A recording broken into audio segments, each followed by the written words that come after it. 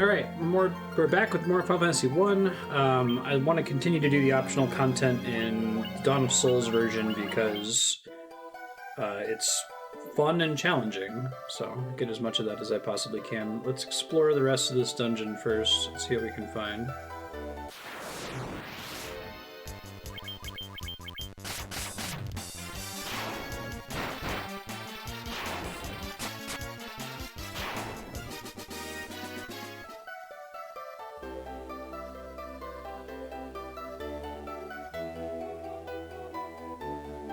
Might pull up the map for this place again, so I think these optional dungeons are kind of screwy. I'm a little nervous about the enemy being called a death elemental.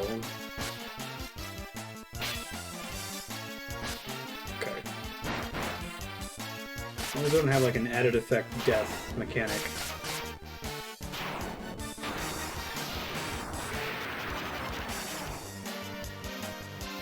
Well, not very weak against magic. He's not fire.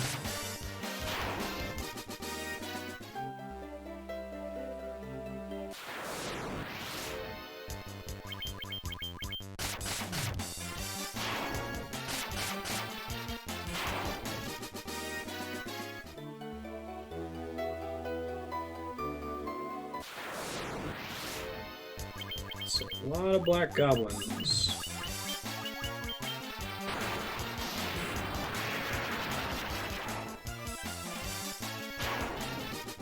I think if we rushed the main story, we would basically one-shot all the remaining bosses, so the optional bosses in these dungeons have been actually kind of fun, because they're pretty difficult.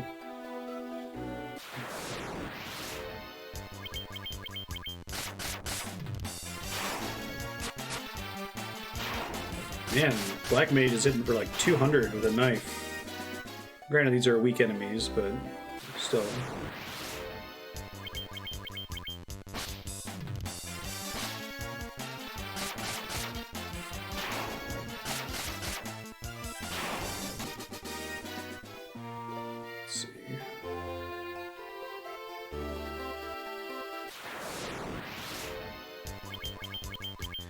So all 4 of the optional bosses in this dungeon have interesting drops. I don't know if I'm going to fight them. We'll have to see.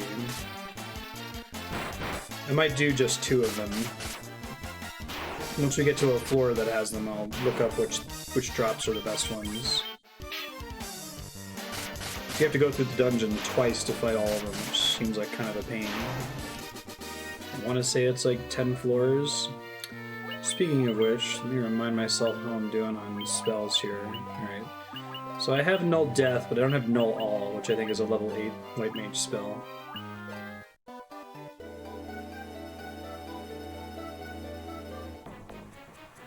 Grotto B4.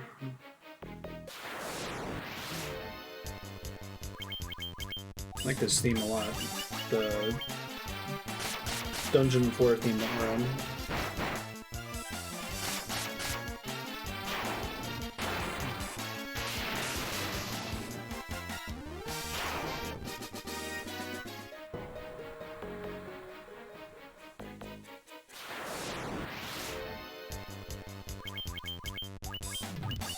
We get cursor memory turned on. Just gonna cast Thundara in every fight, unless if we get a really difficult random battle.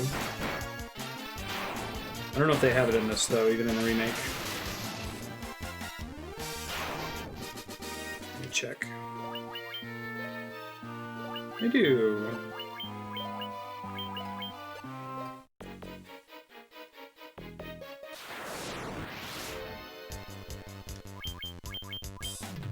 The memory starts now. Okay.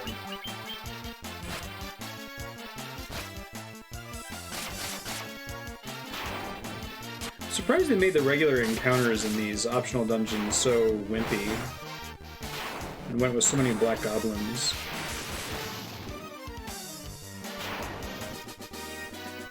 The bosses are really hard. You'd think they'd have like behemoth style enemies in here.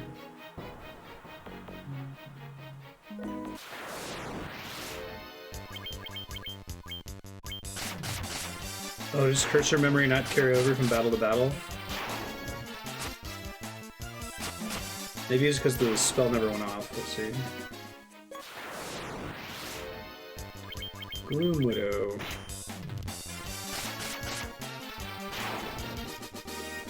Let me check what possible items are on each floor so I know how much I have to pay attention here. Swing Grotto. Lifespring Grotto. This is B4. Right. Yeah. Speed drink, strength tonic. Nothing super exciting.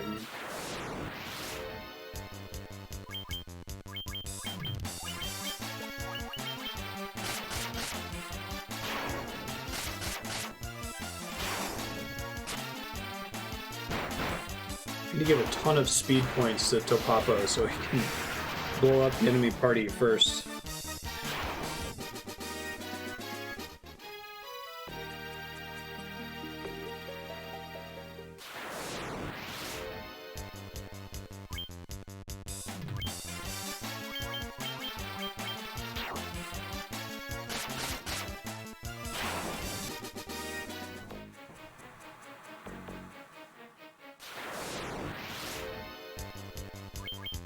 Better be chests in some of these rooms here. I'm gonna be very sad. The enemies are starting to run away.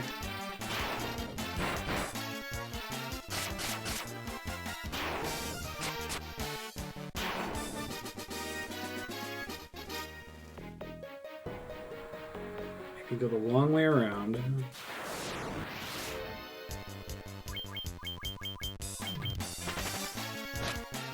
Well, if Christian memory doesn't work across battles, I probably want to disable it.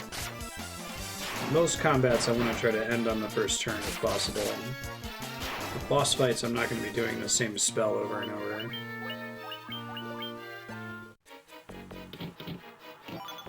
High Potion, the most exciting possible drop from a chest. Hey, Grit, how you doing? Strength Tonic is potentially useful. Oh, I think it's just temper? I'm not sure.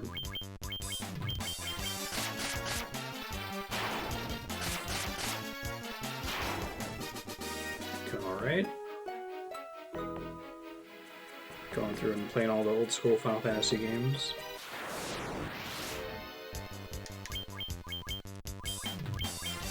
And eventually the new school ones.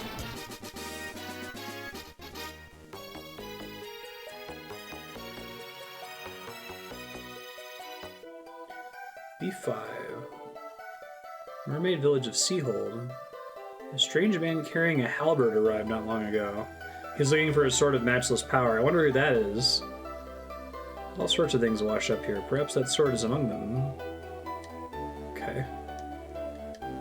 Talking about Gilgamesh, I think.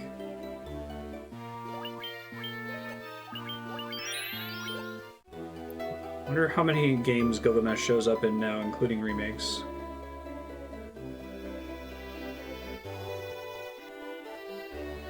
God, it'd be so cool if they got the song for this one. I don't think they did, but...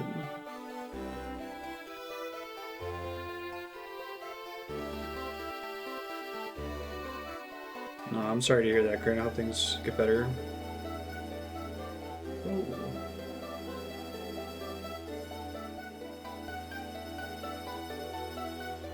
A man with a halberd appeared out of nowhere.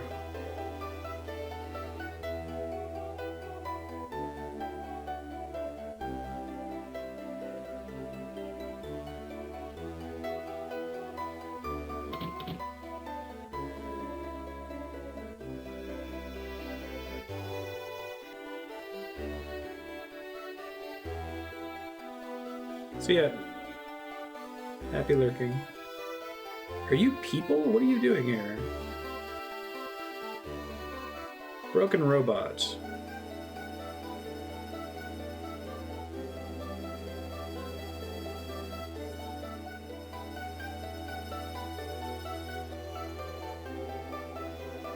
It should be where Gilgamesh spawns, I assume. At least they're saying that's where he washed up.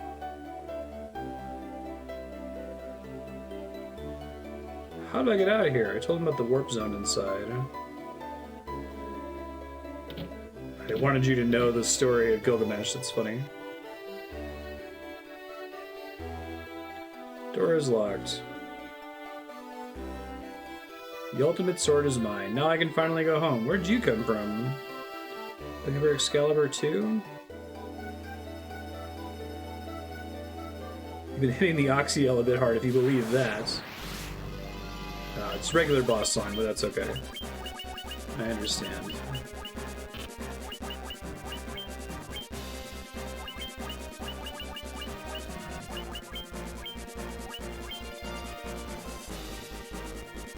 Oh, cool.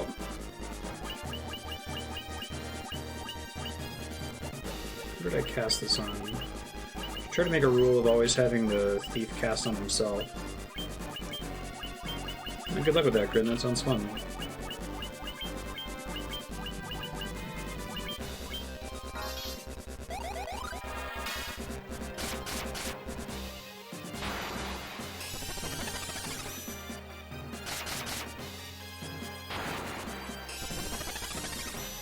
Pretty big hits there.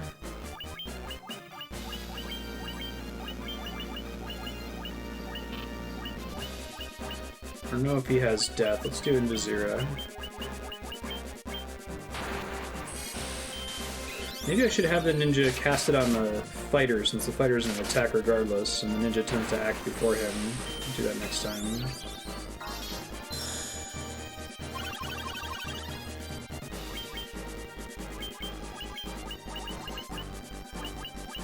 Gilgamesh.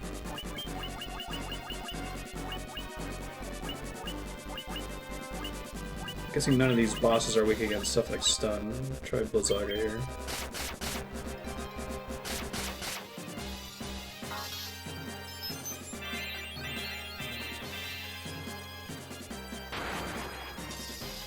Mike's doing alright.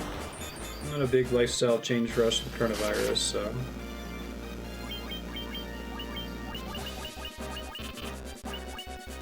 No death just in case.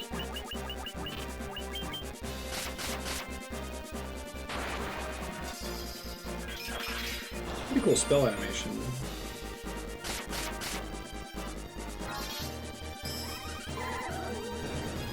That was a cool animation.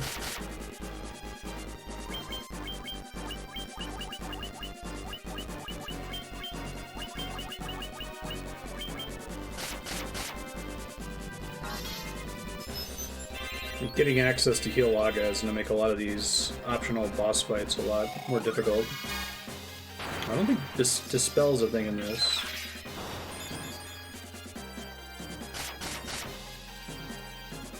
Yeah, she's doing alright. She's working from home now. I'll have to let her know that.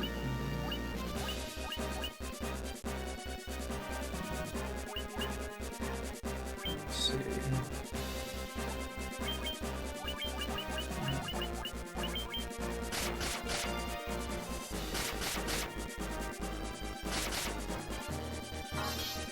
Nice timing on Gilgamesh. Thanks for sharing that, Grim. That'll mean a lot to her.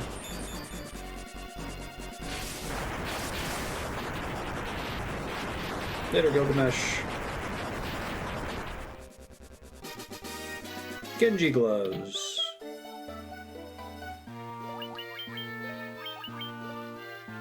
Oh, you know, I guess I technically don't need to cast Null Death if everyone's wearing Protect Rings.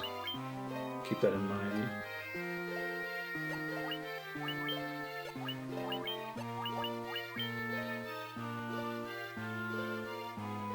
Extra evade's probably good for the evasive character. Turn to the surface. You should leave. No. I wonder if it's just random that we got Gilgamesh on this floor? Or you end up fighting all of them? B6 is nothing cool in terms of item drops. This makes me wonder if there's like 2 different ways to roll the map.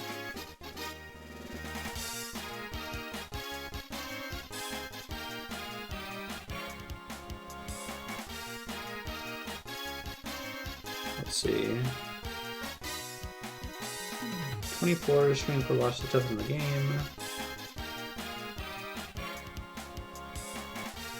Oh, you're guaranteed to fight all of the bosses except the final two.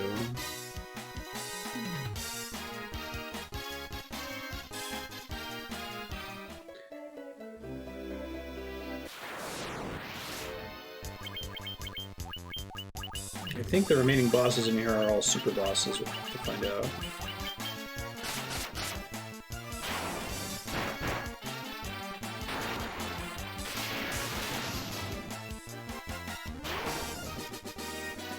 Detailed and thoughtful? I mean, the later Final Fantasies for sure. This is the first one, so... The series definitely had some growing to do.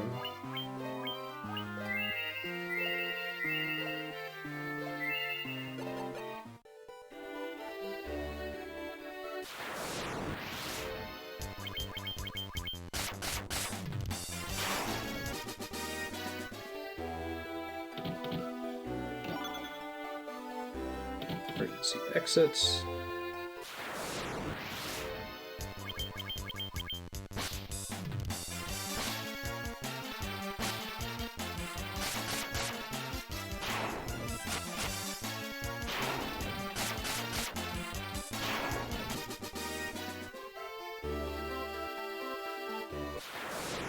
I think the genre is kind of in trouble in general, just because there's not a lot new to do.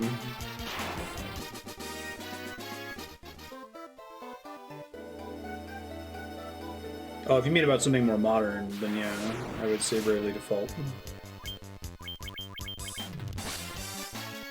It's the only game that tries to stay a turn-based JRPG, but mess around with the formula a little bit.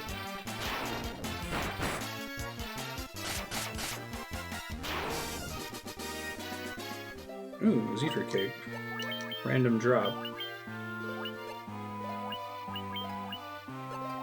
That means everyone can have this.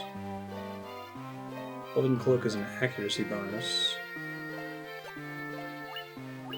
Guess I'm fine then. B7 has Golden Apple. Potentially interesting.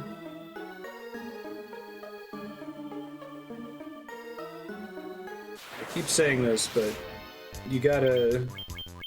Every ability in the game has to be more interesting than the basic attack command in order for the game to have some variety, and it's rare for that to be the case.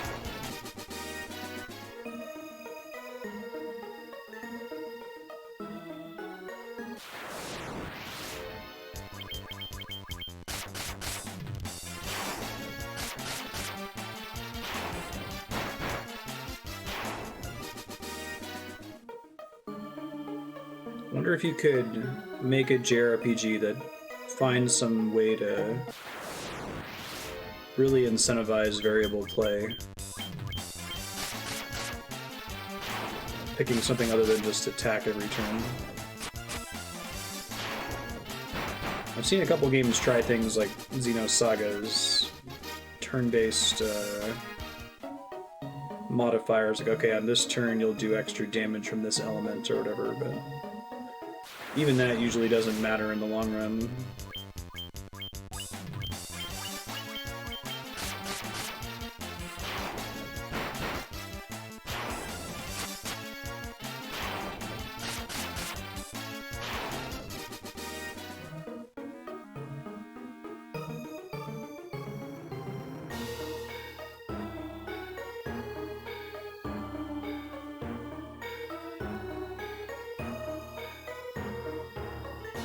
All the way around. Love how I'm in B7 of this water dungeon and now there are clouds underneath me.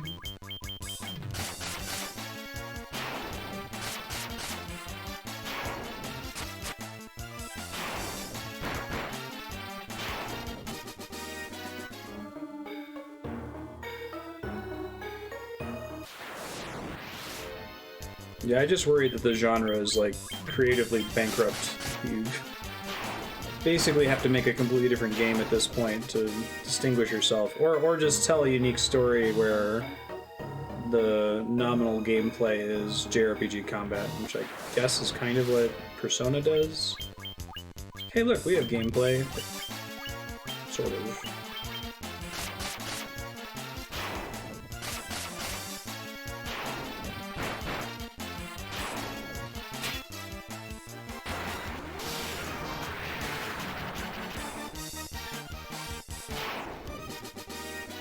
I guess I don't mean JRPGs are creatively bankrupt in the sense that they've always been stale. I just think that we may have made every possible JRPG iteration, explored all of the design space.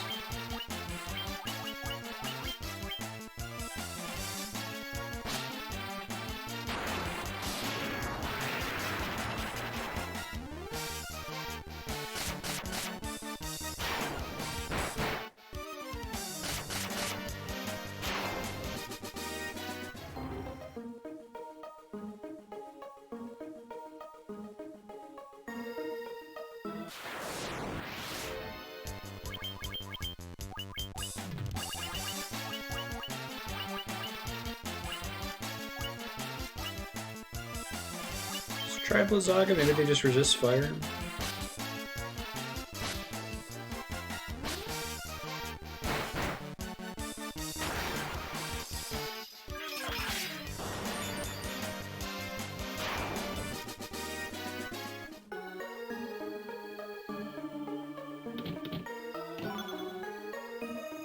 Protect drink.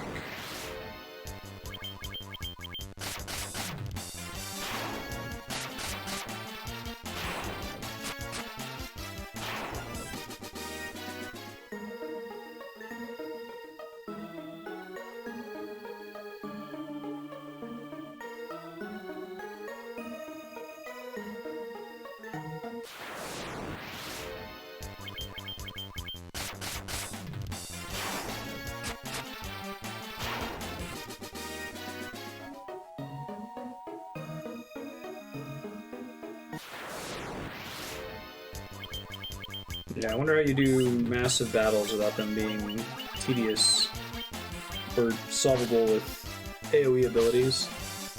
Seems tough.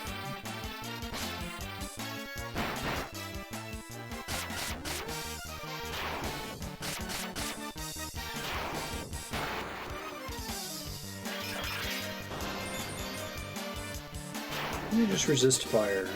Good to know. B8 has Hermes shoes, which is a consumable item, not a cool thing. Oh, this is a floor. Okay. You can fall off. Interesting choice, game.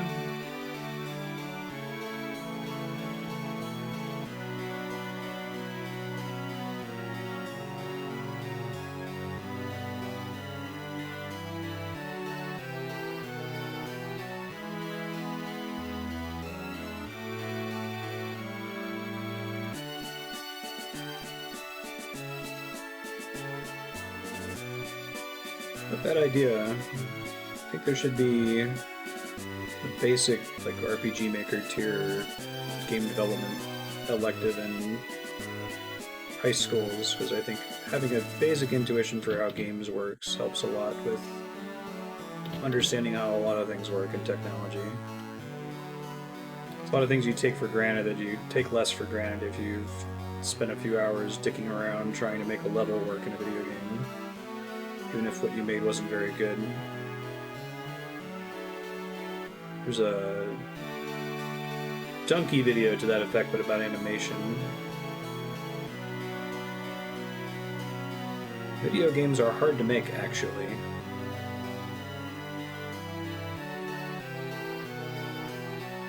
Don't go left.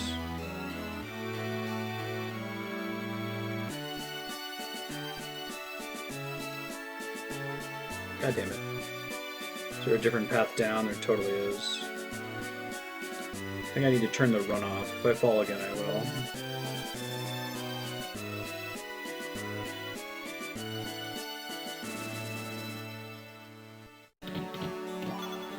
$300 gil. War prize.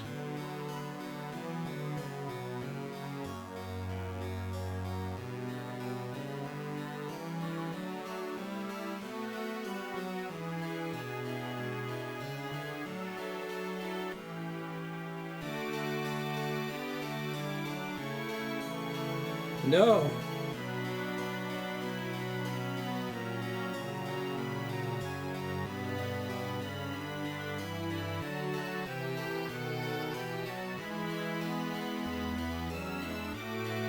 I guess at least they're having fun with it.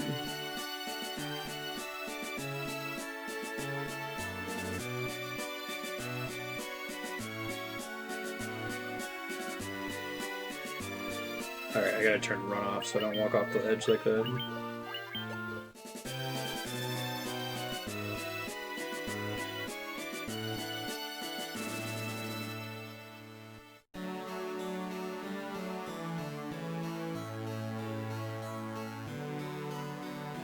This loops around, let's see.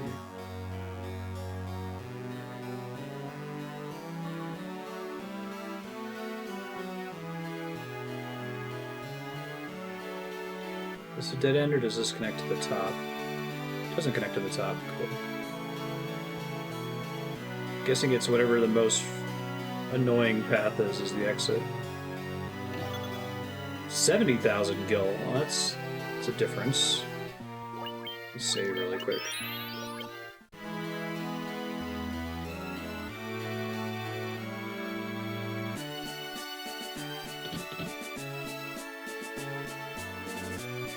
Random bed, okay.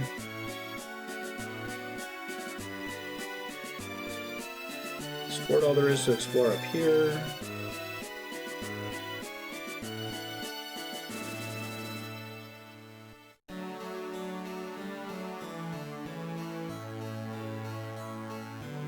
I think I go all the way around. That just takes me somewhere I've already been. So we gotta go up now, I think.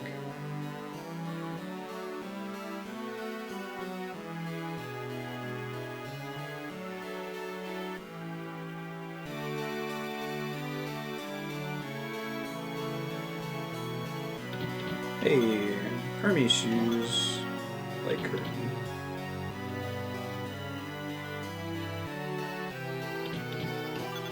Speed drink. I think that every possible chest that could have generated on this floor did generate, but unfortunately all of it's boring.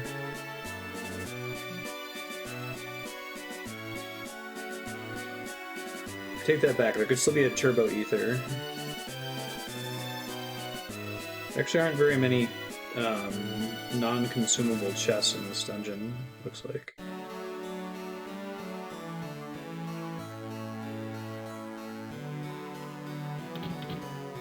Been to this one already.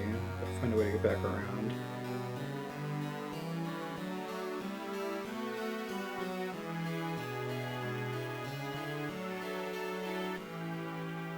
Hey Bang, how you doing?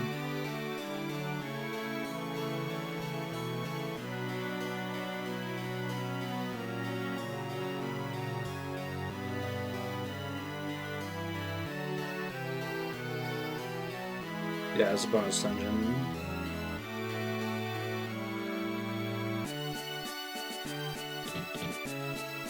I've been to this one before too. Okay. So I think it's the northeast corner, but I gotta find a way to get to it without falling.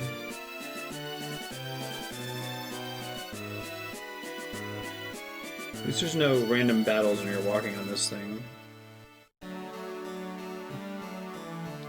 I think that right path is a dead end also.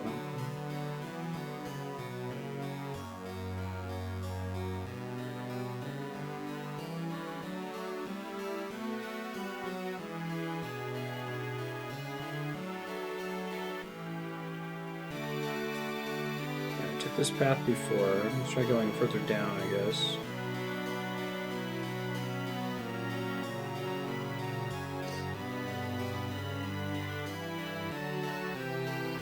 Dead end.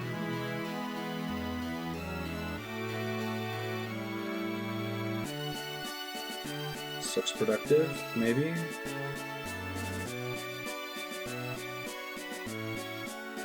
So I assume the answer is whatever is the longest path.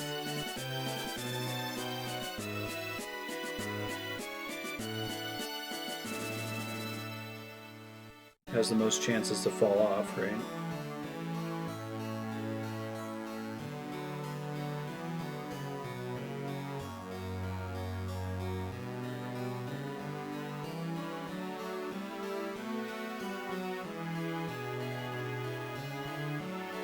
Take it slow. Large penalty for falling. Remedy.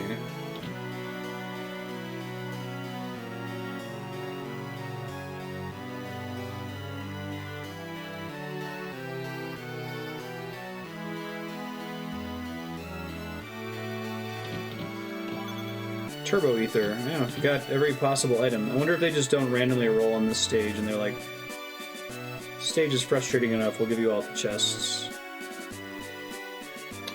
Alright, well there's the exit.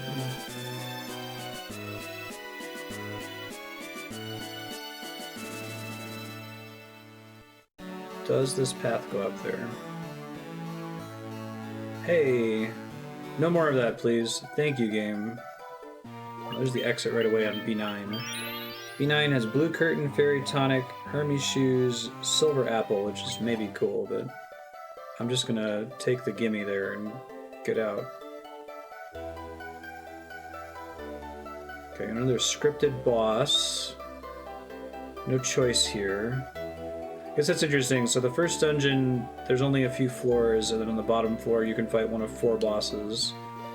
The second dungeon, there's a choice halfway through that lets you pick between one of 2 bosses, and you get to pick between one of 2 at the end.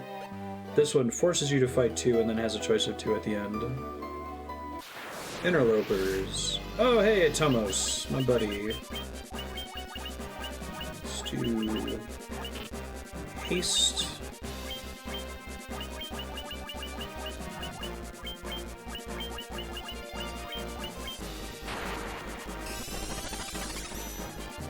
Like, Atomos probably has an instant death attack.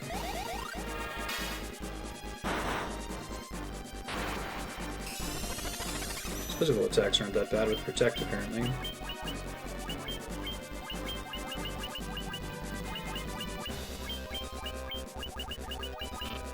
Just kind of seems like the kind of boss that would have an instant death attack.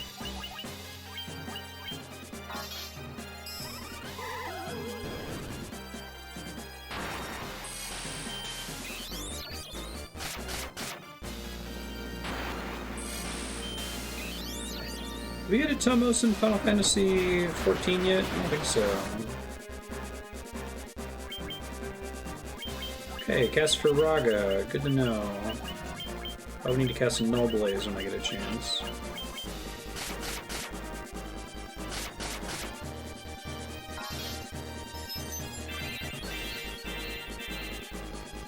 Danganronpa Reborn. Sure. Wow. Warrior is not great with fire damage. Go ahead. Well, I'm trying to decide if I should Null Blaze or Kiraja or Hilaga. See what happens. I don't know if he only has Firaga or if he has other elements too. Cool, have fun, Grin. Just know what you come up with.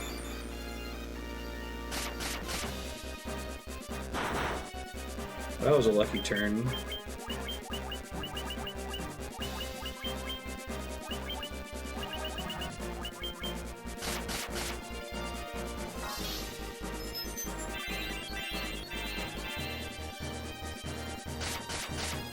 Sure.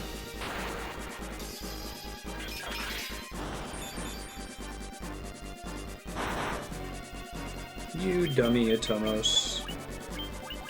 Maybe it's just Atomos and Gilgamesh they didn't make very difficult, but I feel like these bosses are way easier than even the 4 bosses in the first dungeon.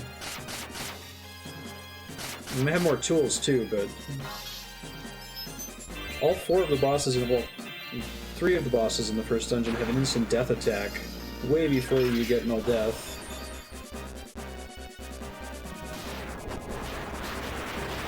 Oh yeah, I forgot about triple Atomos.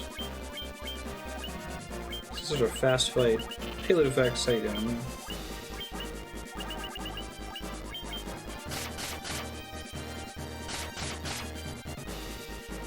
Wormhole.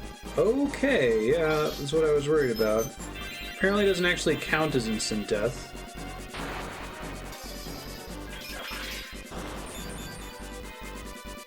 At least null death doesn't protect against it.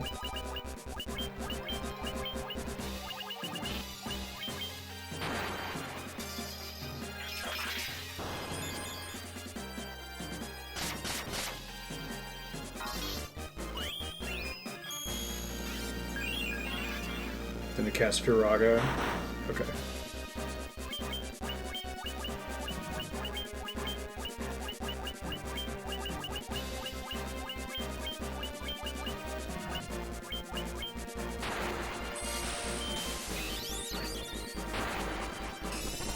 Please don't let Atomos go before I finish all my casts this turn. Ah, damn it! Exactly what I was worried about happening.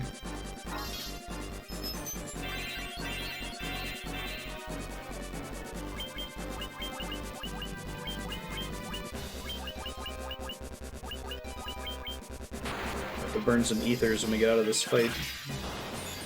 Or even in this fight, I'm running low. No Firaga. Comet. Oh, Jesus. Okay, that wasn't as bad as I thought it was going to be.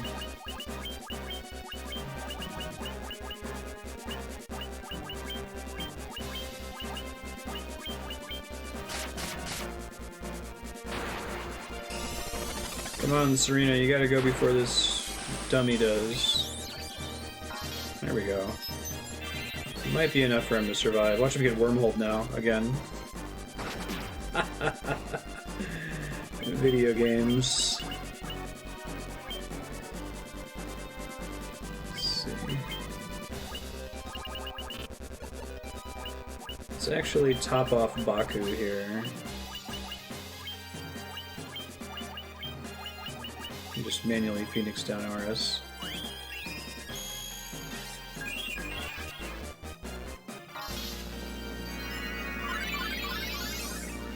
Holy shit, I didn't realize Kiraja was... That's ridiculous. No one even had 1,000 hit points.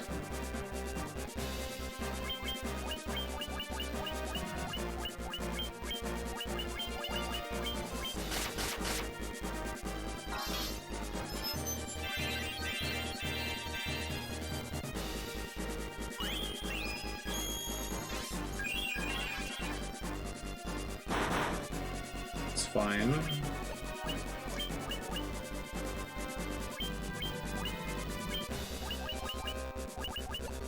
Can't be casting anymore with Baku.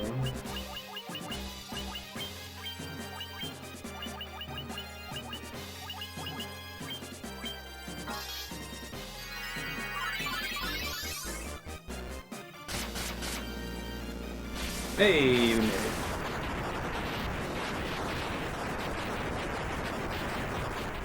What's Atomos drop?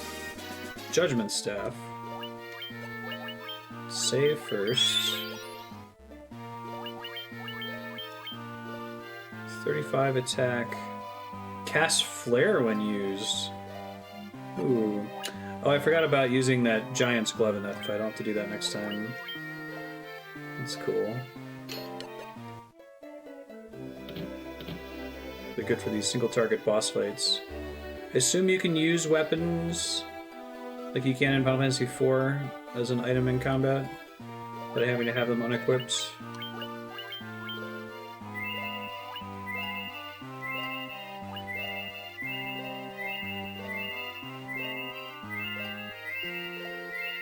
I wish they had save points. I mean, you don't need save points to save in this game, but I wish you could use tents in these dungeons, because this is like the best possible use case for a tent.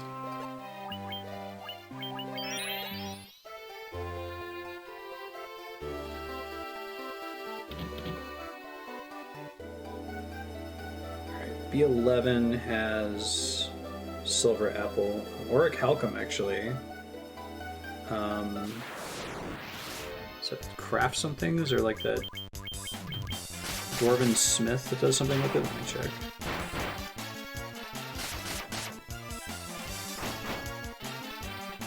Auric Halcom. Oh, it's a weapon. Thought it was gonna be like dagger. Alright, well, that's at least interesting, so I'll try to look for all the chests here.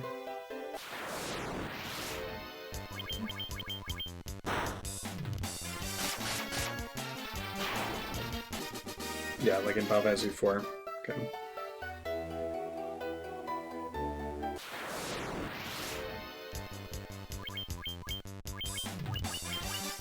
Yep, looks like it works.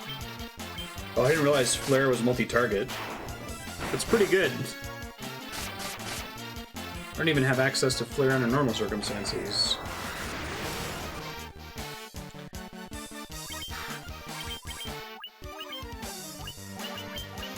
That's where you definitely want to have cursor memory.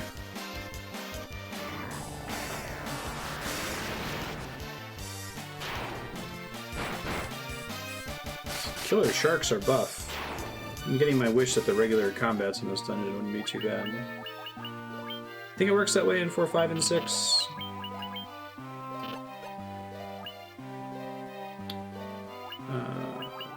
Try cursor memory back on.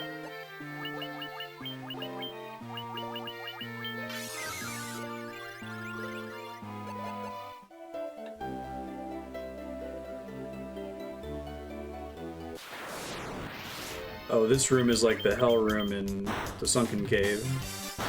Sunken shrine.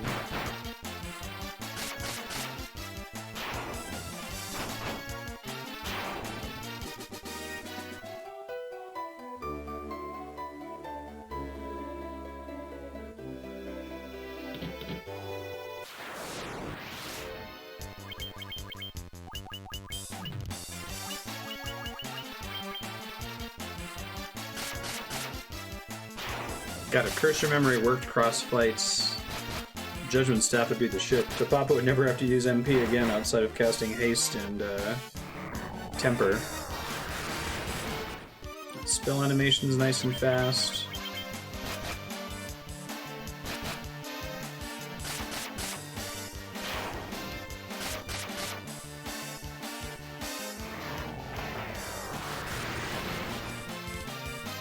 The better choice would be to unequip it from Topapa and have Serena use it, since she's kind of terrible at damage. Right now, all these boss fights, she's pretty much stuck spamming heal and buff spells, so maybe I don't have the turns available to use her for that. But geez, I think this place is actually worse than the Sunken Shrine version. Gotta pay really close attention. Random battles are gonna get me lost easily.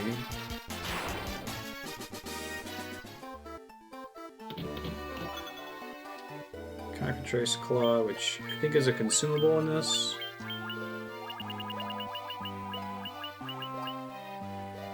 Yeah. Petrifies a foe. I think I could make out that this other room didn't have a chest in it, but I'll check.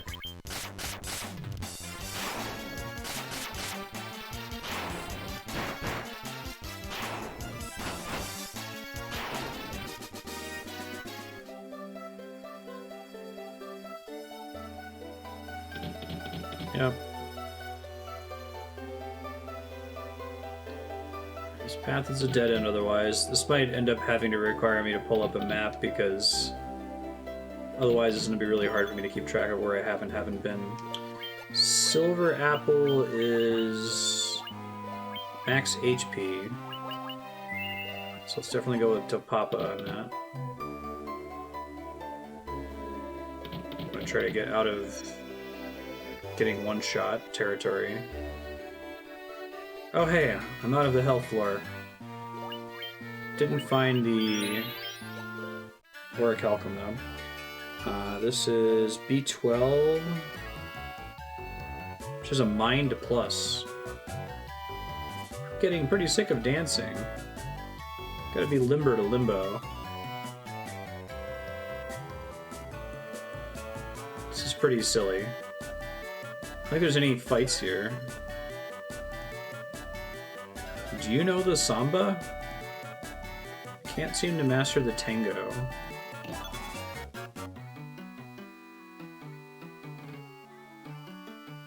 Doesn't dancing the hula put you in a tropical mood? Or they just list all the different kinds of dances? Some of them have repeat messages. Jazz ain't half bad!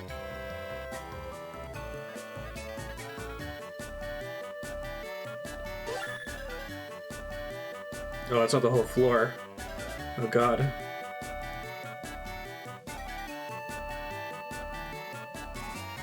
This is pretty silly.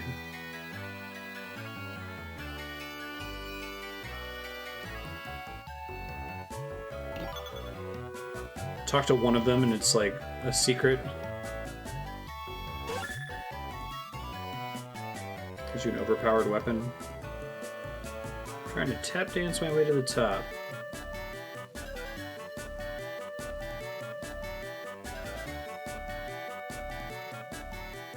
I think this is all an elaborate hallucination, or are there actually these ladies live down here in B12 of the Lifespring Grotto?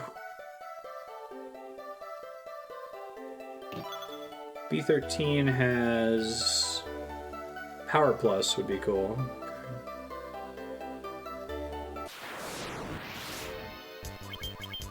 Probably not going to run through this dungeon twice. Just kind of want to see each of the 4 optional dungeons once. It's more than enough.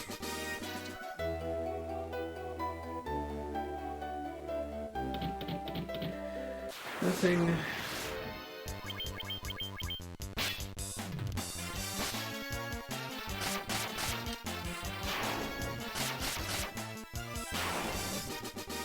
I haven't saved in a while.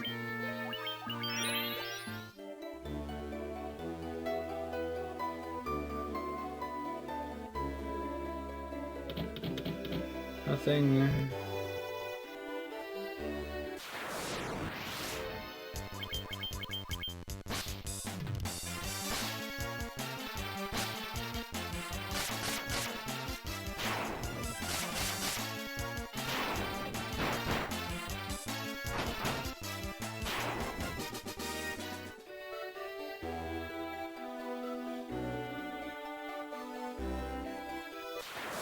Hey, there's the exit.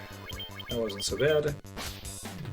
14 has silver apples, the only interesting item it looks like. 15 has an Ashura sword though, that would be cool. Power Plus, that's the one I wanted. Thanks, game.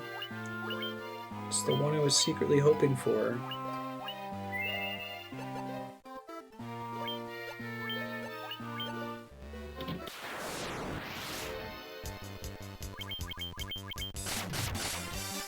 Definitely envision a crazy dedicated player trying to max everyone's stats through running these dungeons over and over.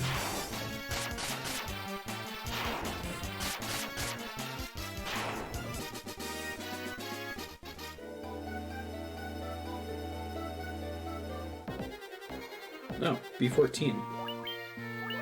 Looks like Bahamut. Dark Bahamut, welcome. Here the boulder tested to see whether they're fit to advance beyond. Face my disciples. 1 green dragon, 1 blue dragon, 3 yellow dragons. Defeat them and you may pass. No. Interesting. This is pretty goofy. The door is locked.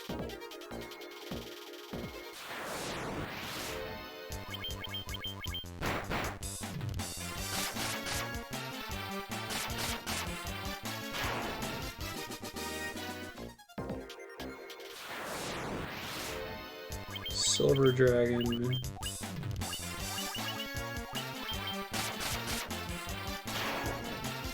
Not even necessary, okay. Holy dragon.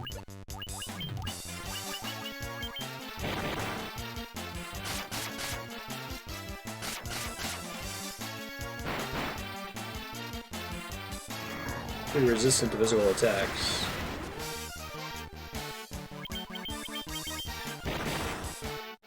He hits pretty hard.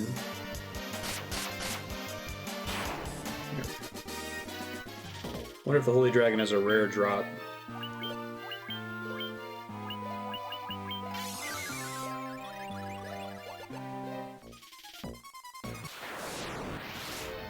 Red Dragon.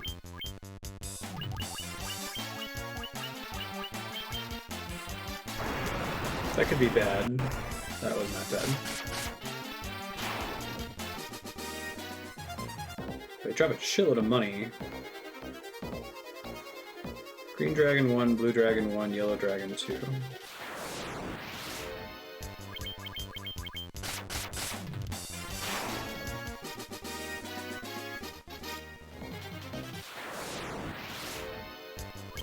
White Dragon. Just different from a silver dragon. Drop max ethers? Oh, that's cool.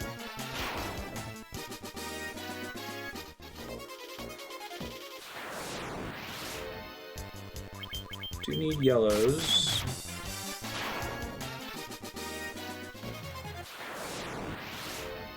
Dragon Zombie, which was a boss that we just tore through earlier. Alright.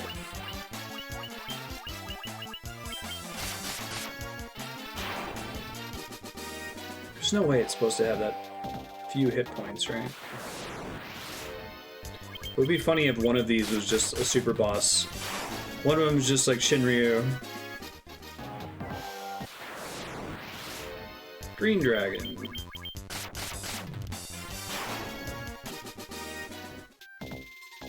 We need to kill one more yellow and one more blue.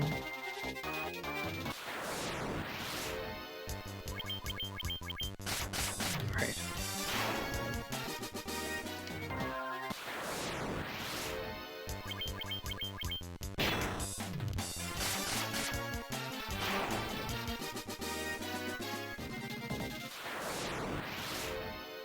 Blue Dragon. This is the beginning. I know I've been ragging on JRPGs, but I kind of want to play that game because the soundtrack is so fucking good. It's one of Uematsu's best OSTs. I think it's the last game he did where he did the entire soundtrack. I heard he was sick. I hope he's okay.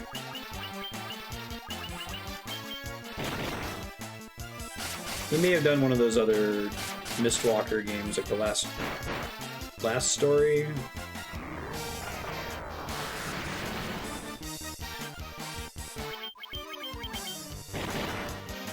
I think I need to kill another yellow, don't I?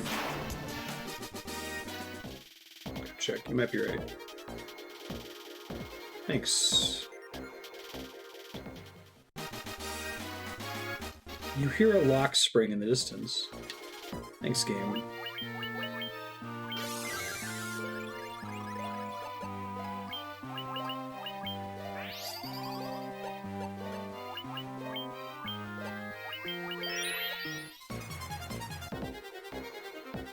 Bye, Dargons. That was fun. So it's for 14. Could have a silver apple on it. Alright, 15 possibly has an Ashura, which is a sword, I think. Can't hold anymore. What do I have 99 of?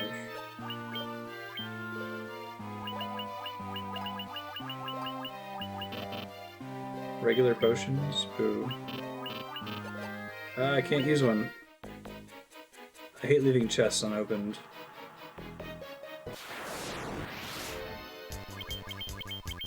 Maybe one of them will hit me for like 2 damage. No, don't miss. Stop it.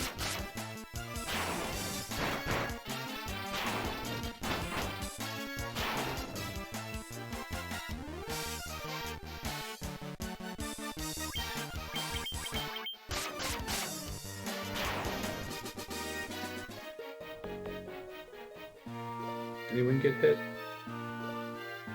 No. Hit me. There you go. I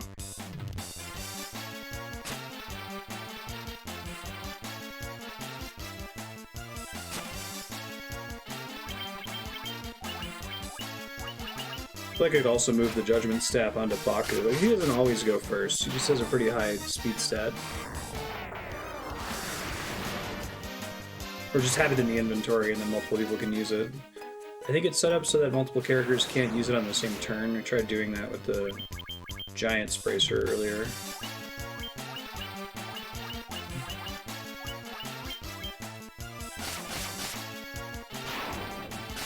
Kind of bummed cursor memory doesn't work the way it does in every other game.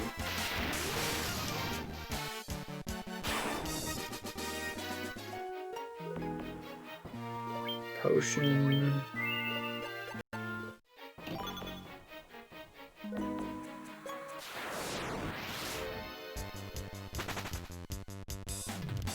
Ambush. Ran away.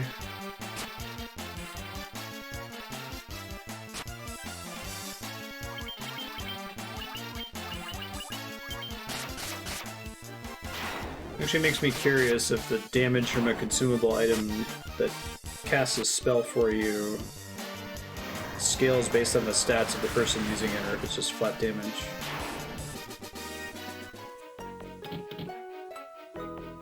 It feels like that's just going to be a preferable way to cast Flare regardless. Oh shit.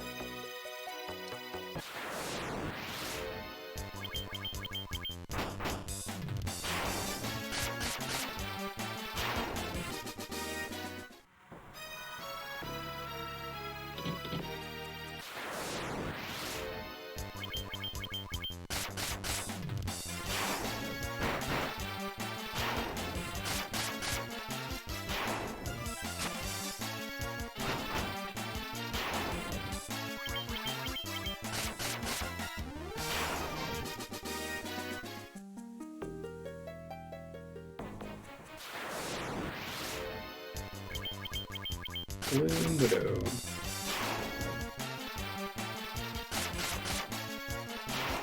Yeah, definitely not doing this dungeon twice. It's way too deep. I feel like it was very silly of Square to set it up so you have to come in multiple times to fight all the bosses.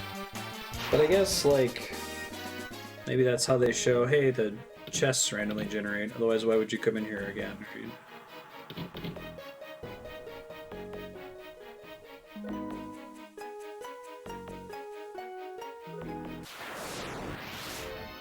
Overworking. Well, good. He should take a break then. I take it back.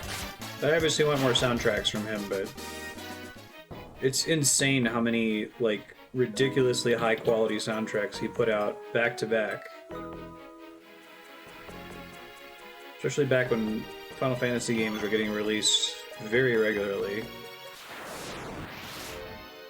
I'm guessing that's why they brought somebody else on to help with 10.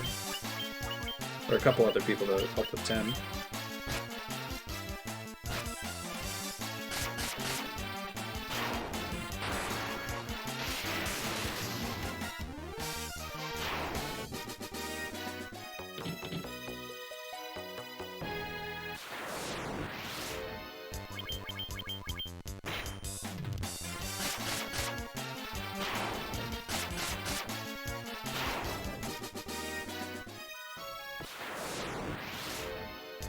Makes sense, yeah.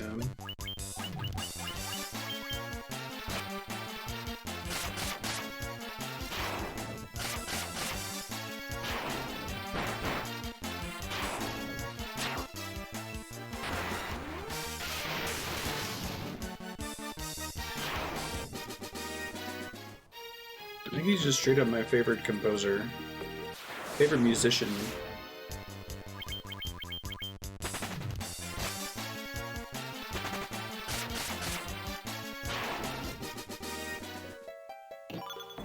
Hey, we got the Ashura. That's cool. And it sucks. A sword whose name embodies battle. It's garbage.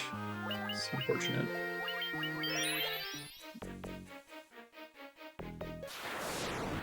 I wonder where you're supposed to get that normally.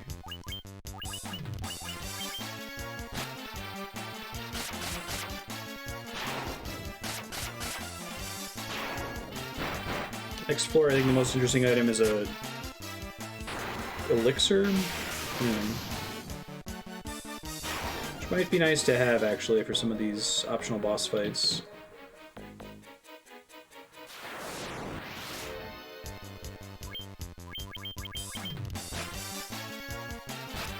Hey, Serp, how you doing? I wonder how they decide these enemy layouts, where it's like you get a couple floors with the giant sharks that have like 10 times as many hit points as these enemies. You're like, oh, they're scaling up the random encounter difficulty, and then you get more of these knack fights.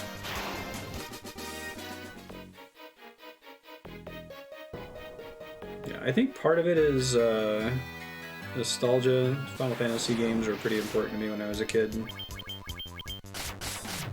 But I mean, so is Earthbound, and as much as I like Earthbound's soundtrack, it's not something I just listen to for fun most of the time.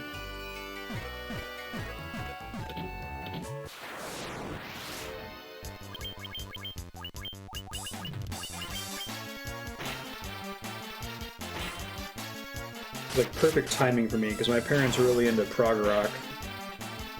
And then to get a video game composer who was also really into prog rock.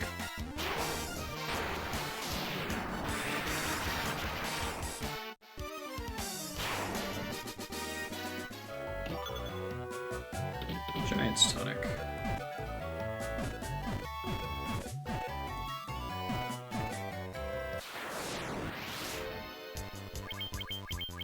So I'm gonna need to step away soon. My wife is picking up some groceries for my dad who's staying with us for a bit. And she'll need some help bringing them in. So it shouldn't be a very long time away. Maybe in like 15 minutes.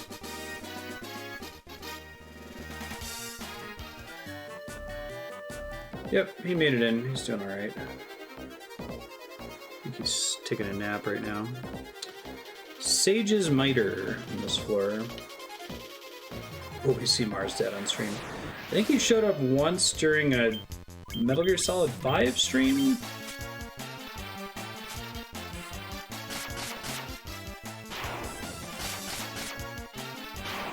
I don't think I recognize Solano. What games have they done?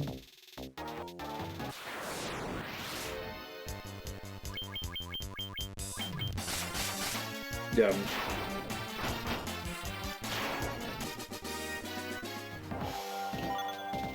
Sage's Miter, nice. We'll see. If he's feeling up to it, he's welcome to join. This might be a little stressful, so... Oh man, does the Sage's Miter have, like, a unique effect? Or is it just stats? It's gotta, like, increase mind or healing ability or something, right? Hope Hat?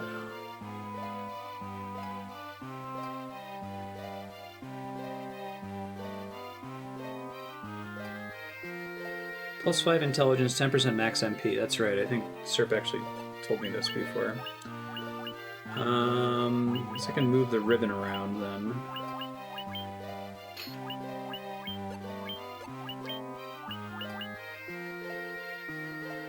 Wards off special attacks. No, I'll just keep this equipped. Having more people immune to status effects is important.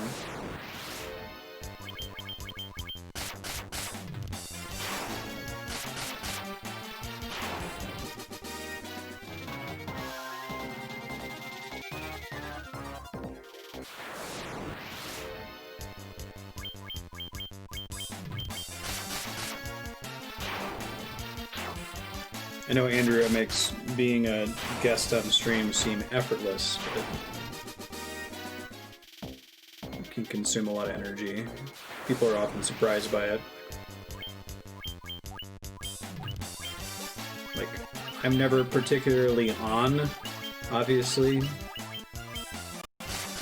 Or at least I don't put on a character that's particularly draining, but there's definitely a difference between sitting around playing a game and streaming it.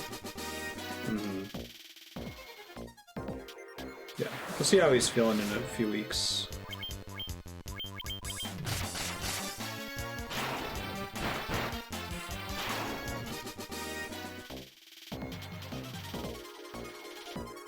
I don't know how super energetic streamers do it. I would pass out.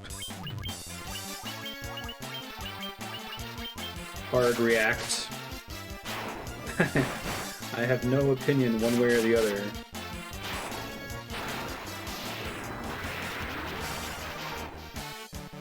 Hey, favorite, how you doing? I feel like maintaining authenticity would be the biggest struggle. Like, I feel like there's got to be some really energetic streamers out there where you never feel like they're like putting on a show. You just believe that that's how they're legitimately reacting to things, you know.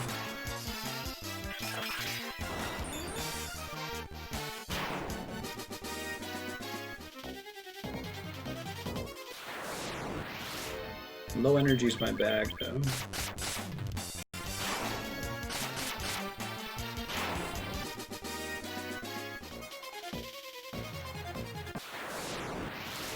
You get to the southeast corner of this room somehow. I'm probably going to need to look up where to go after this. This game gets, like, progressively more obtuse as to what it wants you to do. Which I guess makes sense, because you get a lot of freedom really quickly. You get the ship super early. You get the airship comparably pretty early to other Final Fantasies. Bring back Marstead one day.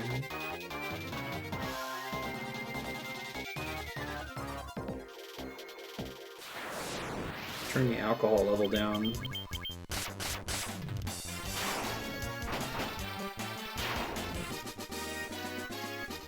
Play the character so much it becomes your actual personality. Find yourself forgetting the calm, measured person you used to be. Yeah. Your Asmongold types.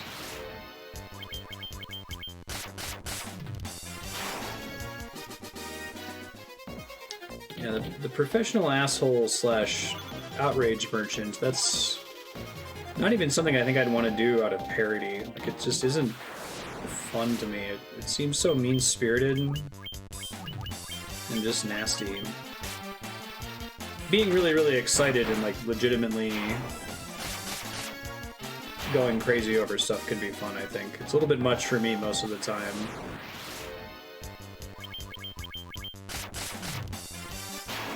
No, I don't think I like it with AVGN. I like his measured commentary the most. Yeah. It's like James Rolfe, as a performer, sometimes he has segments where he's just James Rolfe, and it's like, that's what I would like to see. I'll put up with the skits to get to the content.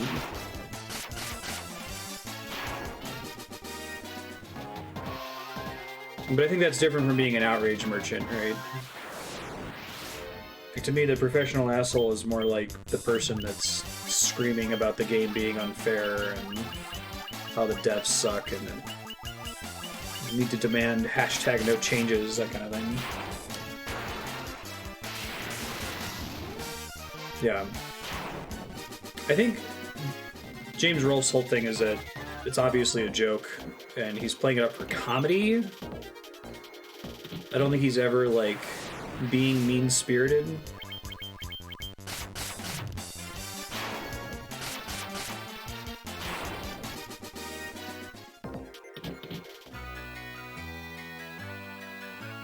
I think that's probably more important to me than energy level. Like, I can get exhausted by personalities that are a little bit too energetic. But I'm completely turned off by mean-spiritedness. Yeah. Yeah, and I don't think that, like, AVGN has ever said anything nasty or been nasty to a person. Joking about games being bad or LGN being bad.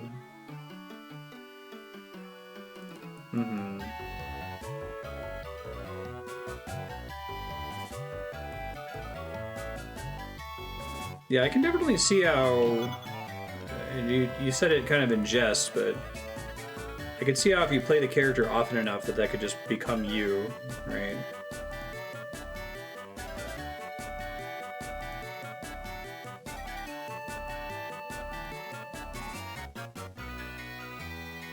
Do Marstead for a few weeks, become Marstead. 18 has a feathered cap as an interesting item, but I don't think that's particularly good, given that all my headgear is pretty decent. So I'm gonna bail on that.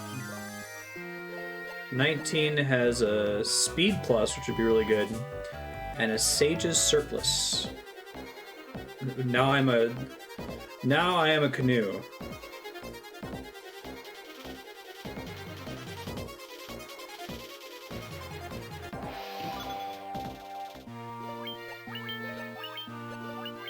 I'm trying to think if streaming every day has, like, changed my real life persona. I'd have to think about it.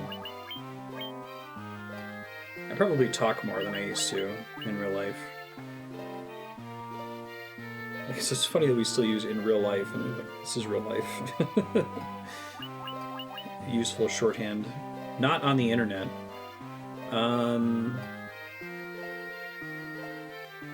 put it on the healer.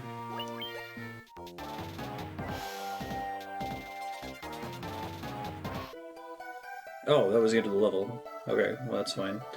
So, it says there's a super boss here, and depending on which one you fight, you also get a treasure chest afterward.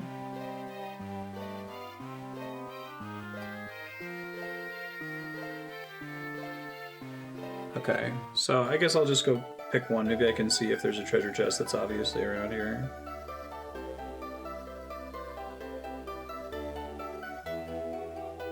Kind of hard to believe character streamers have a switch they flip off stream and become someone completely different. It's probably true. That's the secret chest.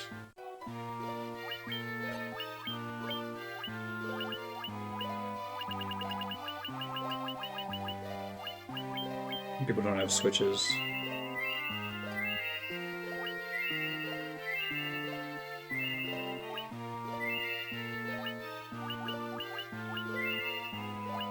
And I guess there's definitely have modes, like, you know, there's your talking to coworkers mode versus your talking to friends mode versus your hanging out in your underwear at home mode.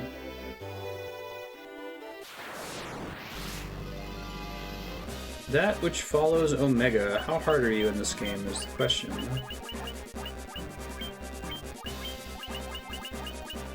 Proterra probably need null death too.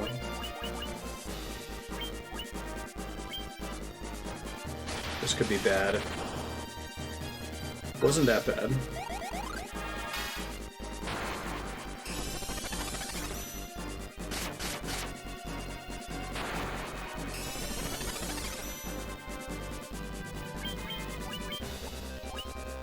Temper, Galaga. Probably want to start doing like null blitz or whatever soon.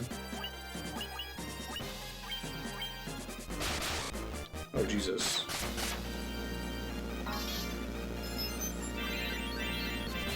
That sucks. Now both characters waste their turn.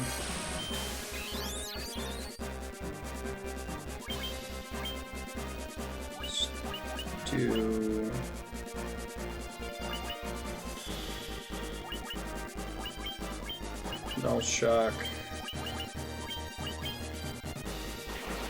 Oh, Shinryu just has all the elements then? Uh-oh. A lot of those are non-elemental too, which is scary. Probably just need to spam Gilgamesh every single turn.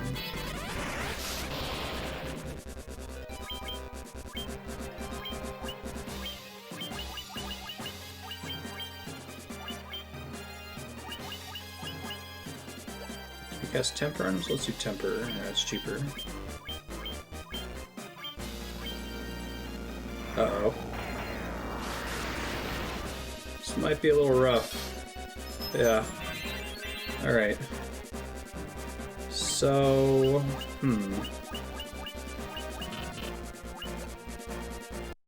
Let's try this again.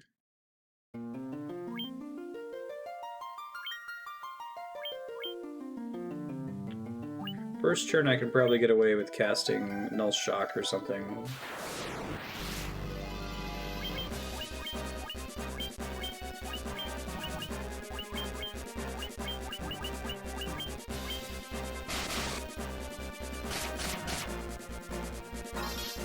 Does use physical attack sometimes, it's good to know.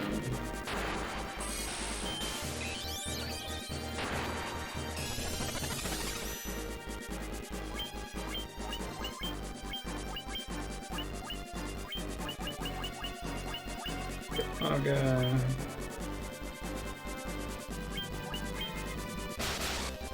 Ouch.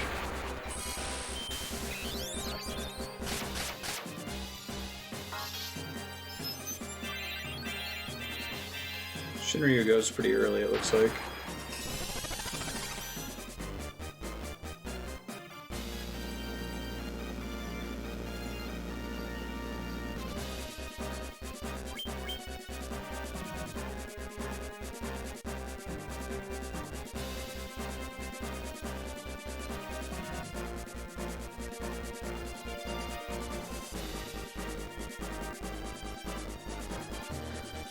sorry, I'm back.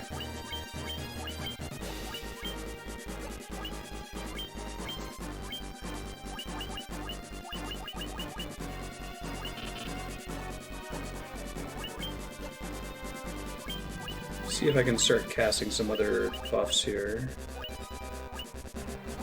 Forterra is probably good.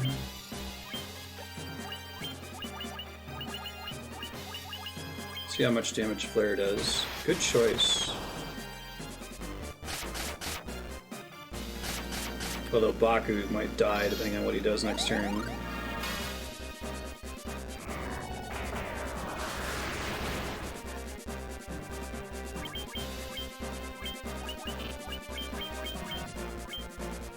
Yeah, that may have been a mistake. I think Baku's dead. Yeah.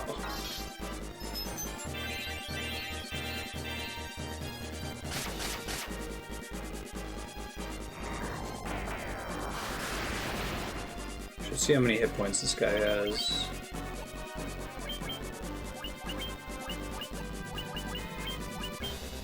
Ice Storm.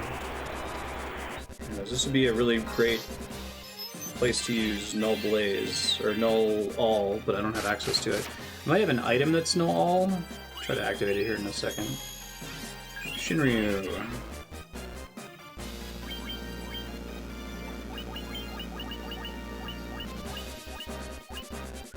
Light Curtain, yeah. Oh, it's a single target!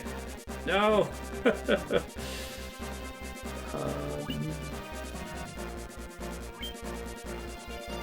Yeah, Shinryu in 14 was really cool, I agree.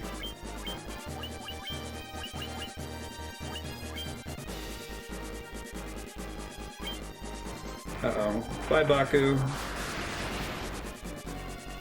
Bye, Aris. No, I didn't do extreme.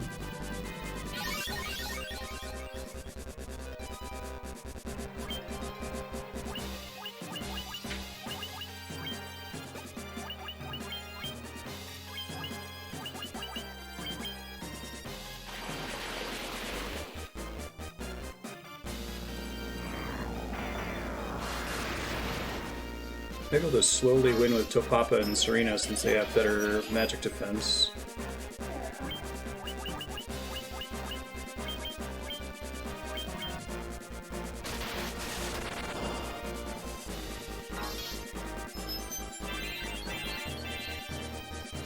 That's cool.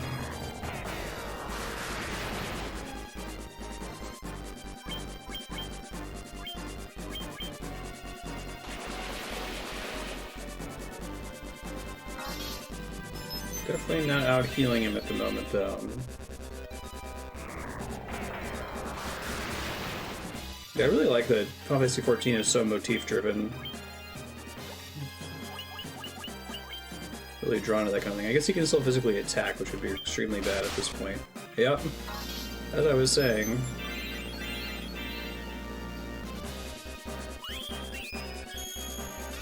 Alright, well, Aris is almost guaranteed to be dead here.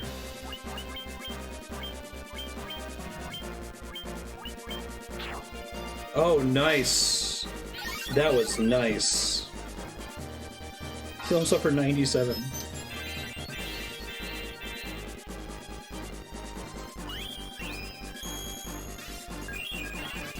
Elven Cloak. Oh, he's got Null Blaze. Okay, I'll keep that in mind for my next attempt. He can help with buffing. And Null Shock.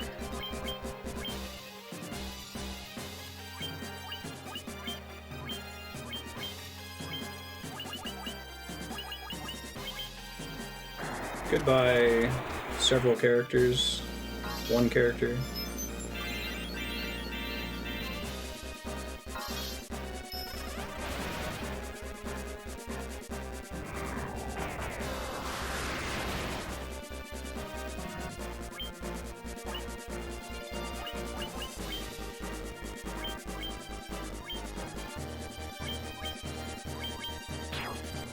Oh man, lucky again.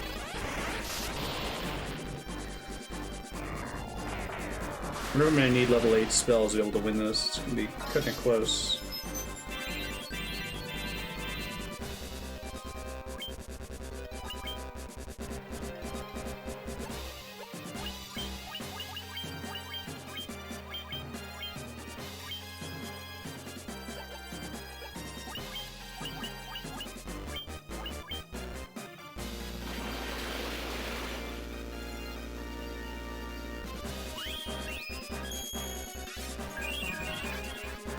Phoenix Down got off before Hilaga, so maybe Baku can live. We'll see.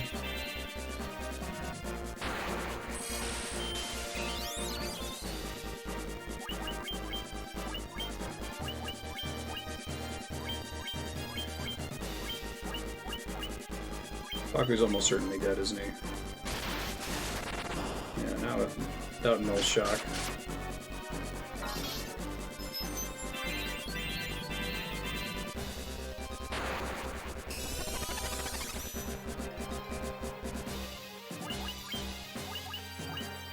Dry Ether. Turbo Ether. So this is the fight to use it on, I guess.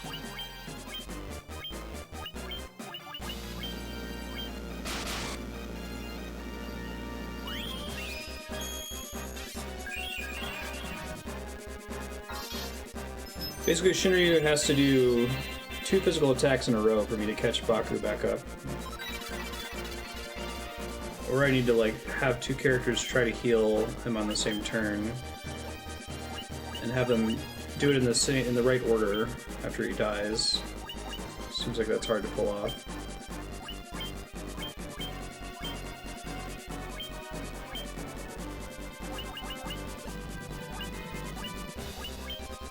I don't want to waste an X potion on someone who's likely to die this turn, I think.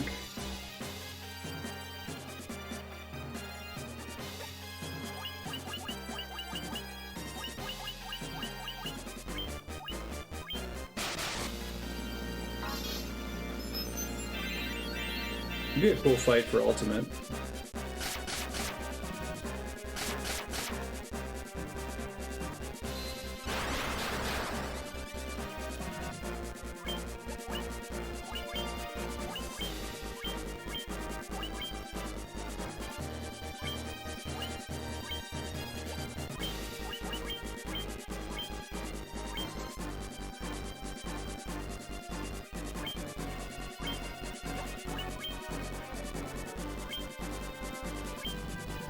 Everyone's casting. Oh, no, people are dead. Especially Aris. Heal all is not good enough.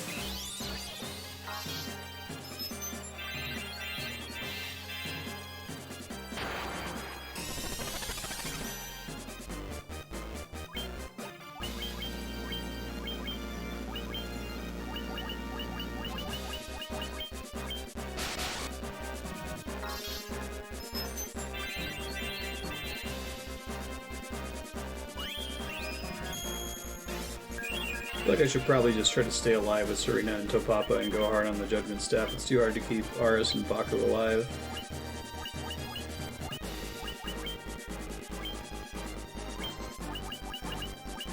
I only have to cast it like 70 times, right? No problem.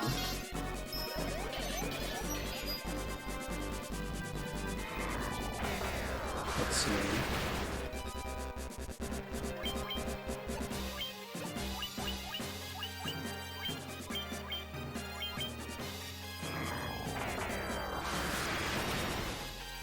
Good timing.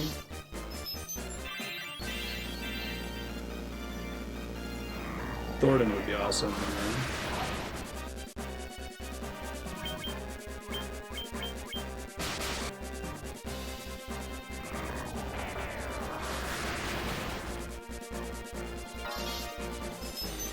The problem here is getting physically attacked. That's what's going to get me killed.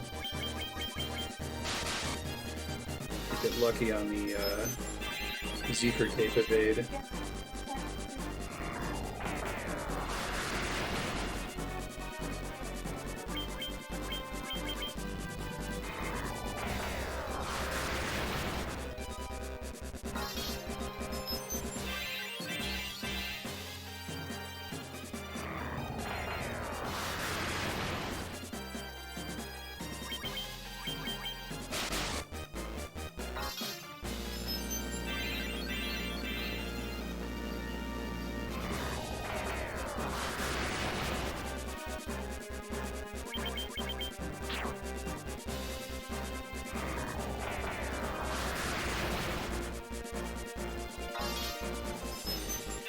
Shinryu and Omega Ultimate would be really cool.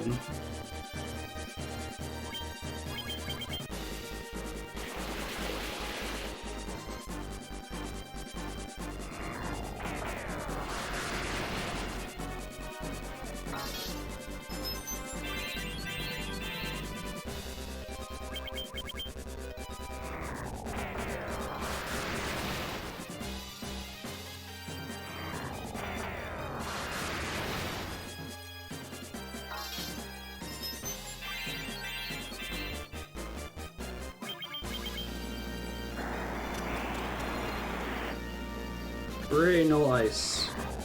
Every time he uses one of the couple elemental spells, it lets me catch up. But this can still go bad if I get an unlucky set of 2 physical attacks in a row that don't get dodged.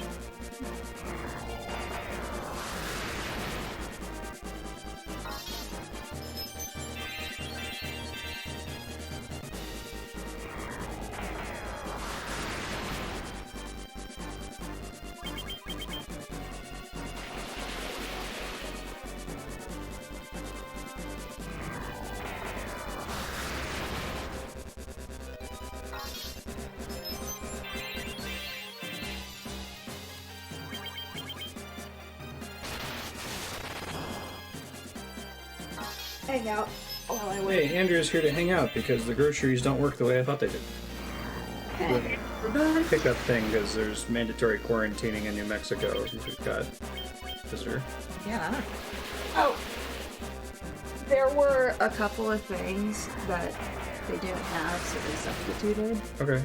Most of them were like the Kroger brand pretzel sticks they didn't have, so they gave us the like name brand pretzel sticks. That's fine. How are you doing? I'm good. Snowmass community planning meeting is over. What's Snowmass?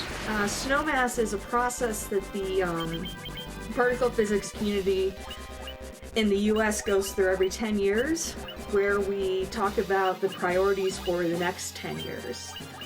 So, next step is to organize and write papers saying this is the science we want to do, this is why we want to do it, this is how we can do it, and then they're going to make a report at the end that's like, here's the science the community says is important, funding agencies fund that, and the funding agencies will hopefully fund it. Fingers crossed. Fingers crossed. Yeah. Kind of a little boring, but important, very important. Oh, it's important. Nice dodge. So that means Uriel Laga this turns into a race, but it's okay. This is a dragon. It's pretty nasty. Slowly chipping away. I'm doing 1/70th of his health with every attack from Topapa. I'm just barely staying alive if the boss uses a really bad attack cycle and just physically attacks my white mage 2 turns in a row. I'm in trouble.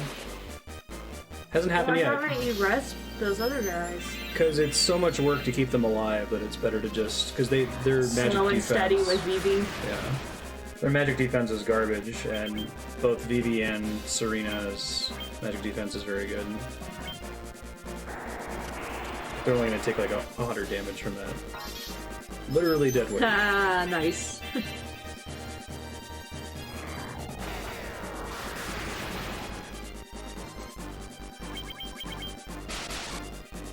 Oh, that was a nasty physical attack. Please don't hit Topapa again. He barely survives physical attacks.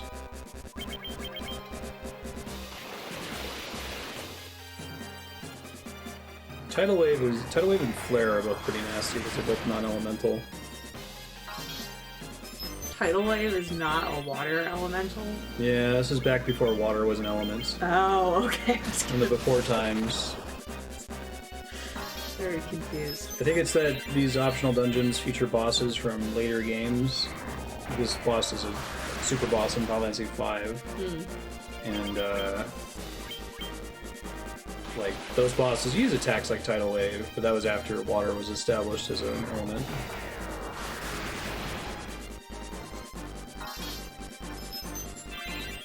Should have been keeping track roughly of how many attacks I've done, and maybe I can figure it out via Serena's MP and the cost of Hilaga.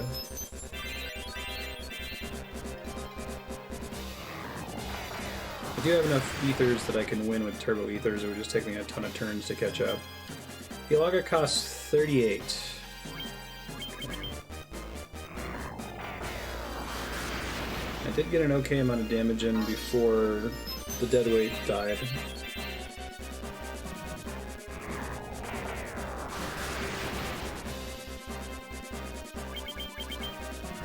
Oh, well, that's okay.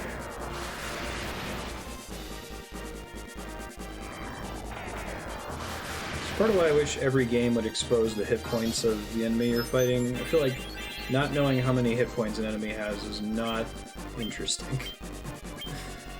I'm trying to think of a game where it really, like, defines the playthrough. Yeah, that was bad. He wasn't topped off. This could be the end.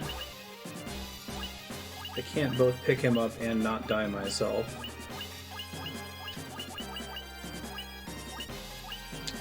Maybe next time I do the he'll Giant's Tonic. you know, skip the next turn. Maybe. Does he do that? He might attack Serena, and Serena might dodge. Come on, Serena!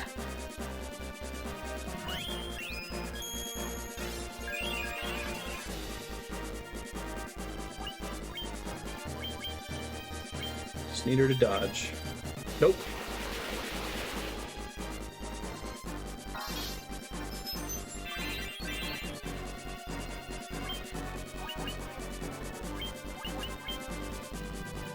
Thunderbolt's a good choice. Lets me catch up a little. He only has the one attack that's not AoE. You'd have to physically attack Serena on the turn after this one, because she never goes before he does. Might be able to use some more buff items in the next attempt to make this more reasonable. Let's see.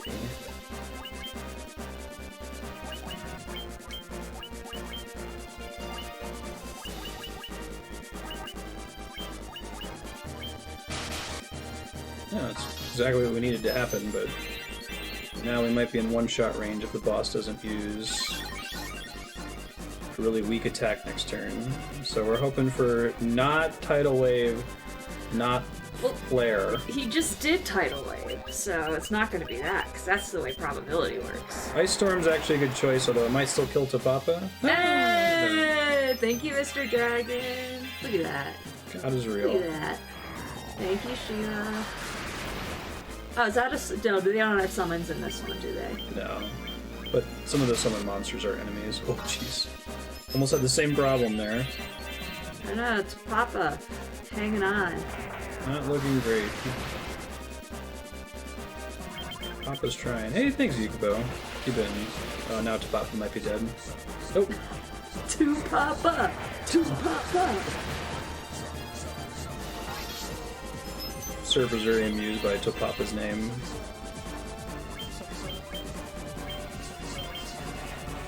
Good choice. Take Thunderbolts. No problem. Room to catch up.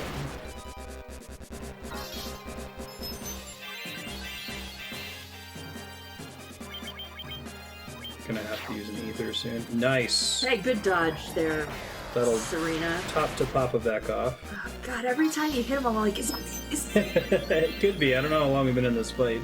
It's been a while. Alright. Out of the full. I'm glad the groceries are taking another half hour so I can come entertain people. Alright. You gonna hang out after the groceries? Yeah. Well, dance. What do you have that's entertaining? Oh, I can do this. That's pretty entertaining. That's pretty fucking entertaining. Wow.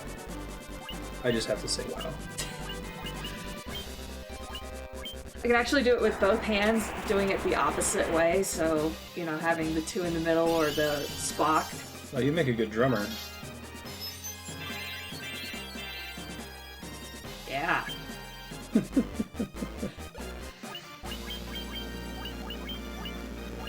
Unfortunately, ethers heal about as much MP, regular ethers heal about as much MP as it costs to do Hilaga.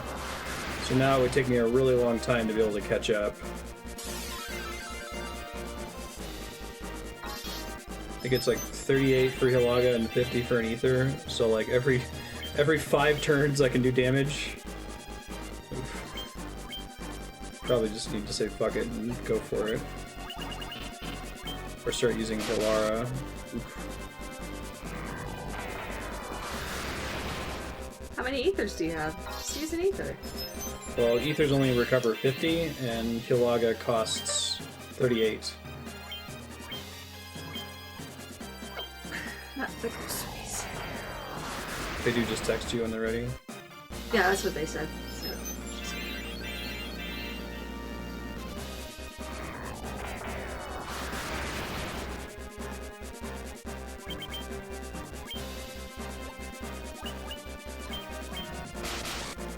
Goodbye, Topapa. You tried. Alright, well I think I'm out. So I gotta try a different strategy, or not do Shinryu. Who'd have thought that all those dry ethers and turbo ethers are actually gonna matter to whether you'd succeed here? Alright, first of all, let's start the combat topped off. That might make a bit of a difference. You use 700 MP in that fight? Multiple times. I used 2100 MP in that fight. So I think the key is getting as many null buffs out as soon as possible. Let's try that.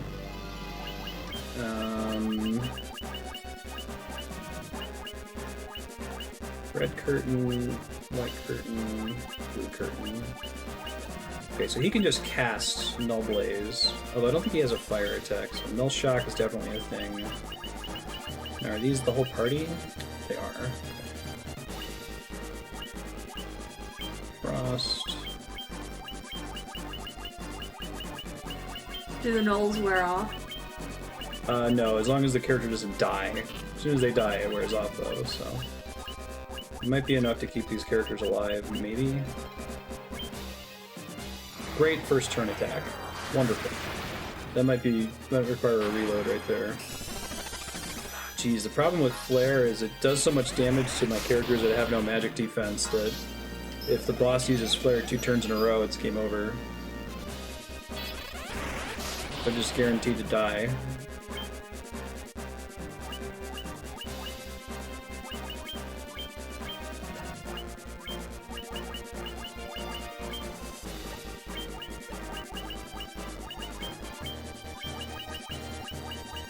Probably need to pop in a Protera at some point.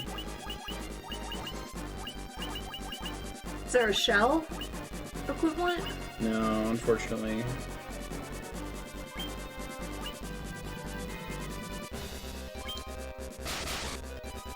Goodbye, Baku, you tried.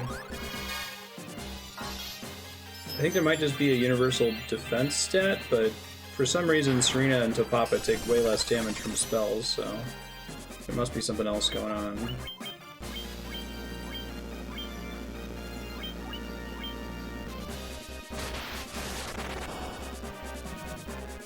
Yeah, even then, even with Null Shock, he takes a lot of damage from Thunderbolt.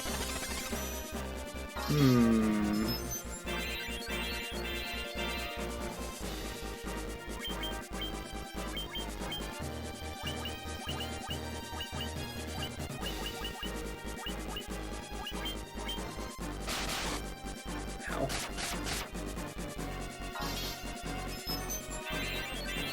So we'll see if I can keep Aris alive.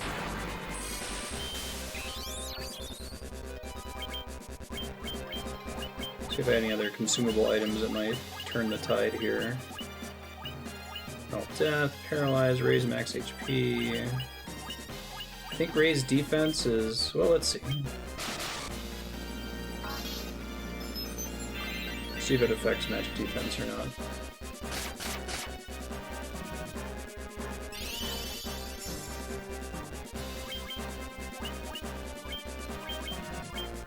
Let's also do Giant's Drink.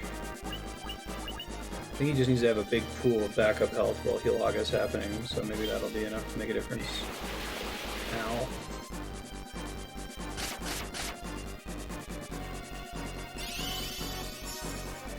Wish that would actually heal them. Oh, 999 is the max.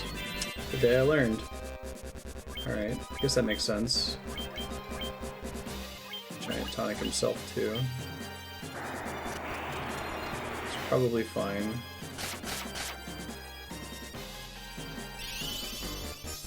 If I can keep Aris alive, then I only have to damage for 35 turns, which isn't too bad. RS plus Topapa doing damage, that is.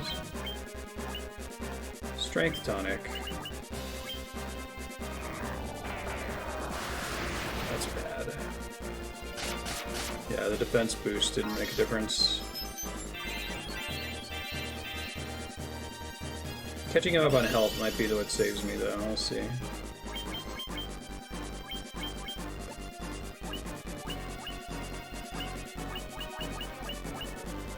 Raise max MP. This is the fight to do it on. Yeesh. Yeah, right. He does a lot of damage though, Aris. Yeah, he only has to hit him. He would have to hit him 35 turns. He does alone. like 2.5 times the damage of VV to Papa.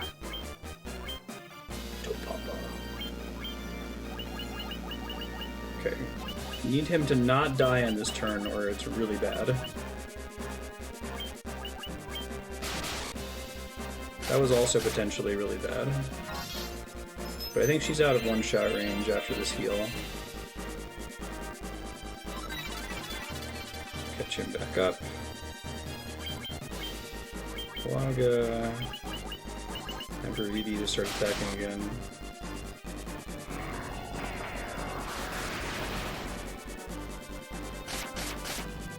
Guess now I'm doing like 1700 per turn and he's got 35k HP. As long as I can keep going. Alright, so you're maybe like halfway there. Before I get, I'd say like a quarter. I could get screwed though if he uses an unfortunate He uses Flare and then Tidal Wave. Flare, Tidal Wave, or Flare and then attack Eris. Yeah. I don't think I have any way to increase his magic defense, unfortunately. It would help a lot if I could.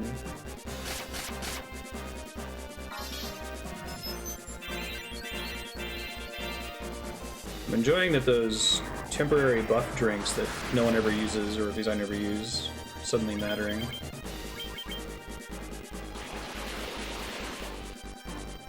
Tidal Wave hits him pretty hard too.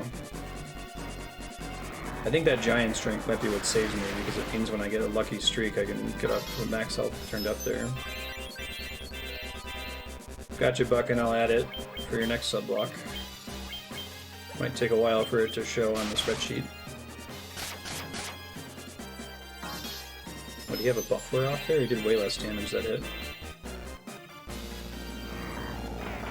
I didn't think buffs wore off in this game. I guess Maybe you just roll the one. Maybe. Possible. No? No? Something's up.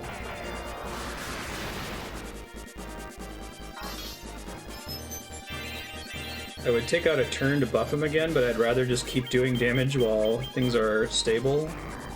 Oh, I know something we can talk about. Did everyone see the Nobel Prize in Physics? So the black holes. Yeah, it's black holes. What about black holes? I think there was a theorist who did black hole theory stuff.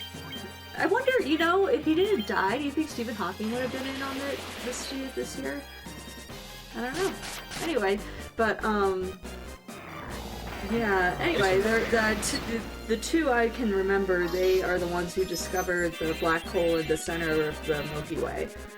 So, you know, looking at the orbit of the stars right near the center and being able to be like, oh, there's something there that's small, but having a huge impact on these orbits. I wonder what that is. So it was kind of a big deal. It's cool. Yeah.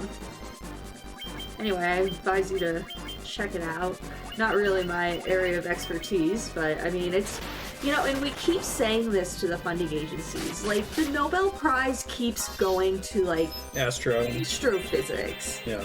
The funding agencies are not playing. Oh, I took a QFT class, actually, and I passed because a really smart person helped me with my homework every week. But yeah, so I am somewhat familiar with QFT. Quantum field theory wasn't your hazing class, though, right? That was electricity No, and that was magnetism. electricity and magnetism, yeah. But aren't there some schools where the hazing class is QFT instead, or is ENM? Well, not everyone takes QFT. Oh, I see. But everyone has to take E&M. Yeah, exactly. But yeah, if you ask me questions about QFT, I'm gonna be like, ooh! Don't you have that one pink QFT book? I'm thinking of something else. Okay, well, the textbook that I did, no, you don't want my textbook. It was Peskin and Schroeder, actually. It's kind of the QFT textbook. I actually don't have a recommendation. I was gonna see if I can, but I'm a little nervous right now. This feels more possible than my previous attempt, but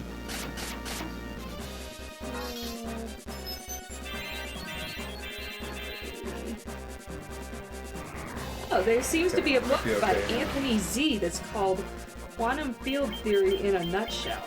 That sounds promising.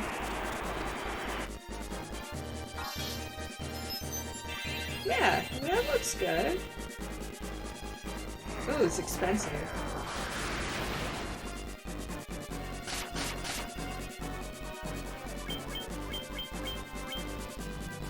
math comes down to finding ways to avoid infinities.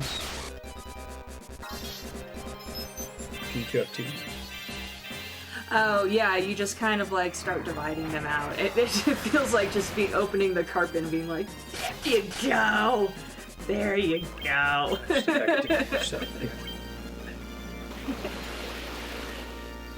Yeah, if you want to see, One of those things where I enjoy going to the Simple English Wikipedia for really complicated topics sometimes, because they find some fun ways to try to really simplify things.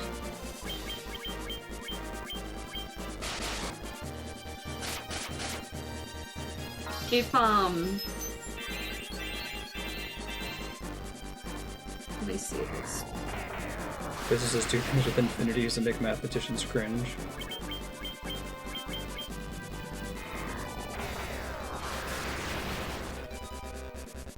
Ooh, Serena's not looking good. Hey, we did it! Sorry. Well done. Thank you. I'm proud of you. Ragnarok. That's fun. Oh yeah, that's an upgrade. Dude, I'm looking at this Sword etched with words of Wikipedia the article gods. with the derivation of Baba scattering, which is an electron and a positron scattering off each other, and I'm like, I don't remember any of this. Hero Shield. Oh dude. The Hero Shield wards off status elements, so it's a ribbon, and it's got an enormous... His evade stat is goofy right now. Cool. Well, that felt earned. I really had to solve the puzzle of, like, what stat boost to use. It was pretty risky still the whole time. Just gonna go. Should They be should ready. be ready soon, yeah. Okay, I'll see you when you get back. Hello, Benedict. No reason to apologize with effects. What do you think of Brian Green, Andrea, as you leave? Pop physicists. He's good. He's good. Roll credits. He's a strength theorist, and so you know how I feel about strength theory.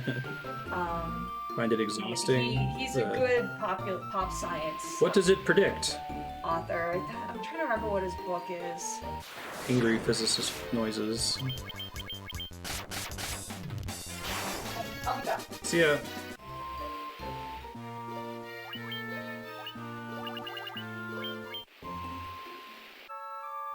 Cottaging out at sea, that makes sense.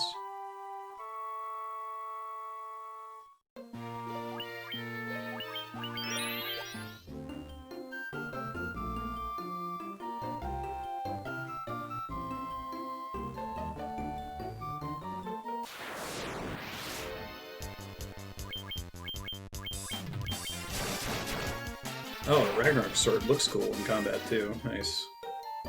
That was worth it. I wonder what Omega drops. Let me check. What did I not get?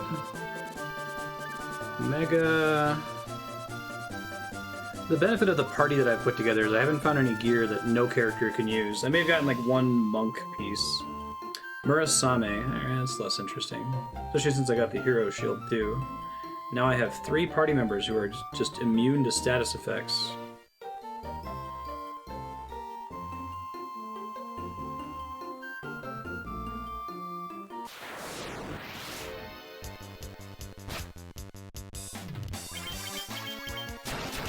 Yeah, I know that the optional dungeons in this game are like brutally boring. Run for 5 steps, random battle, hold attack, run for 5 steps, random battle, hold attack. But the bosses feel like a fun little challenge. Where you go and you're like, I'm not supposed to win this. I'm gonna try to make it happen.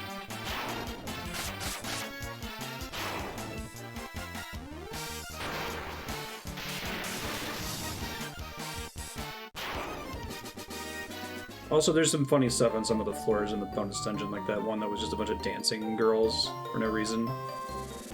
All had their own dialogue line for no reason. Oh wait, I gotta disembark over here.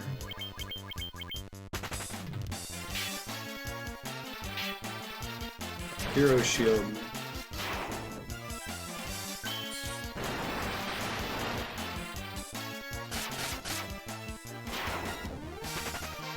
Kind of makes me sad that Final Fantasy XIV went with a system where they just add new legendary weapons all the time. So I really like the classic iconic ones, and if they just let you continue to upgrade them. I guess the problem is that then players have to go and do content for multiple expansions. We can't have that in our modern MMO. Wait, I thought my... must be up there.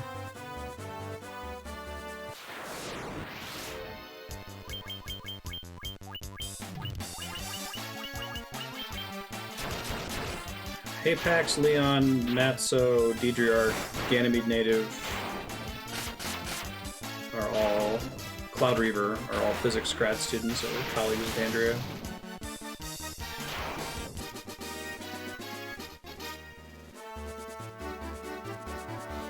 And Leon, of course.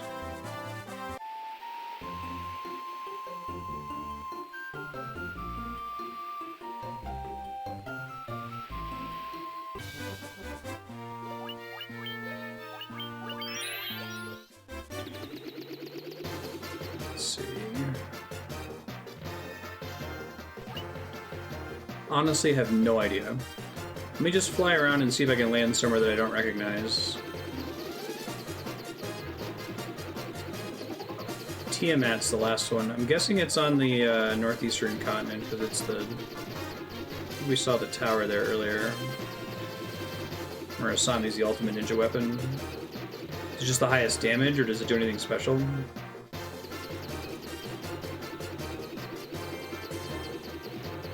We did this town already, right? Yeah, right. Beam.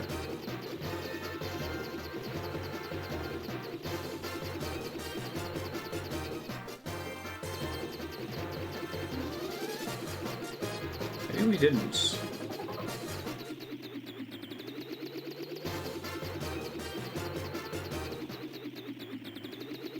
I'm trying to get the award for most obnoxious town placement. Oh, it's 40 of 8, 5 to all non-agility stats. That's cool.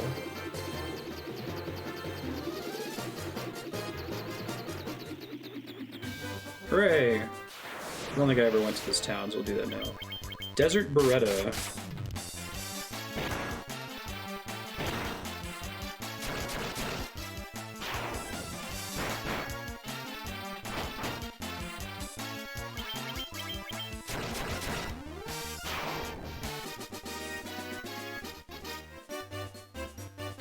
Trying to think, after we do 2, we'll do 3 3DS. 3 for the DS. Ooh, Allosaurus. They add a dinosaur forest island. Final Fantasy 6.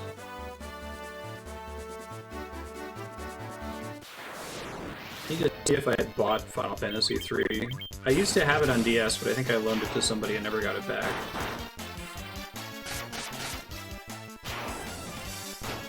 I don't want to emulate it if I can avoid it.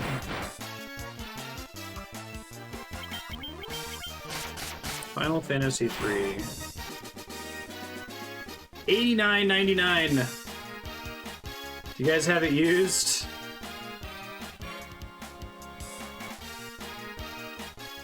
New and used from $15. That's what I'm looking for. Just send me the little cartridge. Oh yeah.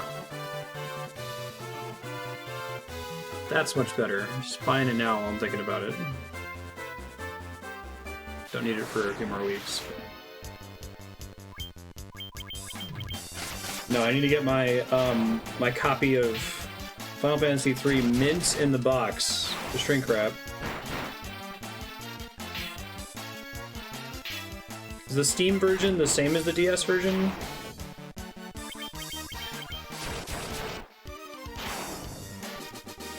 I guess the DS version probably has the Nintendo Wi-Fi connection stuff, right? Is that stuff in the Steam version, and does it still work? Maybe I should cancel this order then. I should have relied on Square Enix to put their shit on everything.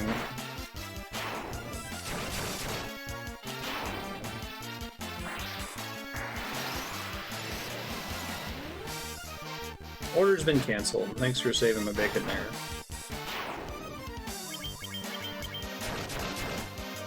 But does the Steam version have a similar online mechanic, or is it also just disabled?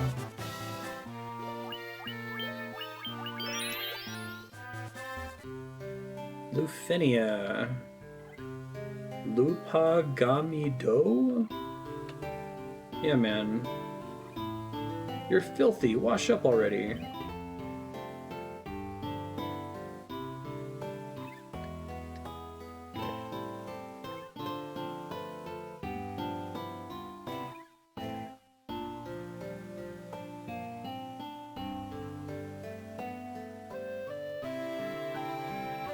I think this is my favorite non-combat song in this game.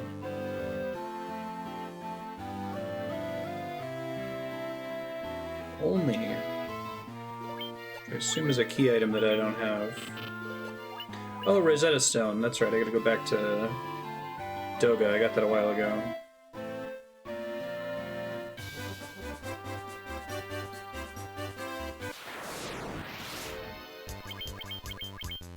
At least that's something I haven't done yet.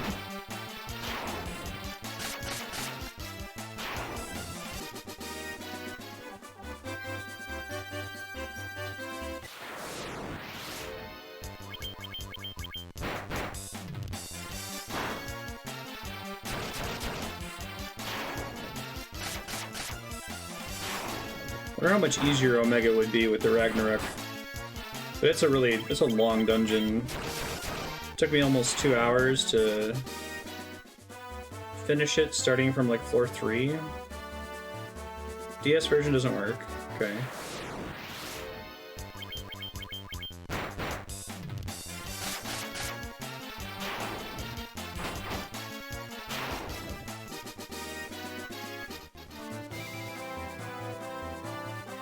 Oh, that's cool. I prefer that. Okay, good. Then I'm glad I was able to cancel the order.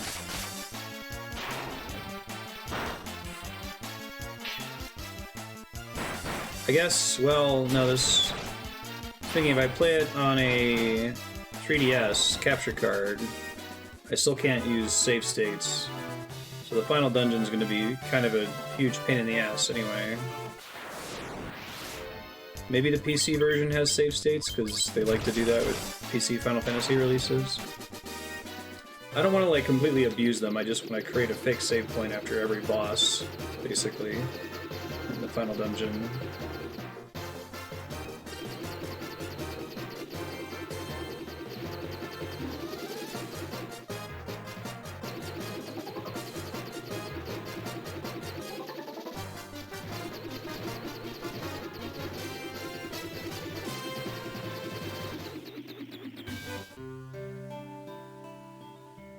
Definitely gonna have to make a backup of the MLB Power Pros save so we don't lose 4 hours of progress. I guess technically 2 hours of progress, but still. Hey man. Let me see that tablet. This is the Rosetta Stone.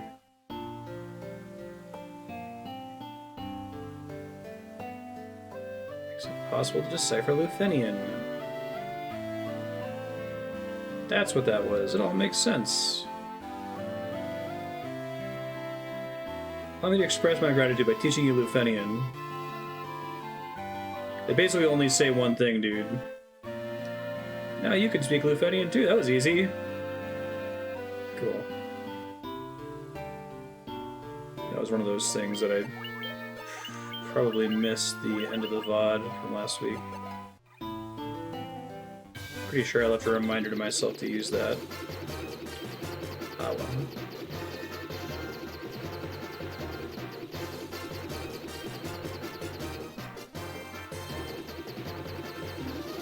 I'm actually weirdly very excited to play 2 again now. I know it's broken and goofy, but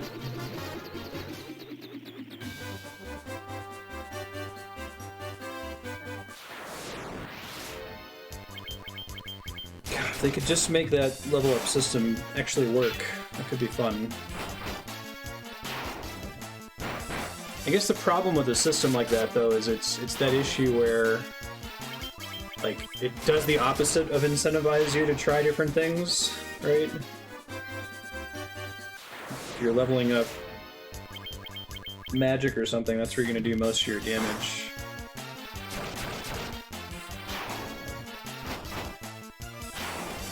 Maybe you do a thing where you like get an XP boost for all the different skills that you haven't used recently or something. I don't know.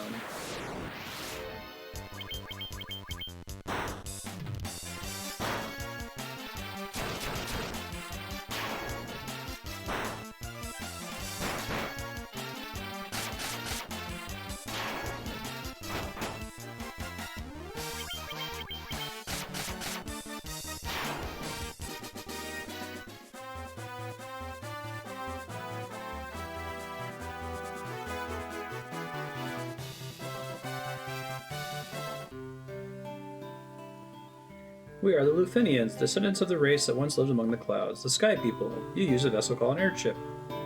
It's built by one of our ancestors, a man by the name of Sid. So is that something that they added to the Dawn of Souls version of the game, or was Sid in the original game too?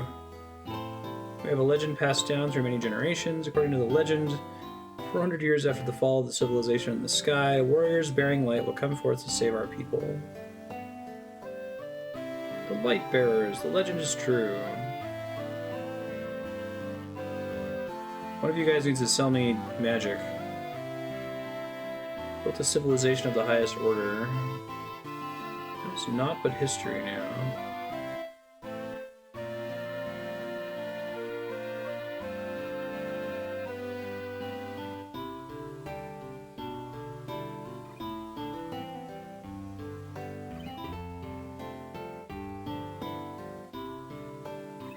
The castle that floats high above the clouds is once the home of our ancestors. Mirage Tower is the gateway to that castle.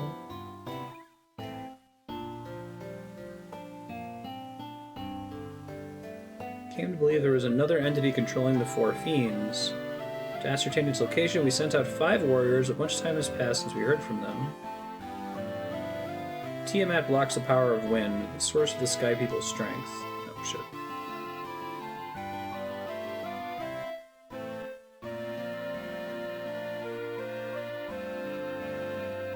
Before you leave, legendary warriors, take this chime with you. It will grant you passage into the Mirage Tower.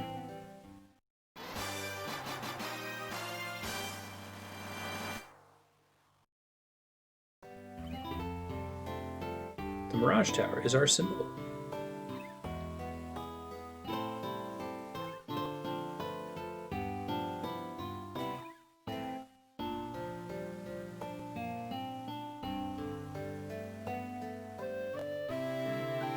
Limit to this character's wander distances. Remember that optional dungeon floor that was just dealing with this the whole time? We fought a life and death struggle with Tiamat, the Fiend of Wind, but her power was not enough. To this day, her lair remains in the castle in the sky. Flying Fortress. I've always been intrigued with this Final Fantasy theme of, like, it's fantasy, but in the distant past there was sci-fi technology. The world is composed of 4 forces: fire, earth, water, and wind. Of those 4, one of them is an actual element that matters in combat.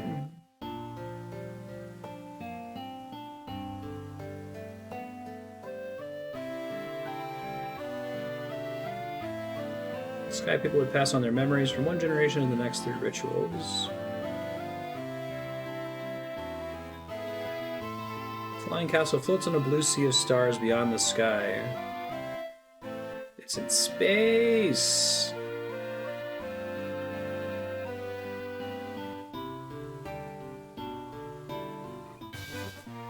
Oh man. So I think I'm just gonna put blind playthrough for Final Fantasy II. Like, I remember the leveling system, and I remember that you have a rotating guest character. You have like 3 fixed party members and then a rotating character. But I don't remember the story, or any of the dungeons, or any of the boss fights. It's like an empire or something, maybe? I don't know.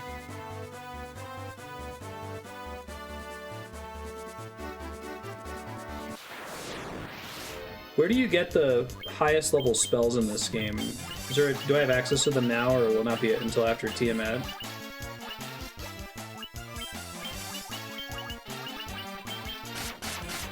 I'm pretty sure I beat FF2 because I think the Dawn of Souls makes it pretty reasonable to beat.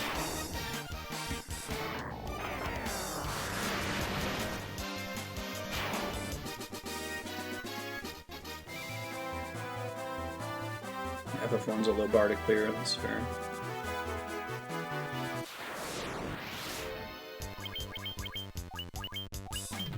Whoops. Protect ring, no effects. Why does it default to my bottom item?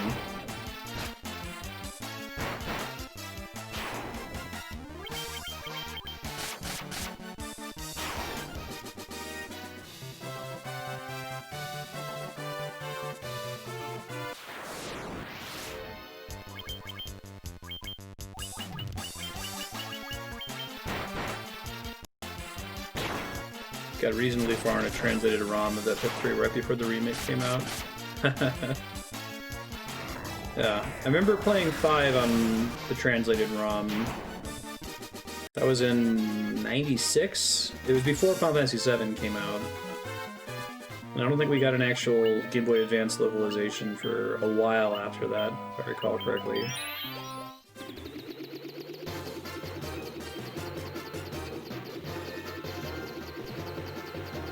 They really like this. We're gonna make you land really far away and walk shit. I guess it's fair. They give you the airship so early.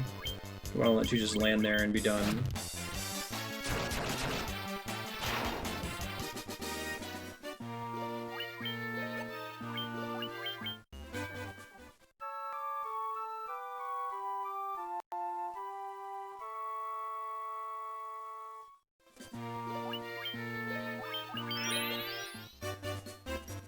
What's this desert called? Yanakurm.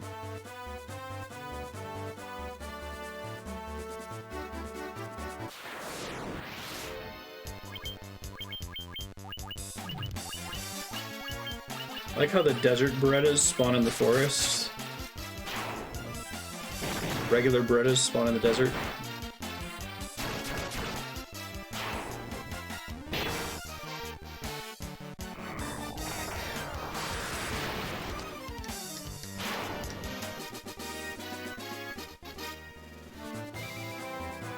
Serena and Topapa gained a level.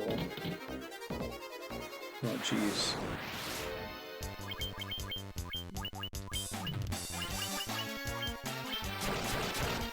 It's a pretty classic human enemy sprite there.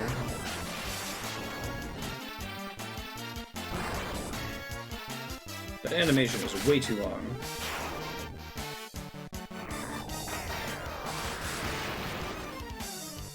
Wait, where do you get the level 8 spells in Lufenia? I talked to all the NPCs. Is there a building you're supposed to be able to go into?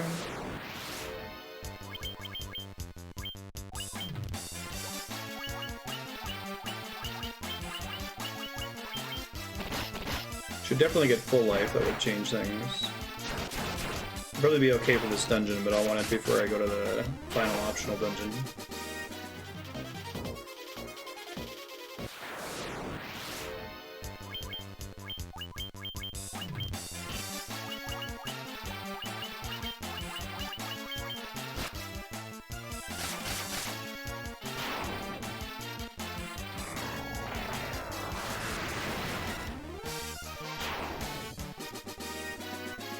I think I didn't like the other level 8 spells in Gaia. Just double check though. Hey, a boss is back as a regular enemy. Oops.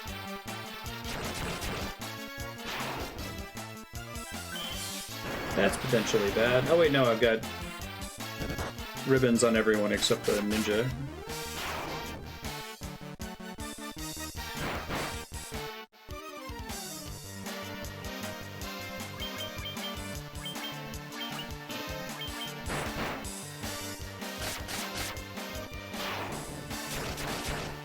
What are they adding in Fall Guys Season 2?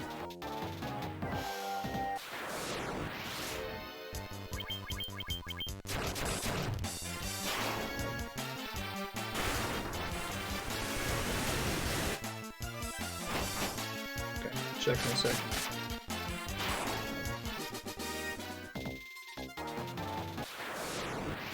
Look guys, I have a cool cape too.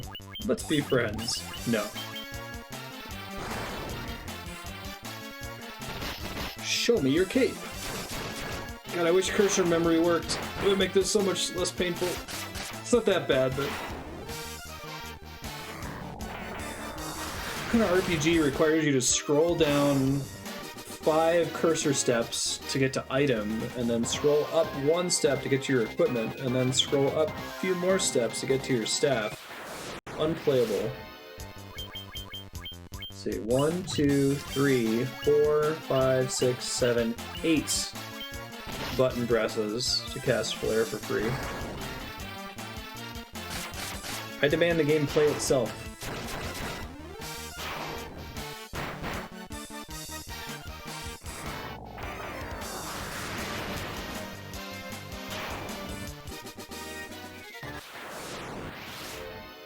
I feel like Fall Guys being minigame focused is kind of smart if they want to keep attention on the game, because it's not that hard, I think, to add new games over time. Compared to, like, how do you reinvigorate Fortnite, right? That's why Fortnite keeps doing completely ridiculous shit with that Thanos event from a few years ago.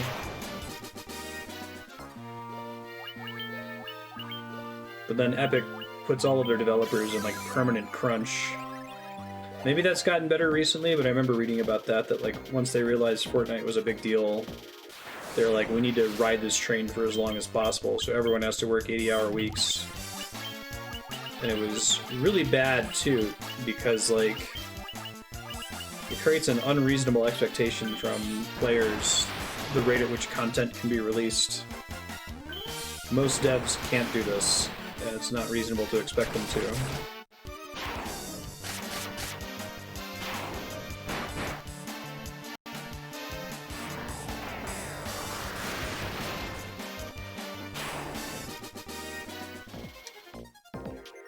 Oh, running all the way around? No, it didn't matter. Okay. The layout of this dungeon is kind of lame. Alright, at least there's chests on the inside. Being able to walk all the way around the outside for no benefit, though, is a little silly.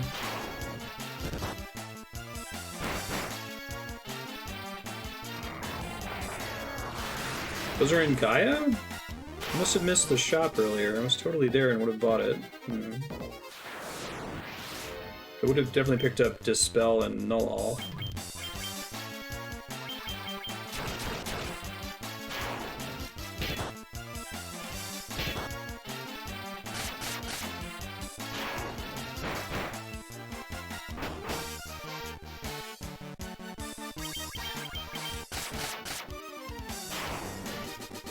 I assume Stop's kind of bad in this. Very few enemies are weak to it. Aegis Shield.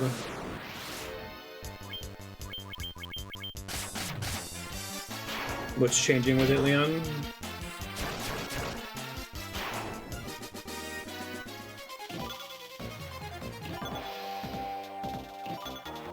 Vorpal Sword. Haha. Here's your D&D. Interesting. So the stats are kind of bad, but I assume it like always crits or something?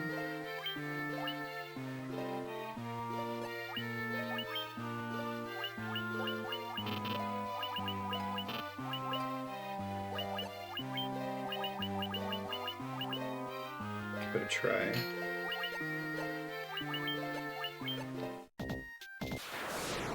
Remember those old 3.5 edition D&D beat the Tarask, or the Tarasque, or however you pronounce it, by getting multiple confirmed crits on a Vorpal Sword. 26% average performance increase in 1080 gaming. Nice. I really, man, maybe it's like I need to stop being a pleb and actually get a 4K setup, but 4K just seems like not enough benefit for significantly more cost compared to like going from 480p to 1080p. Vorpal Sword's just a sword. It's not bad by the standards of non-Dawn of Souls only swords. Gotcha.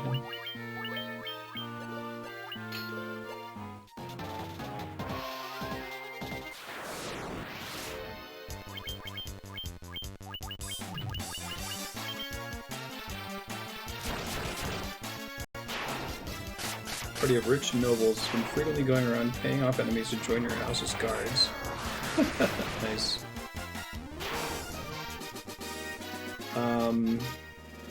I have 0 intuition for distances. Andrea is 6 feet tall.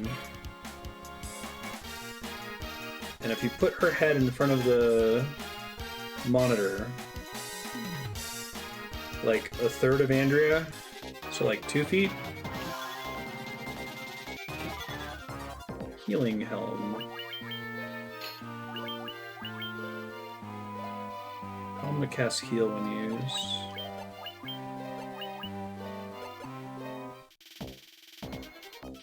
Not gaming monitors. I guess I could imagine it mattering, but like a pretty good intuition for the cost of drawing additional pixels, right? Like the difference in CPU cost if you're trying to stream 720p versus 1080p is like night and day. It's huge difference. So you'd want there to be a really significant gain, I think. I was planning to do a rebuild that will let me stream at 900p, which is viable in the Twitch bitrate cap. Arm's length. 2 arms.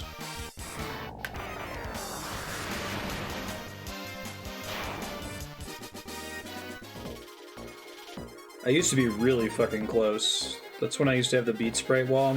I would totally bring back the beat sprite wall because I think it was better in general. But there was basically no space between the desk, my chair, and the wall.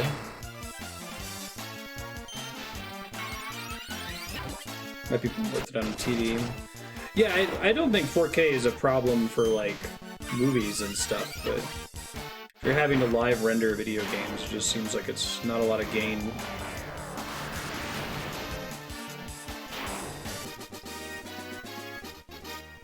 Like, I feel like the next logical step after 1080p is VR if you're really gonna try to push things. Oh, it's Robots. What's up? Master, we've waited so long. Are these the Robots?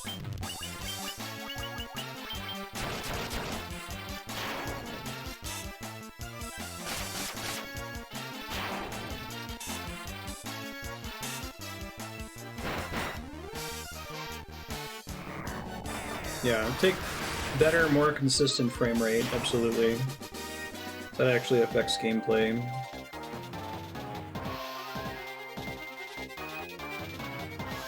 I guess maybe having an ultra-high resolution is important for VR. You're less likely to get sick the better the resolution is and the frame rate.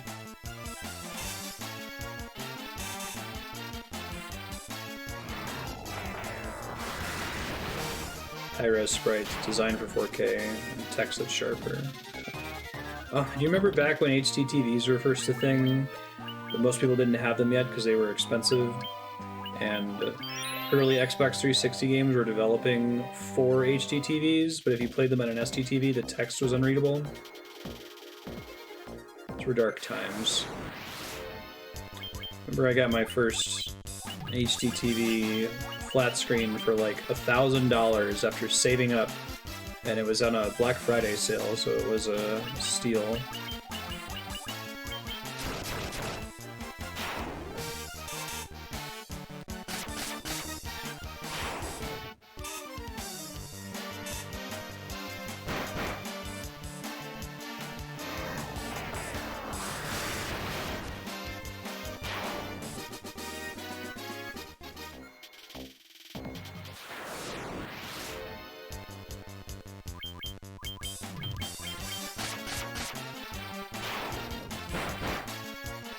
Some good arguments about how back in the day, like watching something on VHS on a CRT did a lot to cover up kind of shitty special effects, which now look terrible in crisp HD.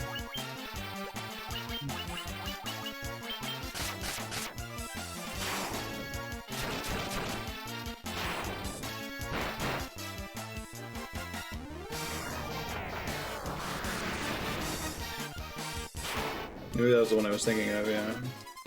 Nerdwriter may have done one too.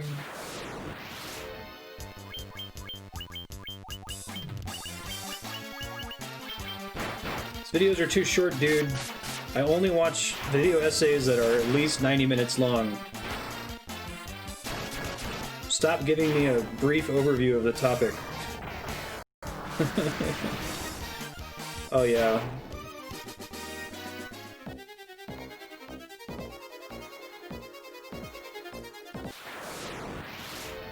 Where did we have that discussion? It was somewhere in Discord recently. I forget what channel it was. Comparing games on a CRT versus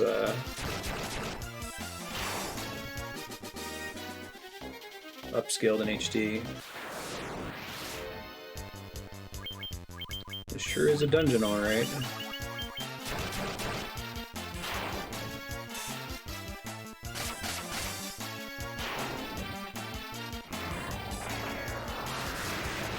Naris is gonna get to 999 HP organically here. That's kind of cool. I like how when you use a dry ether, it still recovers 9999 MP.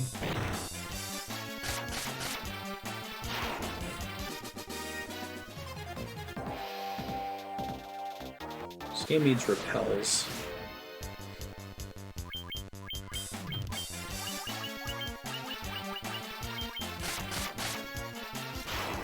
Four feet, you need a 30-inch screen to be able to tell the difference between 1080p and 4K. Okay. My current screen is something. I've got 4 monitors here. Hold on.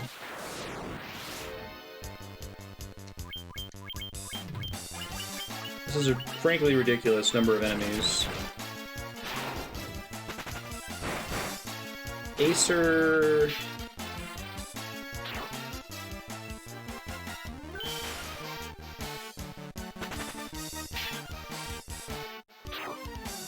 .6 are my current monitor sizes. Wow. So it would have to be huge compared to my current one for me to be able to tell the difference. Man, that makes 4K seem even less interesting. I would not have thought that. Can anyone speak to whether the ultra-high refresh rate makes a difference? I haven't had any of those monitors or seen them really.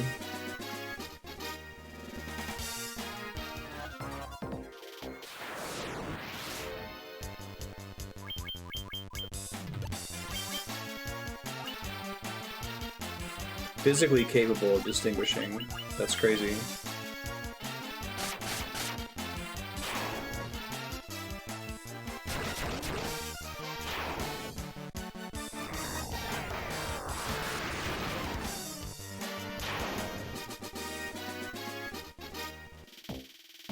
Oh, jeez.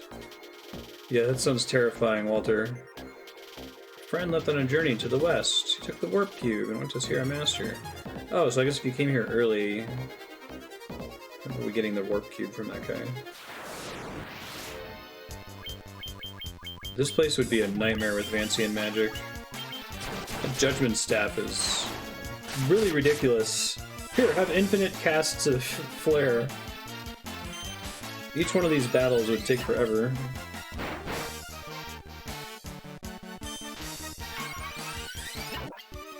High refresh rate with high frame rate makes the game look smoother in motion. So, the only need for frame rates higher than 60 FPS is like for VR, so that you don't get motion sick, but you can't really tell the difference-ish. Or is it that you need to have higher than 60 and a higher refresh rate on the monitor?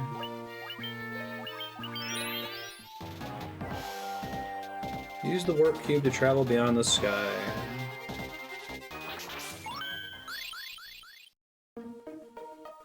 Flying Fortress.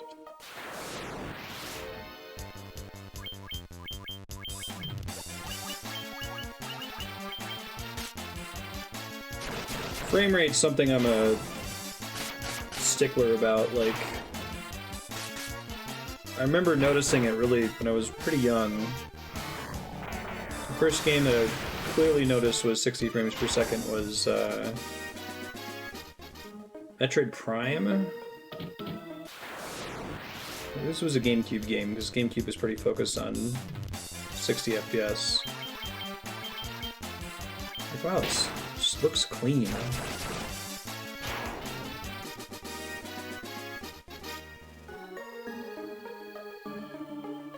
Literally on screens you're close to, or screens that are gigantic.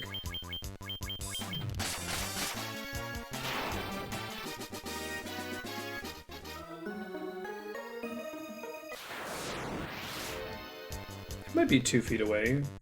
Your arm, how long is your arm relative to your height? I don't know why I never learned to be able to intuit distances at all, but it's... Benedict's! Oh my god. Some people's bends. Hold on. You just sit on the mute button? Ben, what did you do? I seriously don't know what you did. Hold on.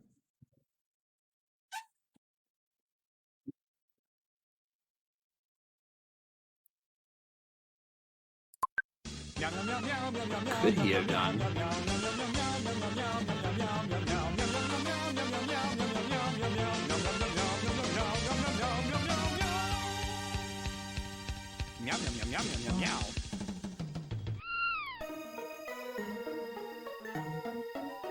Toggle sound, apparently.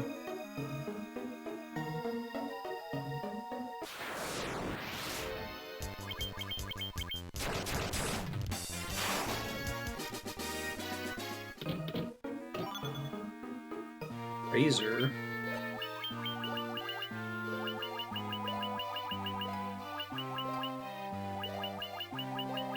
Like to raise?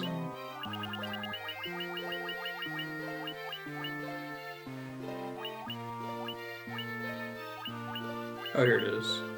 Saber that can cast Scourge.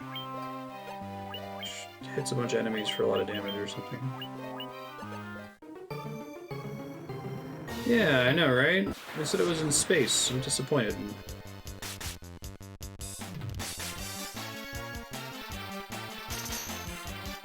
2.5 feet.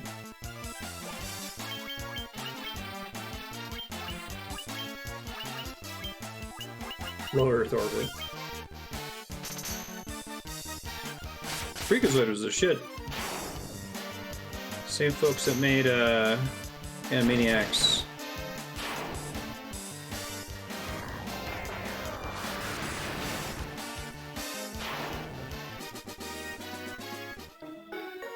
Got all the powers of the internet, right?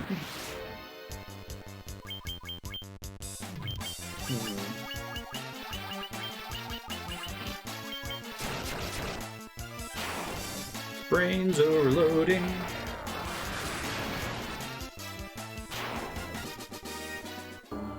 The, like, Steven Spielberg produced cartoons, late Tiny Toons, maybe all of Tiny Toons, Animaniacs Freakazoid had a really great sense of humor.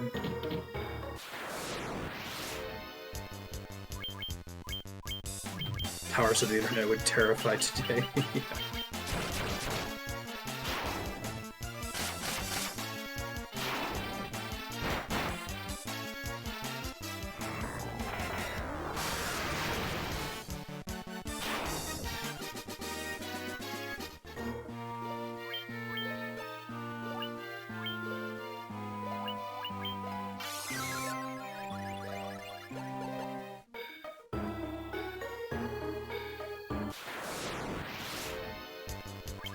Evil Eye.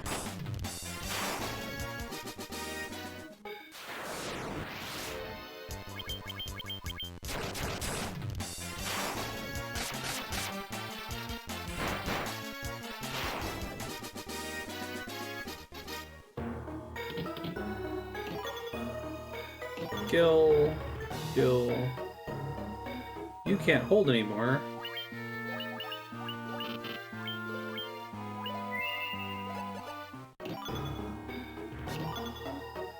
Gil.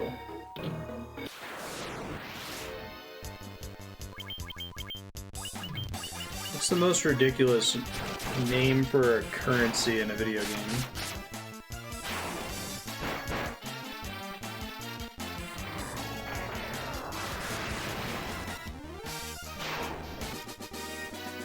Kingdom Hearts money is pretty funny. Ooh, Deathbringer's sword. It's not gonna be an upgrade, but I'm curious. Just a rare drop? Wait, was that a sword?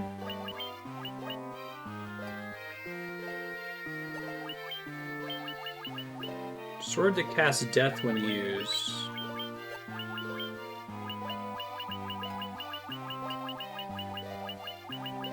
Is no one allowed to use it? Maybe it's red mage only? It comes across as one of those, like, 1 in 256 drops. Huh.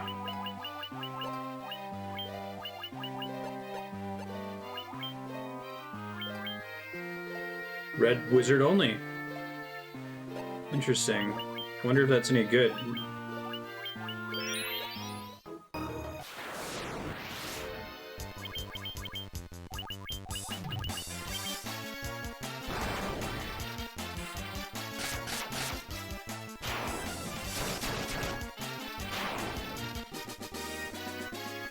Nuka-Cola caps are pretty fun, though. That's very fitting for the setting.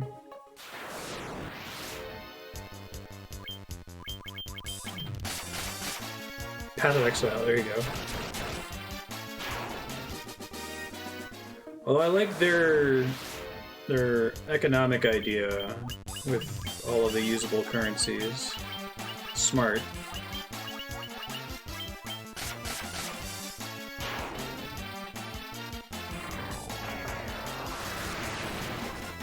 If I could, like, destroy a dollar bill in order to enchant my fist with ice damage, I would probably do that.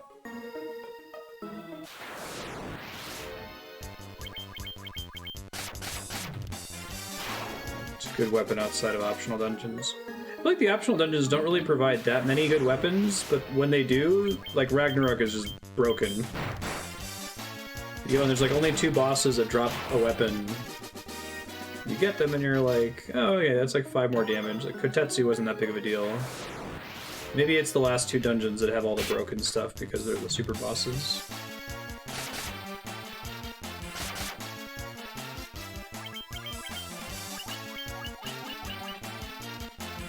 That's cool, it affects. I always noticed how certain authors, especially fantasy authors, have like a side interest that's not fantasy. Like, it's clear that George R.R. Martin's pretty into food. Patrick Rothfuss seems to like money changing. There's a lot of that in those books. Tolkien was into poetry and music and language, obviously. The author of Hunger Games is really into fashion.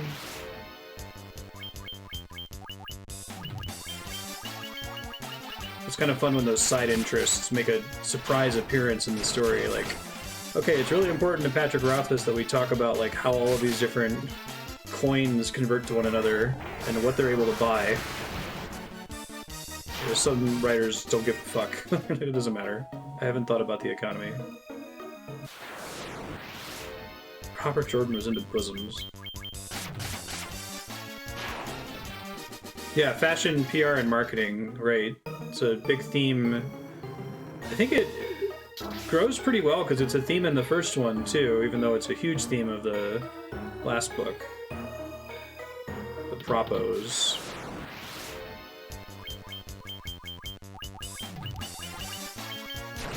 I remember being really surprised about it when I watched that movie. It was a cool concept. Andrea's read the books, and she said the movies are pretty close. They didn't really change too much. But I feel like I wanted to know more about, like, what the fuck are these monsters that you can generate in Hunger Games? It says that they're, like, genetically engineered or something, but they can also, like, 3D print them? Somebody write licensed fiction in the Hunger Games universe and explain how the fuck their arena works. That shit's cool to me. Andrea really likes Hunger Games, so it's one of those trilogies that she'll just throw on and rewatch every so often. I thought the movies were solid. The second one is like Empire Strikes Back. It's really, really great.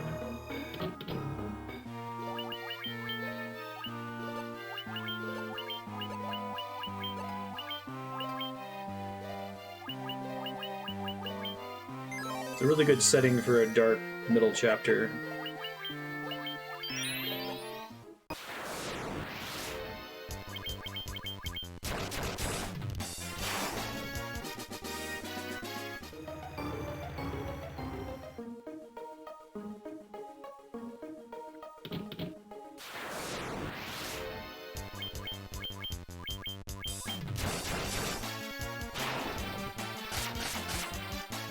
The backstories of Dust on a Table. It's interesting how the can warp or shape the narrative, right? I guess George R.R. Martin being into food doesn't really change the plot of any of those stories too much. Alright, everyone is now immune to status effects. Fuck yes. And I have the maximum amount of gil and didn't realize it. Whatever. Till I find a town that sells turbo ethers or dry ethers. Best movie of the series, super rewatchable. Yeah. Dark middle chapter.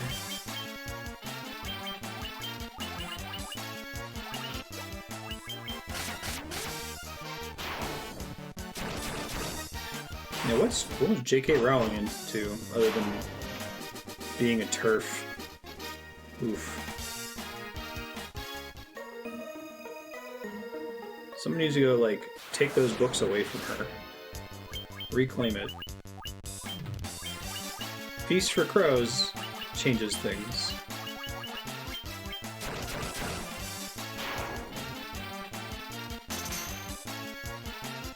Oh, I don't think I realized Alfonso Cuarón did Prisoner of Azkaban. No wonder.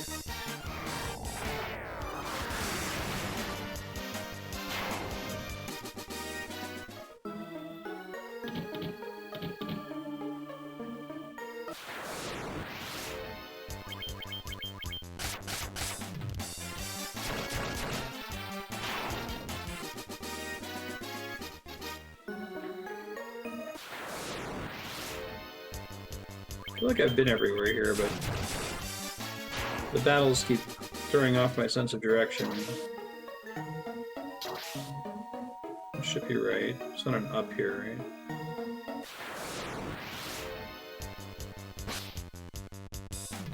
right? Are movies with Mikey fairly short? I can do short videos, I just I crave more. What's up? Can you help with the direction? I can. I'll be right back, folks.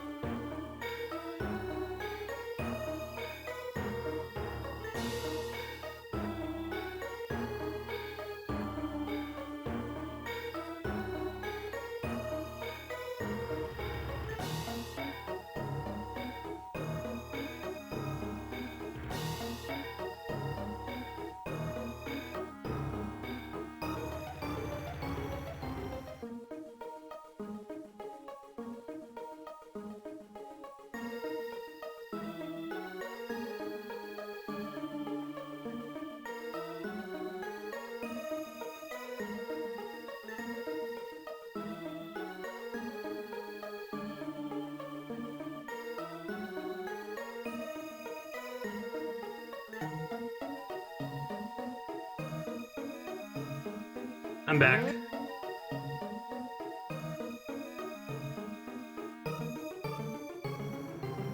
Oh, my cursor went on. Oops.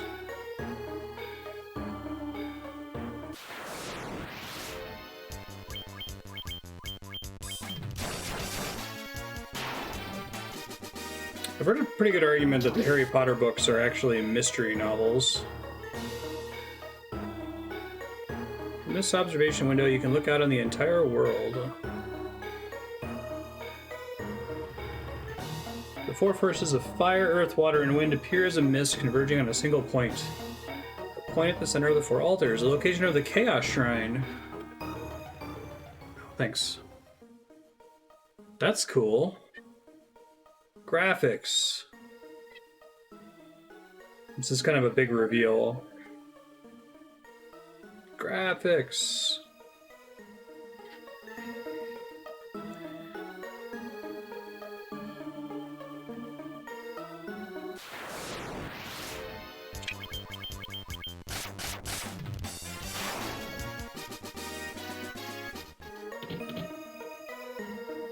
Analyzing Tiamat. No known weakness.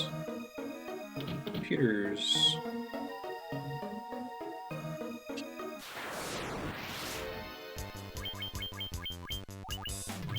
Explaining how wizards do everyday things.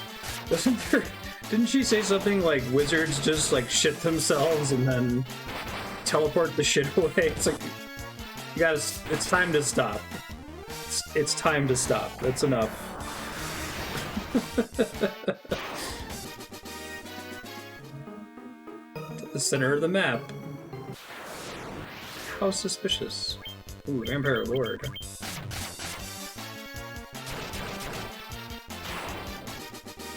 Yeah.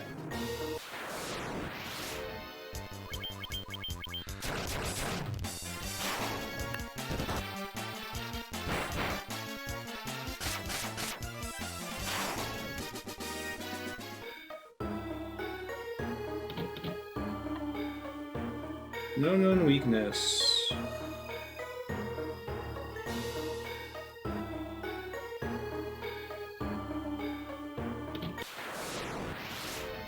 Those are good times. Actually, I'm curious. If I do equip... no.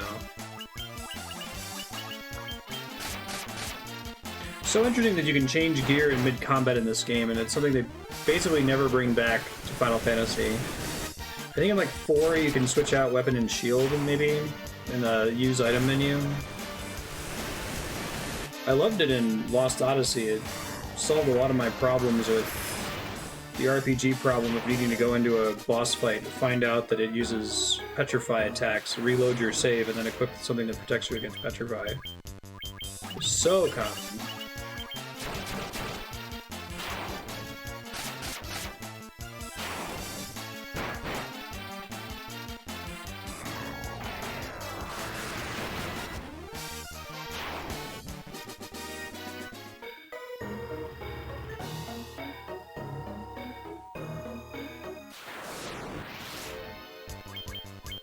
J.K. Rowling has definitely informed the like, death of the author / word of God / post-publication canon debate.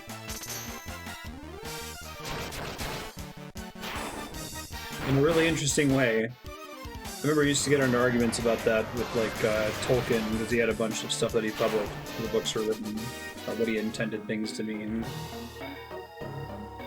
And at the end of the day, it's fiction.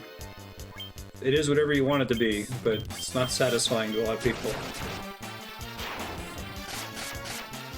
Yeah, 4, 5, and 6 all have the ability to swap weapon and shield, or use them in combat like rods.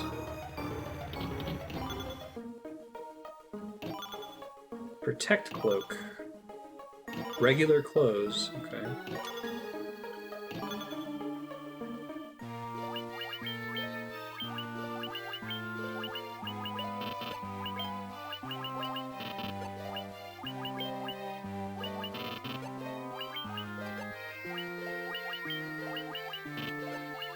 Which one counts as the cloak? Is it a shield? Oh. But it sucks compared to these things, okay. Yeah, I'll take the defense upgrade. This evade is potentially more situation changing if I get lucky, but I don't like depending on luck.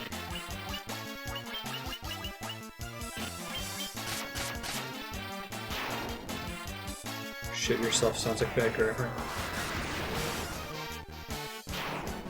You're using shit as a verb.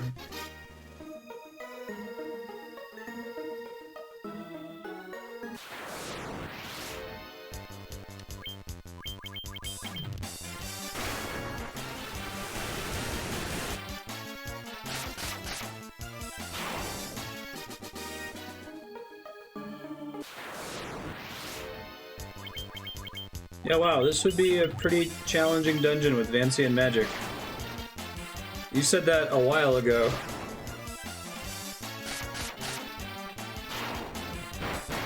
And no way to recover spells, right? Like, ethers didn't give you back spells, because there weren't ethers yet.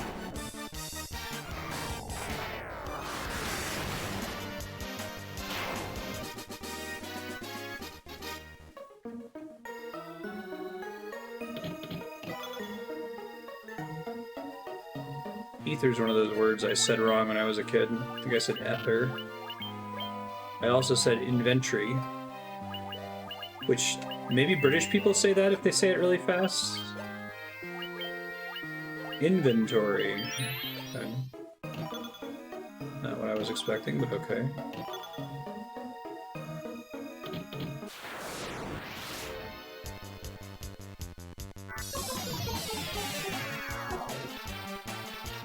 Rude AF. Stop that.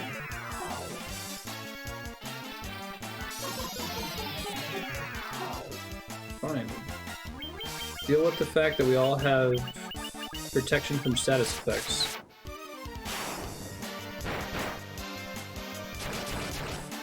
And that Aris didn't have to give up his helmet defense for it.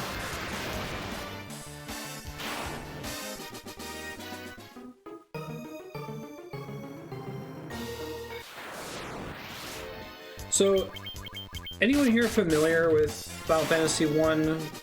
Can you go straight to the final boss after Tiamat? But I do remember where the final boss is. But I don't remember if there's a bunch of rigmarole there.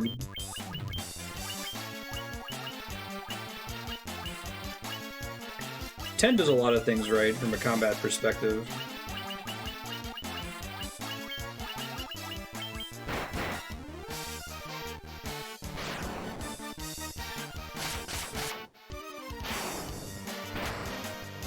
I feel like 10's initiative system is the way that every turn-based RPG should work. Like, there's so much interesting design space and different actions having more or less effect on the turn order.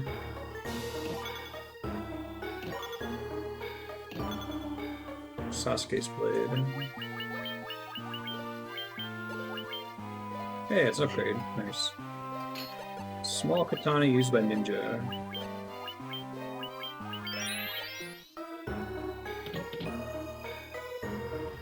What game was I playing where the lack of an initiative system was driving me crazy? Think about it.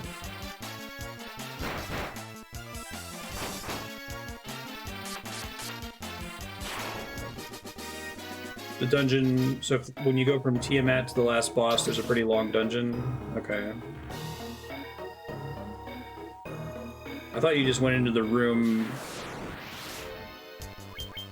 early in the Chaos Shrine and fought it. Good to know, thank you.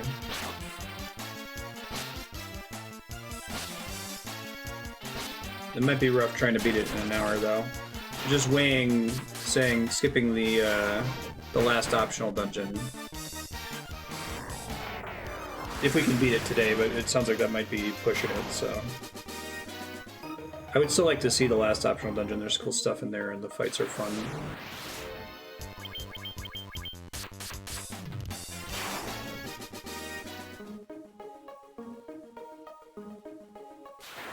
This is interesting.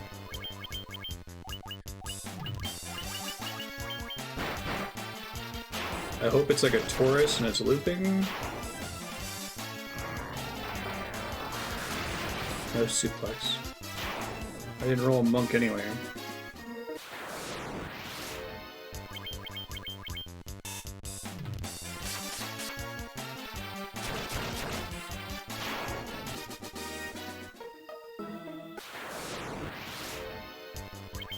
There's almost certainly items I'm going to be skipping here by going to this portal, but this area is way too big.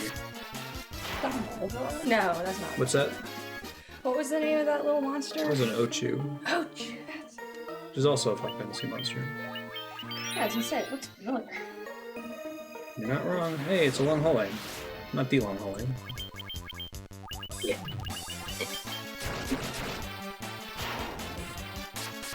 What? I need to get on the soundboard. I've been really bad about updating the soundboard, but I have to get the sound effect from Ocarina of Time when King Zora like scoots out of the way, and it's really so like boink, boink, boink, boink. You owe me Run Away from Monty Python. I do, I know. That's what I'm saying. I'm bad about it.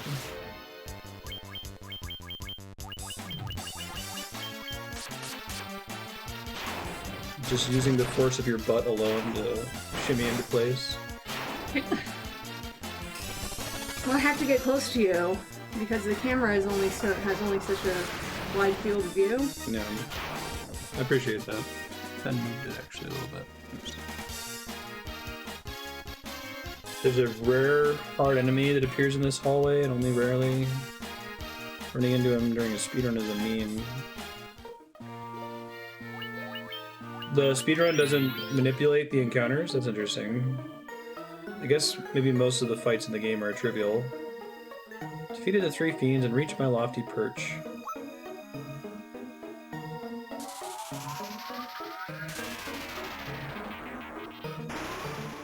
Let's see how quickly I nuke Tiamat, because I've beaten the super bosses. The image of Tiamat, the fiend of wind, be the last to burn in your eyes. Cool sprite. So he said something about wind, and that means he's going to do wind attacks? I think so. Why didn't you top off before you went into this? Probably should have, hubris. Ah. That. Again.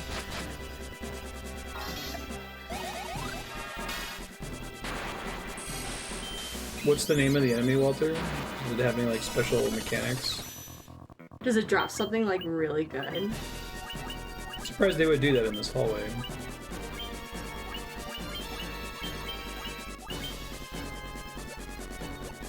Confuse myself every time.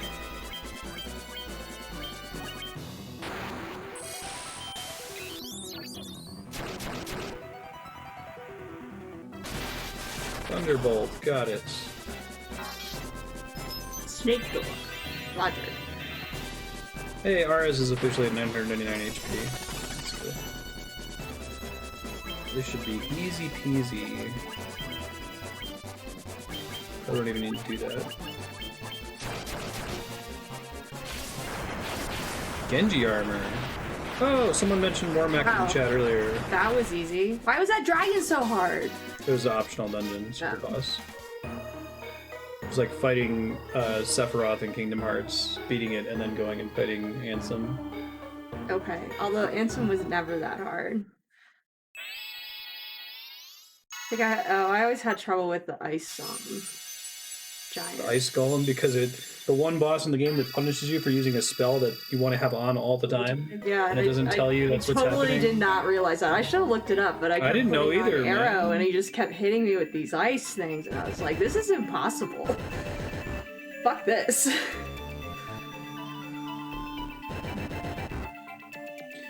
Hours may be doable. So I think what I'll do is I'll go to the final dungeon. I'll start moving down through it. We'll see what it's looking like in like 30 minutes, and I'll teleport out if it looks like it's going to take much longer than that. Oh, are you gonna replenish the wind crystal now? Yep, I got all the crystals restored. Yeah. Now I have to go back to the dungeon where I fought the first boss. Okay. Coming full circle. You should be more impressed. Why? kind of a cool concept. I think it's not really. They did that in Myst. Well, I guess it wasn't really in Myst. That's why I haven't played Myst. You haven't played Myst? No. Dude, that's my sub-block game. Oh, okay. That's happening.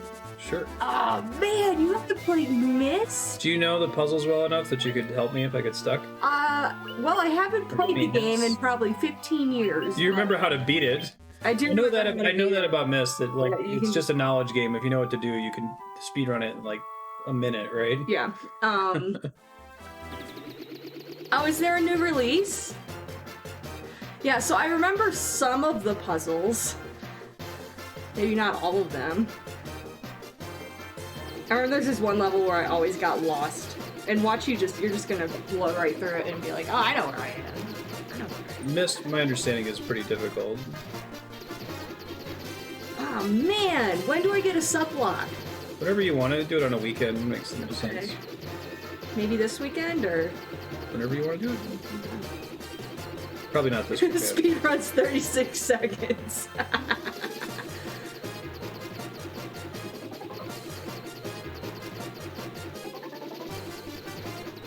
Not sure if you can cast teleport. Alright. No. Good call.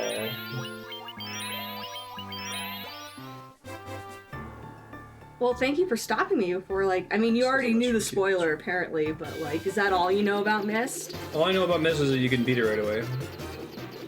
So I guess I would have assumed that if you can beat it right away, that the area where you go to beat it right away is supposed to be early. Oh, I'm so excited about this. Myst was my jam. It's an important game. I can't believe you've never played Myst. I didn't have a PC Oh my when I was god, a you kid. just completely blew my mind. It's gonna take me a while to get over this. I'm just gonna keep, like, oh my god, you've never played Myst? It's like the ultimate Dylan game. You love puzzles. Oh. That sounds awesome, Lit Effects. They're remaking it in a modern 3D engine with new recordings, so we should wait for the remake to come out. How long is it? When's it coming out? Please tell me tomorrow. Is it tomorrow? Sorry.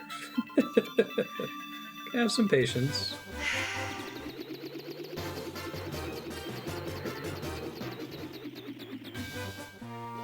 Oh!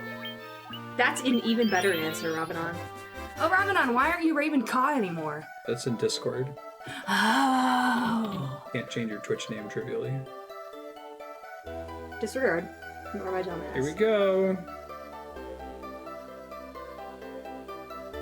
Focus the light of the four shining crystals. Fire, earth, water, and wind on the black crystal. The flow of time surges and space begins to warp. What? One step forward and you will travel back 2,000 years in time. There was time travel in this game all along. It makes a wormhole. Final Fantasy VIII wasn't that? No, Final Fantasy VIII's still fucking weird. Shit's weird. Can I say Final Fantasy VIII spoilers because you've already played it? Yes. Oh man! Turns out that the evil witch was the teacher at the orphanage that we magically all came from, but forgot about because of reasons. Because of reasons. I think that's when I stopped paying attention. You would say what? You were fine with And going to also, space? she's really not evil. She's like possessed or something? I don't remember. You remember that image that went around of Game of Thrones where like seasons 1 through 4 were like this beautifully drawn horse and then like the horse drawing gets... That's Final Fantasy VIII. Oh, there's this really funny scene. We were watching the rest of The Good Place because it's on Netflix now. No spoilers. We're only like 3 episodes in. Also no spoilers for you. No, I was gonna say there's this funny thing where a guy draws a shitty horse. Okay, thank you. And it's funny. It's funny because you drew a shitty horse. Yeah. Okay, very good, thank you. Good Place is really good. You should watch it. It's one of the best comedies on TV. And it's not so secretly a ethics philosophy teaching show. Yeah, it's very smart. It's very funny. I don't think I've ever been bored by an episode. The thing that blows my mind about that show, again, no spoilers, is that it has ideas that any lesser show would totally run to the ground in like a whole season or even multiple seasons. They'll do it in like an episode. They'll be like, you get it. You get what we're doing, it's 4 seasons, right? Is this yeah, fourth this season? Fourth season, I think, is the final Right, season. and it's it's an end too. you know, it's like Breaking Bad. It's like, okay, we know what we want to do. We're not going to stretch this out over 8 seasons. How did it get greenlit as a network show? You, Capo. It's insane. Was it Seth MacFarlane, right? Because he's the reason Cosmos was on Fox, was it? I think Cosmos. No, it's not Seth MacFarlane, but that's true. Right, yeah. They just gave him a blank check, make whatever you want. She's like, okay. I'm gonna make Cosmos. The Cosmos remake. I'm gonna play it on Fox. I'm gonna go cosplay as Captain Picard and basically make a TNG show. Oh, the Orville. Yeah, I liked what I saw of that show. Why didn't we continue it? We'll watch it after finishing TNG. Very You'll good. be able to know what it's all about. Yeah, the good place is the opposite of being stretched out. Sometimes they resolve a cool idea. I'm like, no, spend more time on this. This is so cool.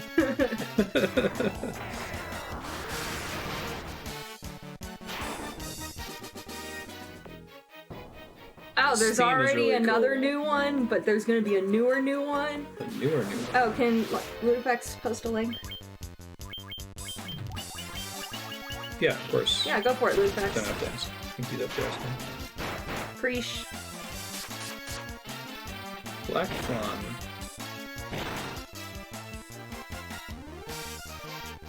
Oh, it was announced September 2020. That's probably gonna be like a year. It's cool.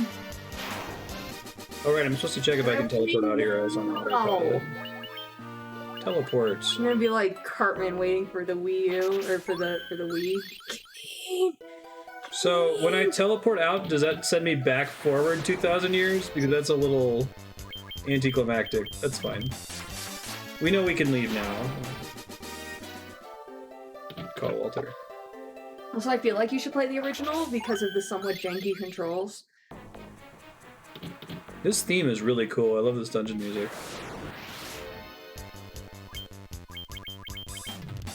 Well, it's not janky, it's just a bunch of, like, pre-drawn backgrounds and... Yeah, I just And you remember can there's move this between them. one, and I think that there was a...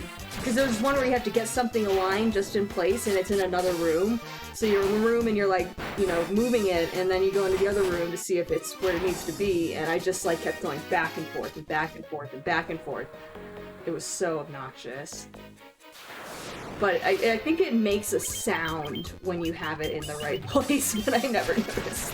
Wish I had repels so I could let this dungeon music play without being interrupted. I must have heard it on Rainwave or Dude, something. that dragon was OC like, Remix. oh, he compared to these bitches. Yeah, it was a super boss. Well done beating it. Thank you. Did he drop something good? He dropped a really good sword. And then there was a shield behind him that it's a really good shield and it's a ribbon. So it makes me immune to status effects. In case you don't remember what ribbons do.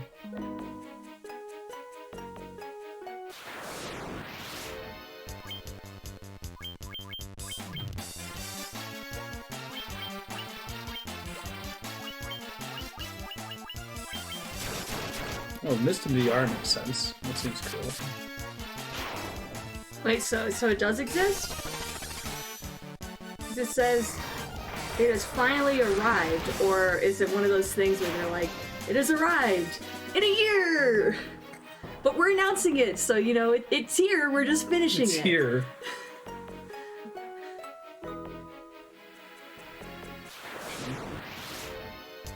Yeah, I remember being very proud of myself. I think I got most of Mist by myself.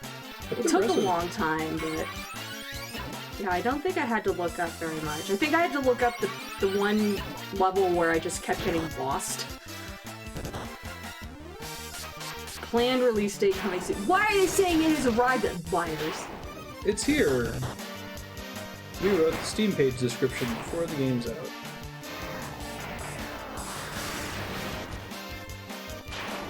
Oh, you know, I should get full... Well, I guess it doesn't matter if I'm in this dungeon. The other spells are fine. I guess Holy for the White Mage might be good, but... Dun, dun, dun, dun, dun. Purple Worms. There's quite a few explicit D&D monsters in this.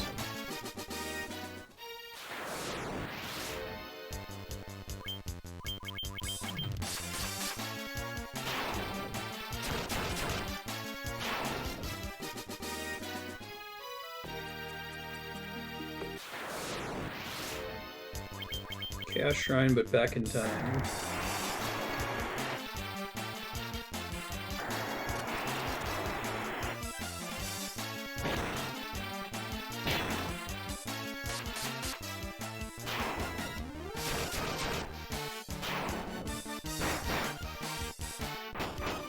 I think you'd also like Mist because there's very little like dialogue.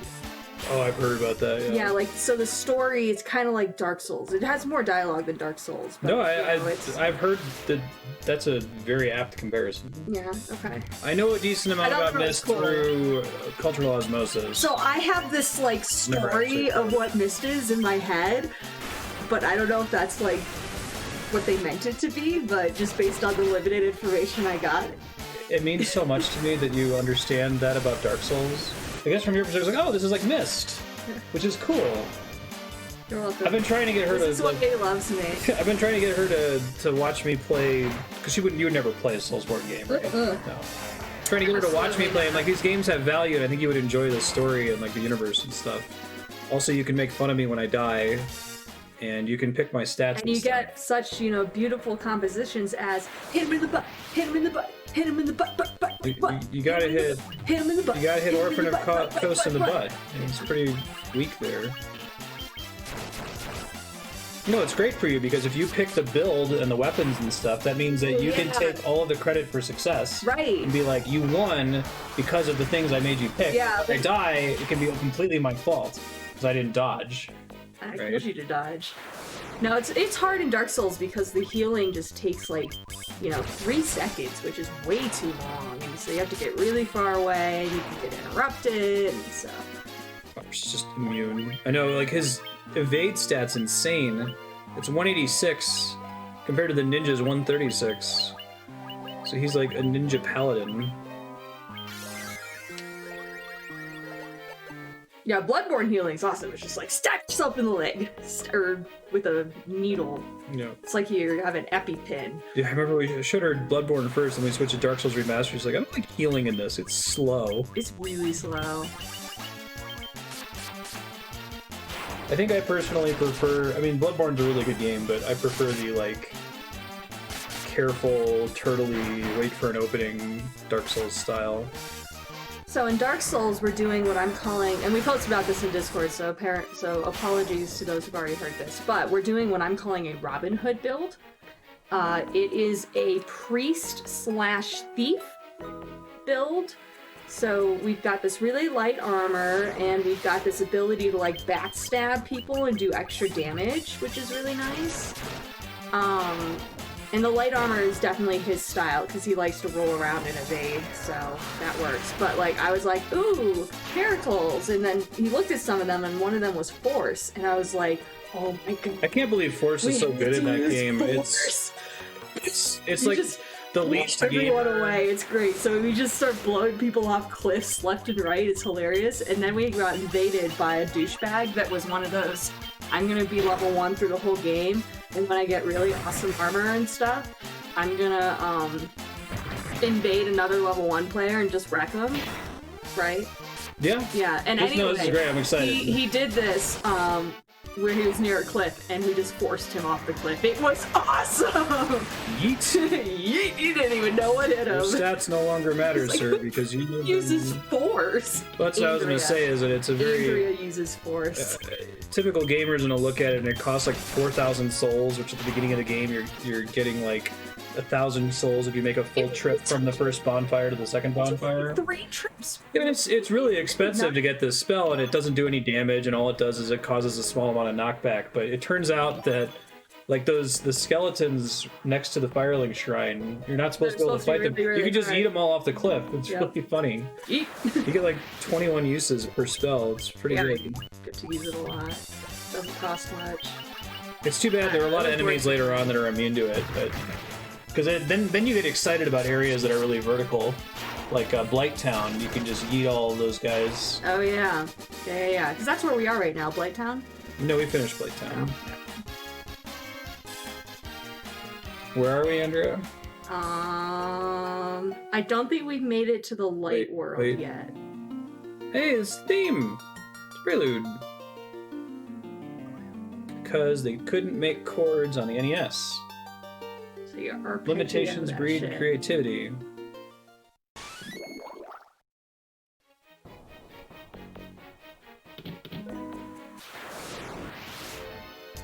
Ooh, nasty Chimera. Bloodborne changed you. Your Dark Souls 3 run was frantic, reckless. It's definitely one of those things where if you fight fast, I think Bloodborne will make you better at Dark Souls, but I still kind of like the careful. Because one of the things I don't like is when I'll beat a boss in Bloodborne because I just went fucking ham, and I was like, I probably wouldn't have beaten it if I had done the exact boss again. Like, I don't think I've solved this fight. Right? Mm-hmm. That was a lucky run where I happened to get enough regains, and... But a lot of fights in Dark Souls, it's like, once you get good at it, it's like, okay, I feel like if I did that again, I would beat it immediately on my very next attempt, because now I know it all. So you're gonna one-shot Biggie and Smalls? No. Absolutely not. Not with your build. I don't think I can yeet them. Oh, you're right. Well, they're in this, like, room. Might be able to yeet Smalls, but I guess he has a lot of really heavy armor, so... Yeah, Force is definitely an early game thing, but there must be other miracles that are good, right? Question mark? There's lots of good miracles, yeah. I've said this about Andrea before, that she doesn't reveal in the moment that she likes something. I don't find out that she was into it for like weeks in some cases. So she's sitting there watching Dark Souls and you're enjoying it a little bit. But the fact that you remember anything from the playthrough and you're like, oh my god, this SL1 guy showed up, and you yeeted him off the cliff, and I'm like, you liked it. She likes it. I like wrecking that asshole. And he's like, oh, I'm gonna fucking wreck this guy and take his shit. Wait, is that what happens when they win? No, they get a mild... The main reason to PvP is to PvP. It's to show off. Yeah. She likes it. Exactly. Hey, Mikey.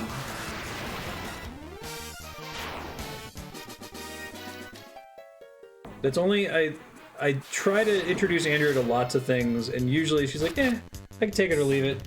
Yeah, that's kind of how I feel about Beverly Hills Cop. I'll watch it again, but I don't think I'd ever watch it on my own. Well, after watching Beverly Hills Cop again, I was like, that was fine. Oh. I had better memory of it. PvP is for Epeen.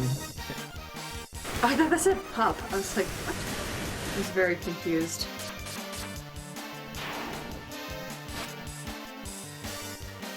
What was the last boss we fought in Dark Souls? I say we as if I'm doing something. No, you pick the build. You get to get all the credit for success. You tell him when to heal. Like, I can pay attention to that while he's all focused on killing the bitches. And most of playing Dark Souls with Andreas are going, heal. Heal. Oh my god, why aren't you healing? Fucking heal. And then he dies. Like, I told you to heal! Like, I need to. I need to move away from the boss so I can safely heal without dying.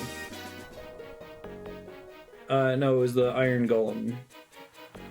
The one that, after we killed it, the little gargoyles came and picked us up, carried us to Anor Londo.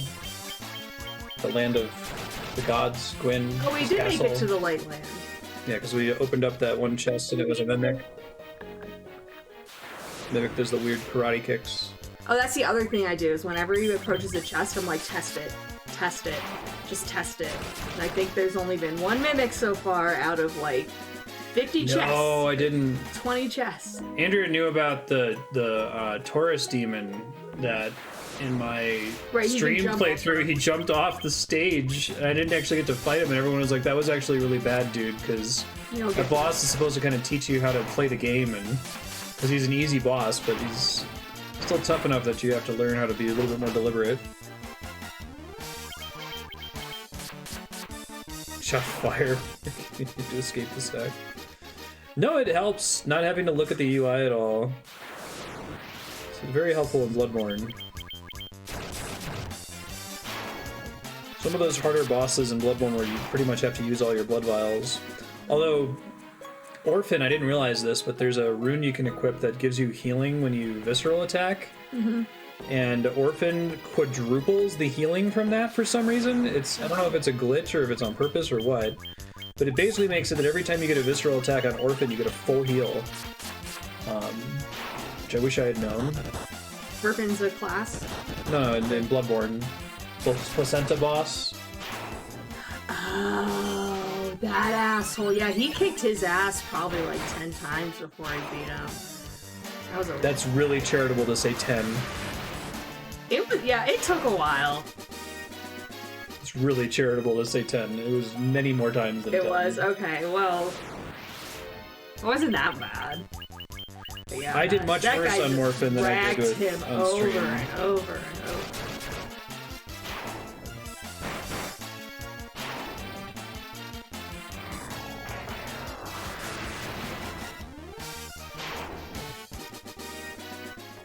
No, it's a fun game to play co-op with someone else who's not really a gamer or not really into difficult dexterity games on the couch, because you can make all of the build decisions and say which way to go and that kind of a thing, but you don't actually have to deal with dying to Orphan 75 times. Right, okay, so we're in the light realm and we met all those people that are like, oh, you're the chosen one? Yeah, I'm also the chosen one. And I failed, so good luck. Welcome to the club, buddy. It's all coming back to me now. I love And we saw that. the Praise the Sun guy. You liked him. Yeah, Valeris? Solaire. Solaire. Alright, I was close. There were some letters there. This guy. Yeah, he's got a hoodie. I think that's like the hoodie that's gotten the most comments from people. Yeah. People do praise the sun. You know, that one more than the Mass Effect hoodie. Well, there's a thing to say when someone has a Solaire hoodie. Yeah, I was once hanging out with a friend. You don't even have to say a thing, you can just do the gesture. I was hanging out with a friend and Dylan came to pick me up and he's like, up. And I was like, up, bye. He's like, well, you're going into the hands of Commander Shepard, so you're in good hands. It was pretty funny. I thought that was fun. Chubby Commander Shepard. Just, retired Commander Shepard. Commander Shepard deserves a rest. She's worked hard. Sure.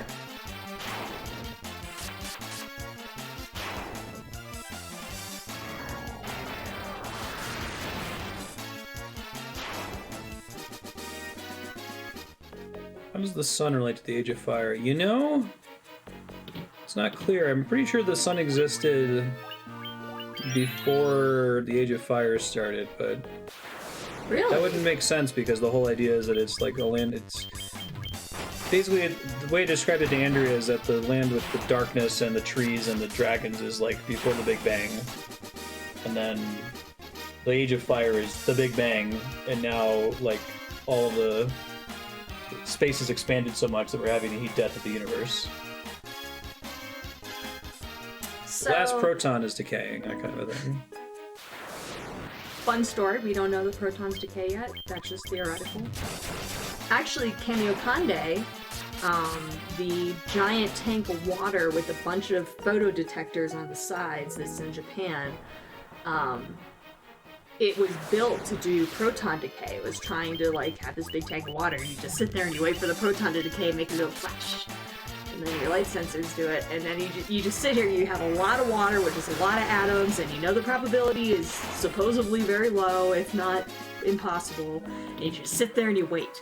And then Kamiokande, also they discovered, hey, it can see neutrinos, which are these particles that very rarely interact. So it's also a very rare process that requires a large tank of something in order to detect it. And then when this supernova went off in 1987, in I believe it was the LMC, the Large Magellanic Cloud, and Super Kamiokande saw 8 neutrinos all at once, which is amazing given that they see 1 neutrino a day. So yeah, 8 within, a second of each other. It was huge, and that just basically opened up neutrino astrophysics. Larry, you said that you were in Japan for a conference and you told somebody where you were going. They said, "Oh, neutrinos." Oh no, I know what you're talking about. So I was there was a guy who came to give a lecture at Ohio State, friends with Beats, who was working on. Oh, okay, that's another. I'll get back to that. And yeah, Kamiokande is inside a mountain, so it's shielded from cosmic rays. And yeah, so it's kind of in the middle of nowhere, Japan, and there's this heavy set, Hawaiian shirt wearing American, and he's driving, and somehow he gets pulled over. I don't remember why, or anyway, somehow he encountered with a cop, and the cop's like, "What the fuck are you doing here?" And he's like, "Cameo Conde." And he's like, neutrino! And then the guy was like, "Can you imagine being outside of Fermilab in Batavia, Illinois, getting pulled over by a cop?" And he'd be like, "Oh yeah, I work at Fermilab." And he'd go like, "Quark!" Nope. That would not happen. Apparently the neutrino is the official particle of Japan. Whoa. Just Well, straight up the that's Lich again. Okay. That's This is an the enemy. first big boss. And now it's a regular enemy. It's kind of cool. It looks like he's buffed a little bit. We're not just gonna nuke him really fast. Yeah, I kept the boss music. But yeah, Nice the touch. guy was working on R&D for this Gadzooks idea that my colleague at Ohio State / mentor John Beacom had. I'm pretty sure there are other people, but I always just associate that with John Beacom. What did Gadzook stand for? Gadzooks, best acronym in all of physics so far. Gadolinium zealously outperforming old Chemioconde. Zealously outperforming old Chemioconde sensitivity. Zealously. Gadzooks. That's pretty good. But yeah, it's putting gadolinium in the water, and what happens is one of the backgrounds to a neutrino when they No, hit it's a it. scripted fight at the staircase. Sorry. I think it's this way. I might get it backwards, but I think a background event would then go and interact, like it would make a flash of light, but then it would interact with the gadolinium and make another flash of light. So if you see two, then you know that that's not electron type neutrino or something like that. Anyway, it's supposed to like significantly, improve their background rejection. Shit. And they wrote this paper in like the early 2000s, and they just now did that with Super Case. I'm excited to see results from it. So Papa says, gadolinium. look at my cloak. When are you gonna see results? I don't know, a couple years.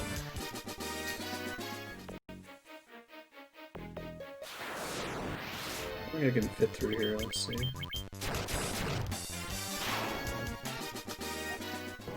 But yeah, we have this preprint free archive of papers called Archive. Archive. Archive, yeah, it's spelled A-R-X-I-V. So the X is like the Greek letter chi, archive. We're so funny. But yeah, in Archive, that's where you can just upload a preprint of your paper before it's accepted by a journal. And Archive is all free. And journals are just like, yeah, you can upload to Archive. If you ever see a paywall on an astrophysics paper, you Yeah, copy and probably paste just go to the Archive. title into Google and find the Archive link. It's literally the same document. And so on Archive, the paper is called Gadzooks! Exclamation point. But the journal wouldn't let them have the exclamation point. So not exactly the same. Not exactly Turns the out. same. Yeah, there's some punctuation differences. And most researchers, you just email them, hey, can I have your paper? And they'll show you the Sure. PDF. Yeah. No problem. Do you still get tons of spam emails from, like, cranks saying that they've discovered that time is a rhombus or whatever? I haven't got one of those in a long time. Was it just because you had, like, a public profile as a researcher Oh, yeah, at the university? website. We should reactivate that website. Yeah, exactly. Oh, funny story. Seems like most physicists would get Since you're spam this- emails from them all the time. Funny story. I'm in Ohio State, right? And I'm a grad student. And I'm in the lab, and the phone rings, and as the, what's the word? Lowest person on the Lowest, totem pole? yeah, as the lowest person on the totem pole, I answer the phone. Everyone else is working or whatever. I answer the phone, and the person on the phone is like, "Hi, can I speak to a physicist?" And I was like, "Yeah, I'm a physicist." It's technically true. And he's like, I have evidence that the Earth was spinning the opposite direction, like, a month ago. And I was like, okay. And he started talking about something, and I'm pretty sure he just wasn't taking into account that, like, Mars goes retrograde or something, you know? Like, sometimes it looks like Mars is going backwards. But I was like, but, it's spinning so fast, I feel like if it, changed direction, we would feel a huge, momentum shift. Anyway, so I let him go on and on. And I was just, like, asking him questions, and at the end, he's like, oh, so would you support my paper? And I'm like, you haven't convinced me, so no, but good luck. If you prove this is true, that would be huge. Bye! I'm not a technical physicist, but I'm technically a physicist. That was a really early mistake I made with Andrea. I grew up super poor, and I didn't really have any understanding of how, like, undergrad versus grad school worked. It just never crossed my desk that academia was a thing, and it was a thing that you could start at one point and then go longer until you got your PhD, and that these were different steps. Anyway, you told me you were a grad student, and I was like, oh, so one day you'll be a physicist. And he's like, no, I am a physicist. I already have a degree in physics. Well, astrophysics. Sorry. And I'm already doing work that physicists do. I don't know. Maybe technically I wasn't a physicist, but I considered myself one. You're doing research. I know, right? Makes you a physicist. It's basically doing what physicists do, and just getting paid shit for it. Yeah, it's pyramid scheme slave labor. Hey, grad school!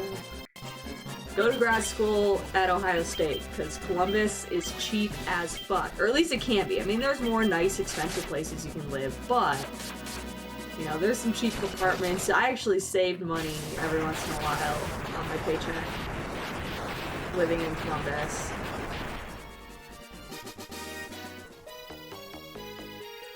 Oh, that makes sense, Leon. Yeah, I should have done that. Yeah, once I had yeah, because I did research the summer of my between sophomore and junior year, and got paid.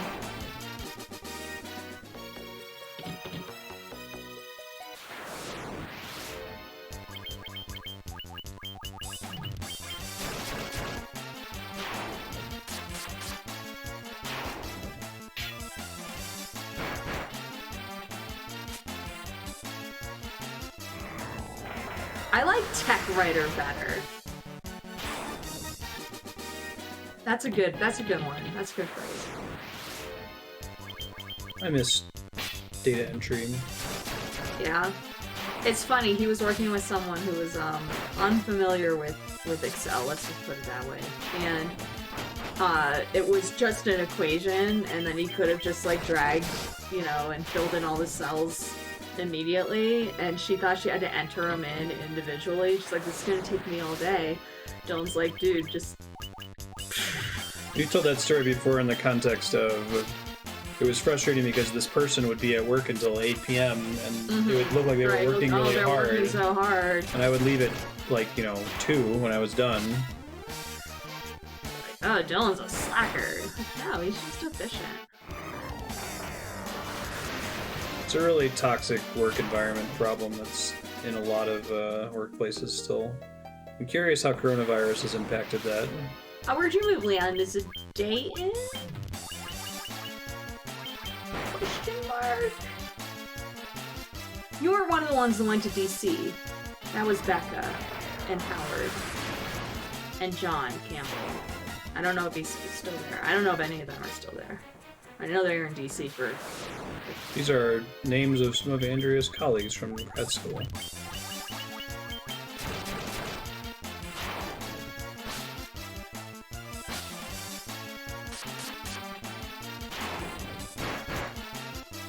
Okay, John's still in DC? Right on. I know, right, Yukibo? Even if there's not an explicit rule or you ever actually get any kind of negative feedback for leaving at a reasonable time, like, there's still kind of the side eye and the... Oh, you're totally right, Leon. Frustrating cultural attitude. Howard was in Japan because I was on a Japanese game show and he tried to see it, but, like, there were all these episodes and we didn't know, like, which week I was on. But, or even if I was on, it's possible they just shot me and were like, fuck this bitch. He's elective senior year of high school. I told the story when he was in grad school working dockmaster. The accident with the ferry came in too fast and damaged itself in the dock. Both company and the ferry company were having a meeting about who was responsible. The VP from the ferry company tried to get out of responsibility for the damage by beginning his explanation with, "I'm not a physicist, but..." Oh, was this like a congressional hearing? Because I think that someone did that at a congressional hearing, and oh, what the fuck is his name? Bill. Anyway, there's one physicist in Congress. He's a representative from Illinois. Anyway, yeah, someone was like, "I'm not a physicist." He's like, "Oh, it's okay, I am," or something like that. It was like, That's good to hear, generic.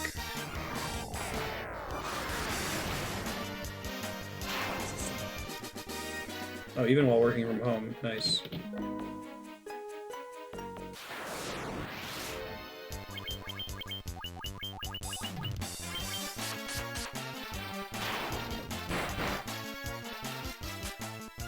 What was the game we played where the final boss got stronger if you fought the super boss? I feel like every game should do that. 'Cause it's so anticlimactic to go really struggle against Shinryu and then I'm gonna walk in on the final boss and punch him a few times. I think so. I actually don't remember if the final boss is super difficult in this or not. oh, have you guys seen the YouTube video? It's a comedy thing called The Expert. Remember this? I'm not a physicist, but Kyle can teach Yeah, that models. reminded me I of it. am. What did you say? I'm a physicist, and you're wrong. He is. That expert skit is, it gives me Perfect. Yeah, you should look non-punnable up The PTSD. Expert. Oh, I thought it was fucking hilarious. It's not funny at all. The ending is quite sad. I will give you that. It's laugh cry funny.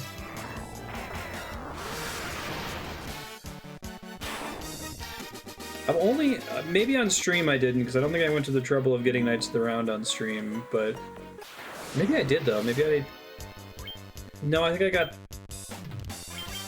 we beat Ruby Weapon, and then I used the Golden Chocobo from that to go get Knights of the Round. I was gonna say that I've always one-shot Sephiroth. I don't think I've ever actually seen that fight. Sometimes I'll sit and listen to the song and let him do his crazy attack where he blows up the solar system to do like 800 damage to you. How many hit points do you have? 99.99.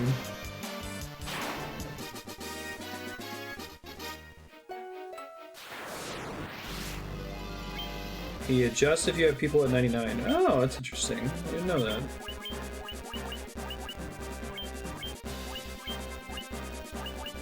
It's kind of cool.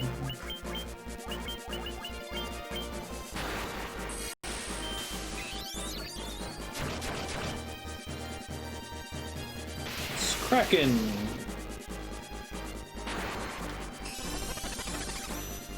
Because the hit values overlap, it looks like he hits you for 1 billion damage.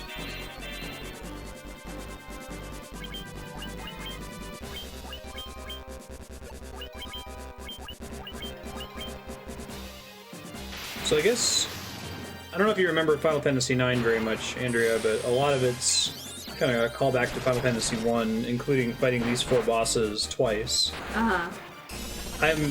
I feel like Final Fantasy IX... What? They do that in Zelda games. It's true, yeah. I feel like there was some cut content in FF9, because I think they planned on having 4 elemental dungeons for all of the fiends. And then there's just this weird sequence where the other dungeons happen automatically. Like, all the characters have to split up and do them at the same time, but you only control Zidane and Quina. You only fight one of them, and the rest of them just play out in cutscene.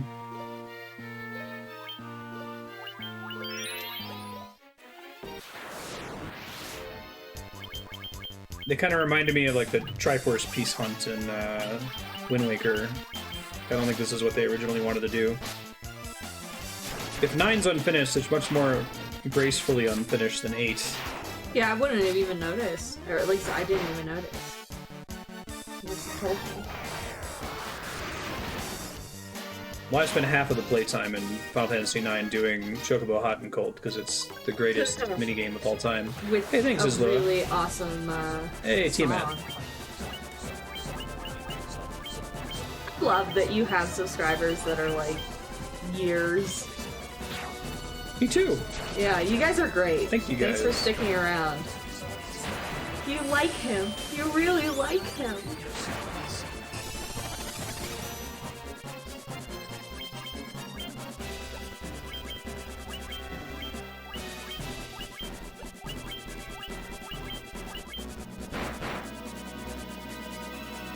Yeah, project management. Every game to be finished in a 2-year period. Nice, Walter.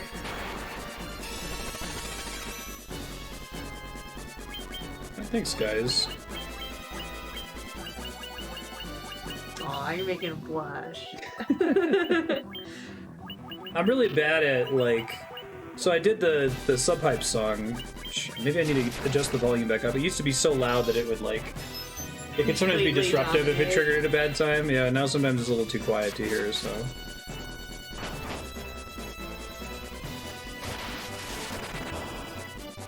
But, like... I need to, like, do a better job of being super pumped. No, that's not your game. But I really appreciate it, though. It means a lot to me. In a really intense way. So what's the most intense thing I can say? Thanks, I appreciate that. Thanks, appreciate it. He's super awesome. Oh, is FF1 loud? Oh, you're saying compared to subhype. Yeah. Just with you. They seem to like it. Yeah, I like it appreciate too. Generic. People being around means a lot to me.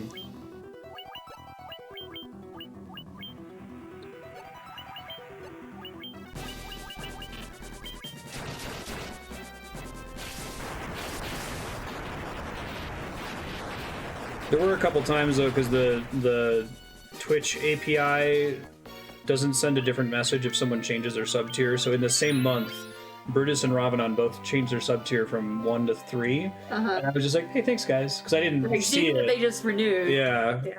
I was like, hey, thanks, appreciate it. And then later, they're like, hey, you know, for my permanent game slot, I'm like, oh no, I'm so sorry. I feel so bad. So I need to like make Game giant fucking fireworks and need to get that the gif of the rap battle where the dude's like pulling his eyes down and looking into the camera. Yeah, this is the drill. If I could run a different emote or alert for it.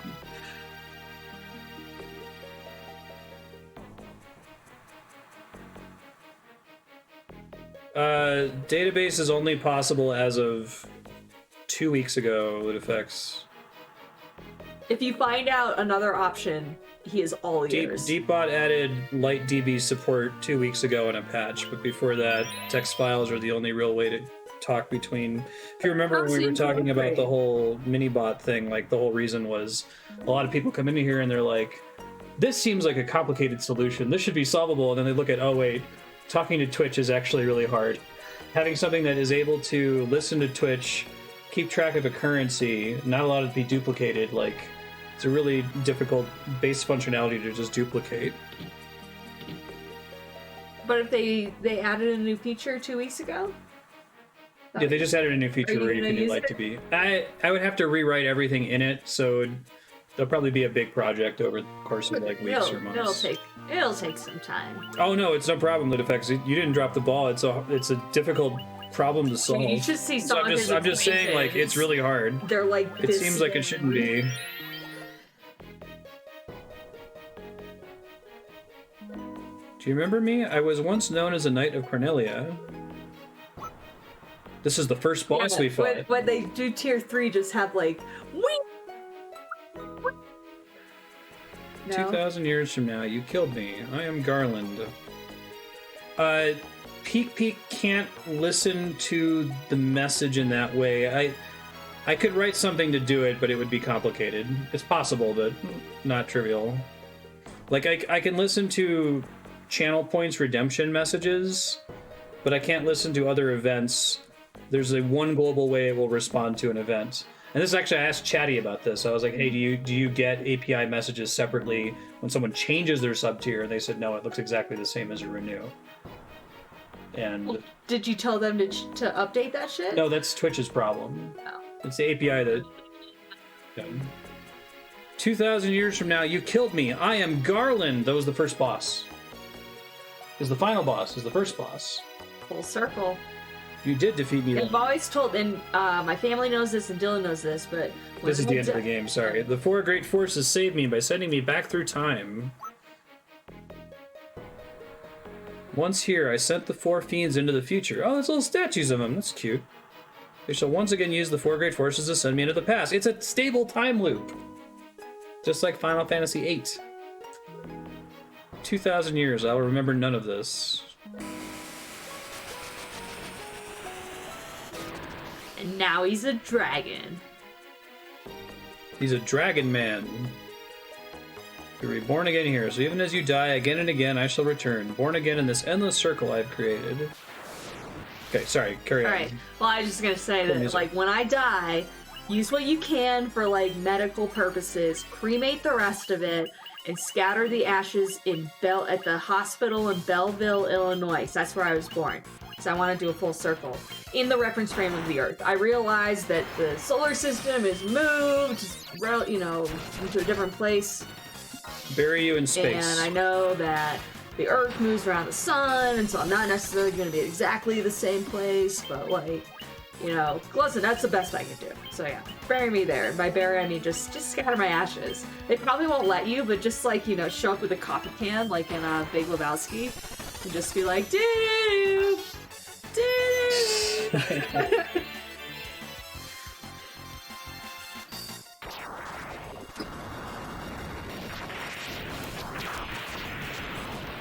Yeah, I can restore that channel if you guys want to look into it sometime. That's a cool attack animation. It does no damage. It's like the chaos version of the Sephiroth Supernova attack. Yeah, I agree. Them doing a stable time loop on the NES is pretty sweet. I can see why Sakaguchi didn't want to throw it away just on this game.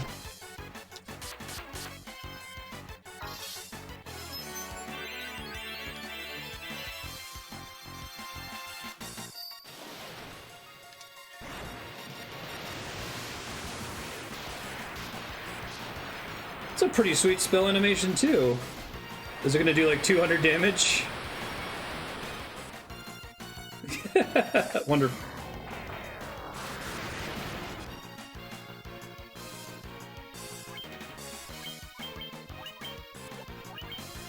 Yeah, if you guys come up with something, let me know. I'm more than happy to pay. The thought of Minibot was to try to make a really lightweight modular bot, open source, that other devs can develop modules for, because the problem with Twitch bots is that you're dependent on whoever the developer is to add features. There aren't really any lightweight bots where a bunch of people are adding features for different specific use cases, right?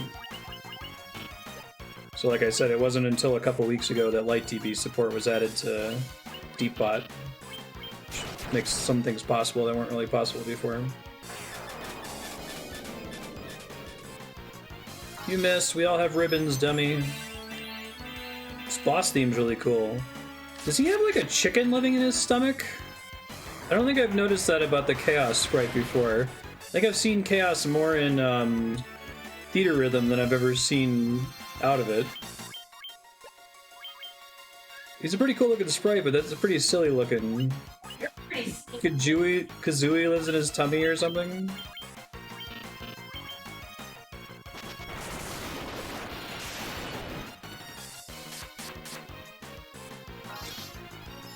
Look at that thing.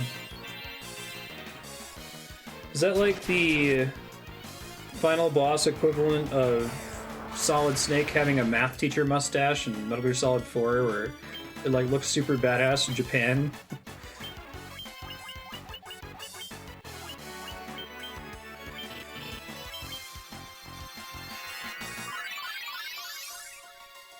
How dare you? Healed himself for $99.99. Oh, shit. That's rude. Krang's final form.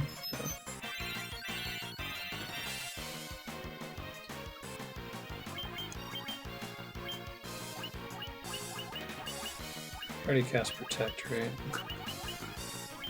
Just in case he has any death shenanigans, but I think they all have Protect rings, or they mostly have Protect rings.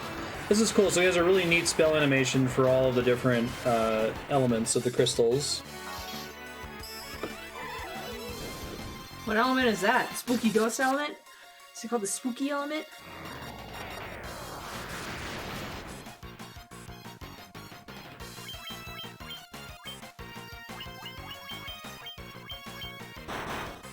Ow.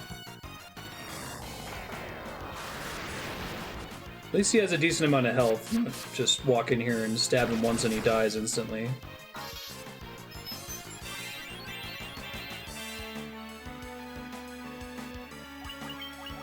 Let me use that one thing. Now's the time. One thing you've been saving this whole game.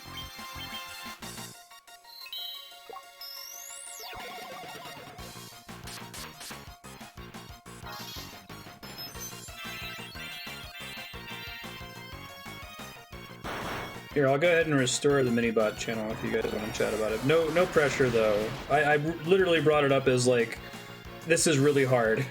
Not as a, we really need to make it happen, because I completely understand why it wouldn't. Like I said, if you guys come up with something or want me to pay you to work on it, I would be more than happy to do that. To be part of the official Marstead team. I'll set it up after stream. I feel like I have the easiest job on the Marstead team. What's that? Just get to show up and yak about physics. You're good at that. Oh shit, she's out of MP. I didn't realize I was cutting it close.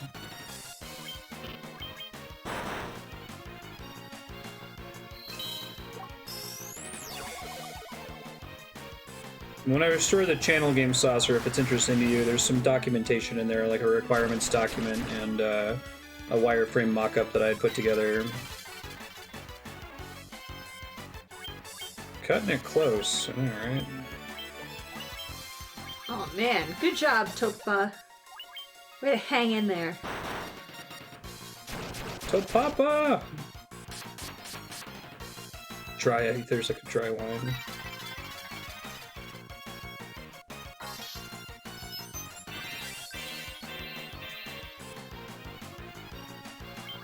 Alright, awesome, Ludifax. Dude, we use GitHub in the physics community. I think most people who do any kind of coding do. Use GitHub. Good way to do version control. Associated project. I'm trying to remember the other one I used. It's the serial emojis you're going to need if you want to be able to see this channel. Like Captain Crunch? Yeah, Okay. because it's associated projects. Oh, Hold what was it? on, I almost have it here. Should be up again. Alright, help me out, people. There's another, like, version control thing. Maybe it starts with an S? Could be wrong about that, but I've used... What did you say? There's another version control thing. It's not, like, online. And you have to do it all, like, in the command line. Oh, I have no idea. But... PHP the manners Oh, of CVS! CVS, that's totally it. Thanks, Effects. After the final boss for Wedge Wizard. Sorry, I knew there was an S somewhere. Everybody got you there.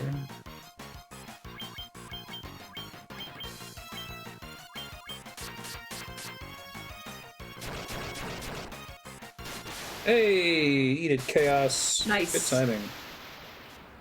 I figured the last dungeon would have been neat, but it might be blood from a stone for Final Fantasy 1 at this point. It was cool fighting Shinryu and doing one super boss and barely winning.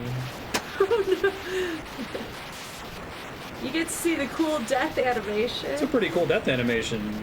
Screen shake, Oh, was there more optimal stuff? slow disintegrate. He beat the dragon. I figured it was only an hour left and I could finish it today right on time, so we'll do FF2 next week. Yeah, the dragon was hard enough, and I was like, I'll see the FF6 bosses, but the dungeons are starting to get pretty long and It frustrating. was severed. Oh, is this like 10? The endless struggle that raged over 2,000 years had ended, and peace prevailed once more. Hooray!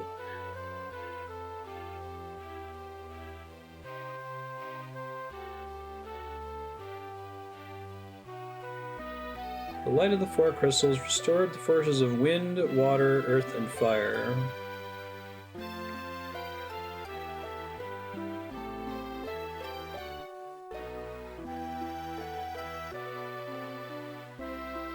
It was a mere trick of fate that had given rise to the chain of Garland's wrath.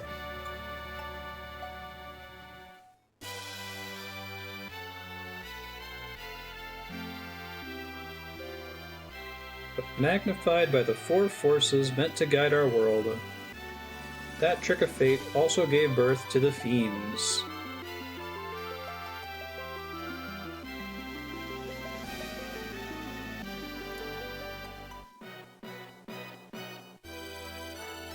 Oh my god, Islua.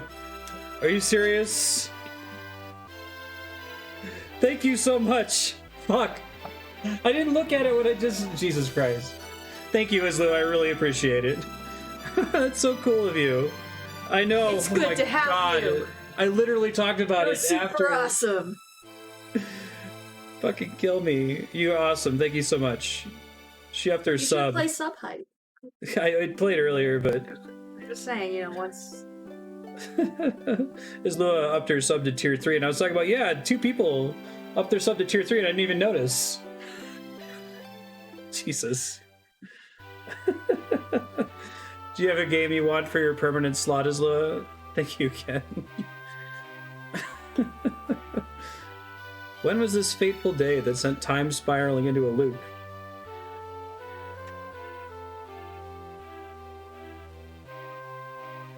None can say. Fortunately, I have a procedure now to add a slot that should be a little bit faster. Hopefully I'll get it in over the weekend.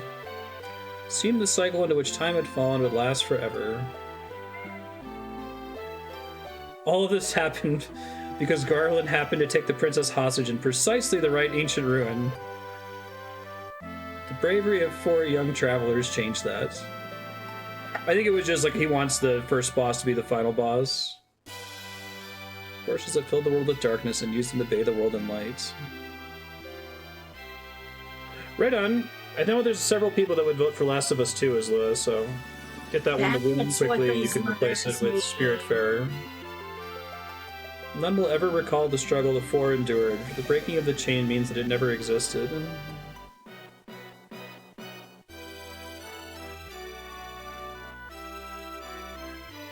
Make it appear from behind the clouds instead of being cut off in the sky. I know, right? At least the tales of fantasy that people tell, you can read it. the memory of their deeds lives on. Yeah, but it's like just make it look like it's coming from behind the clouds instead of just having the cutoff, right? Oh. And disappear into the top. Oh, of the I screen. see what you're saying. Tales of dwarves and elves, of dragons and shining civilizations that reach for the heavens, even as they fell. What you're saying is you should have just had a big rectangle of clouds.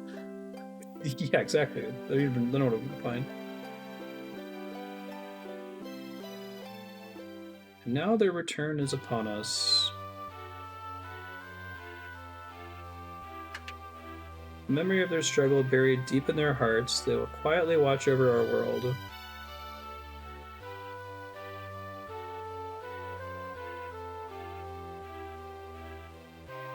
Remember always that the forces of the world... This is like the Return of the King ending.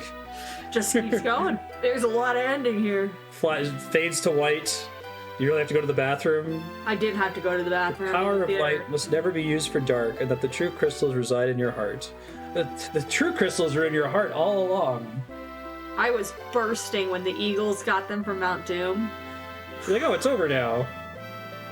Like, You are the warrior who I'll crossed hold it. time. It'd be like Tycho Brahe, bust a kidney.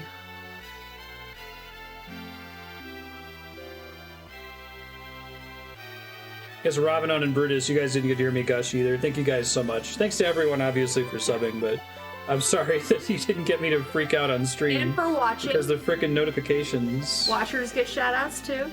Yeah. It's like... But if you like this, like, subscribe.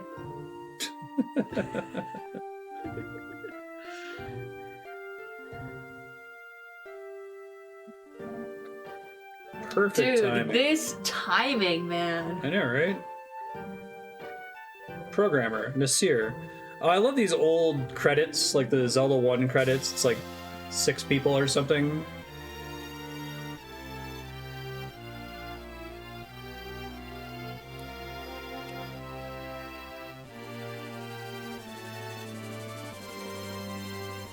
Oh god. Damn it, Benedict. You just knocked over the light umbrella. I haven't seen High Score. Is it good? Ooh, I'm looking for a new thing to watch. I met it through Pen It's easy to 15. blame someone if there's a glitch. Music supervisor. That's good. They send them their tracks and they're like, hey, this is our remaster. Is this okay? Should have done that with Final Fantasy X. Those remasters, some of the instruments they chose were no good. Joseph Reeder.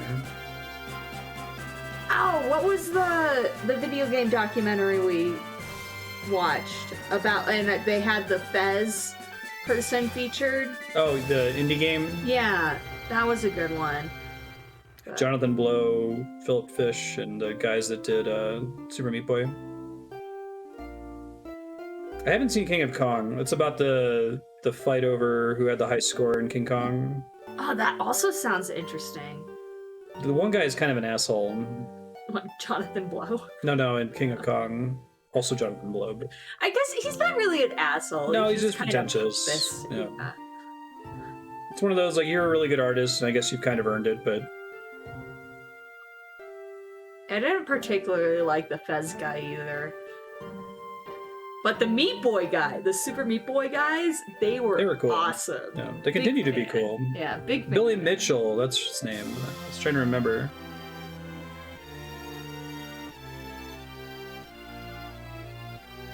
Alright, High Score. Watch it this weekend. The end. We did it! Final Fantasy 1, Final Fantasy 2 will be next week. Oh, is he really an actual asshole? See, I wanted to give him the benefit of the doubt. Ooh, Jonathan Blow. Yeah. Game clear file. Cool. Thanks, folks. I'll let you guys know what's coming up.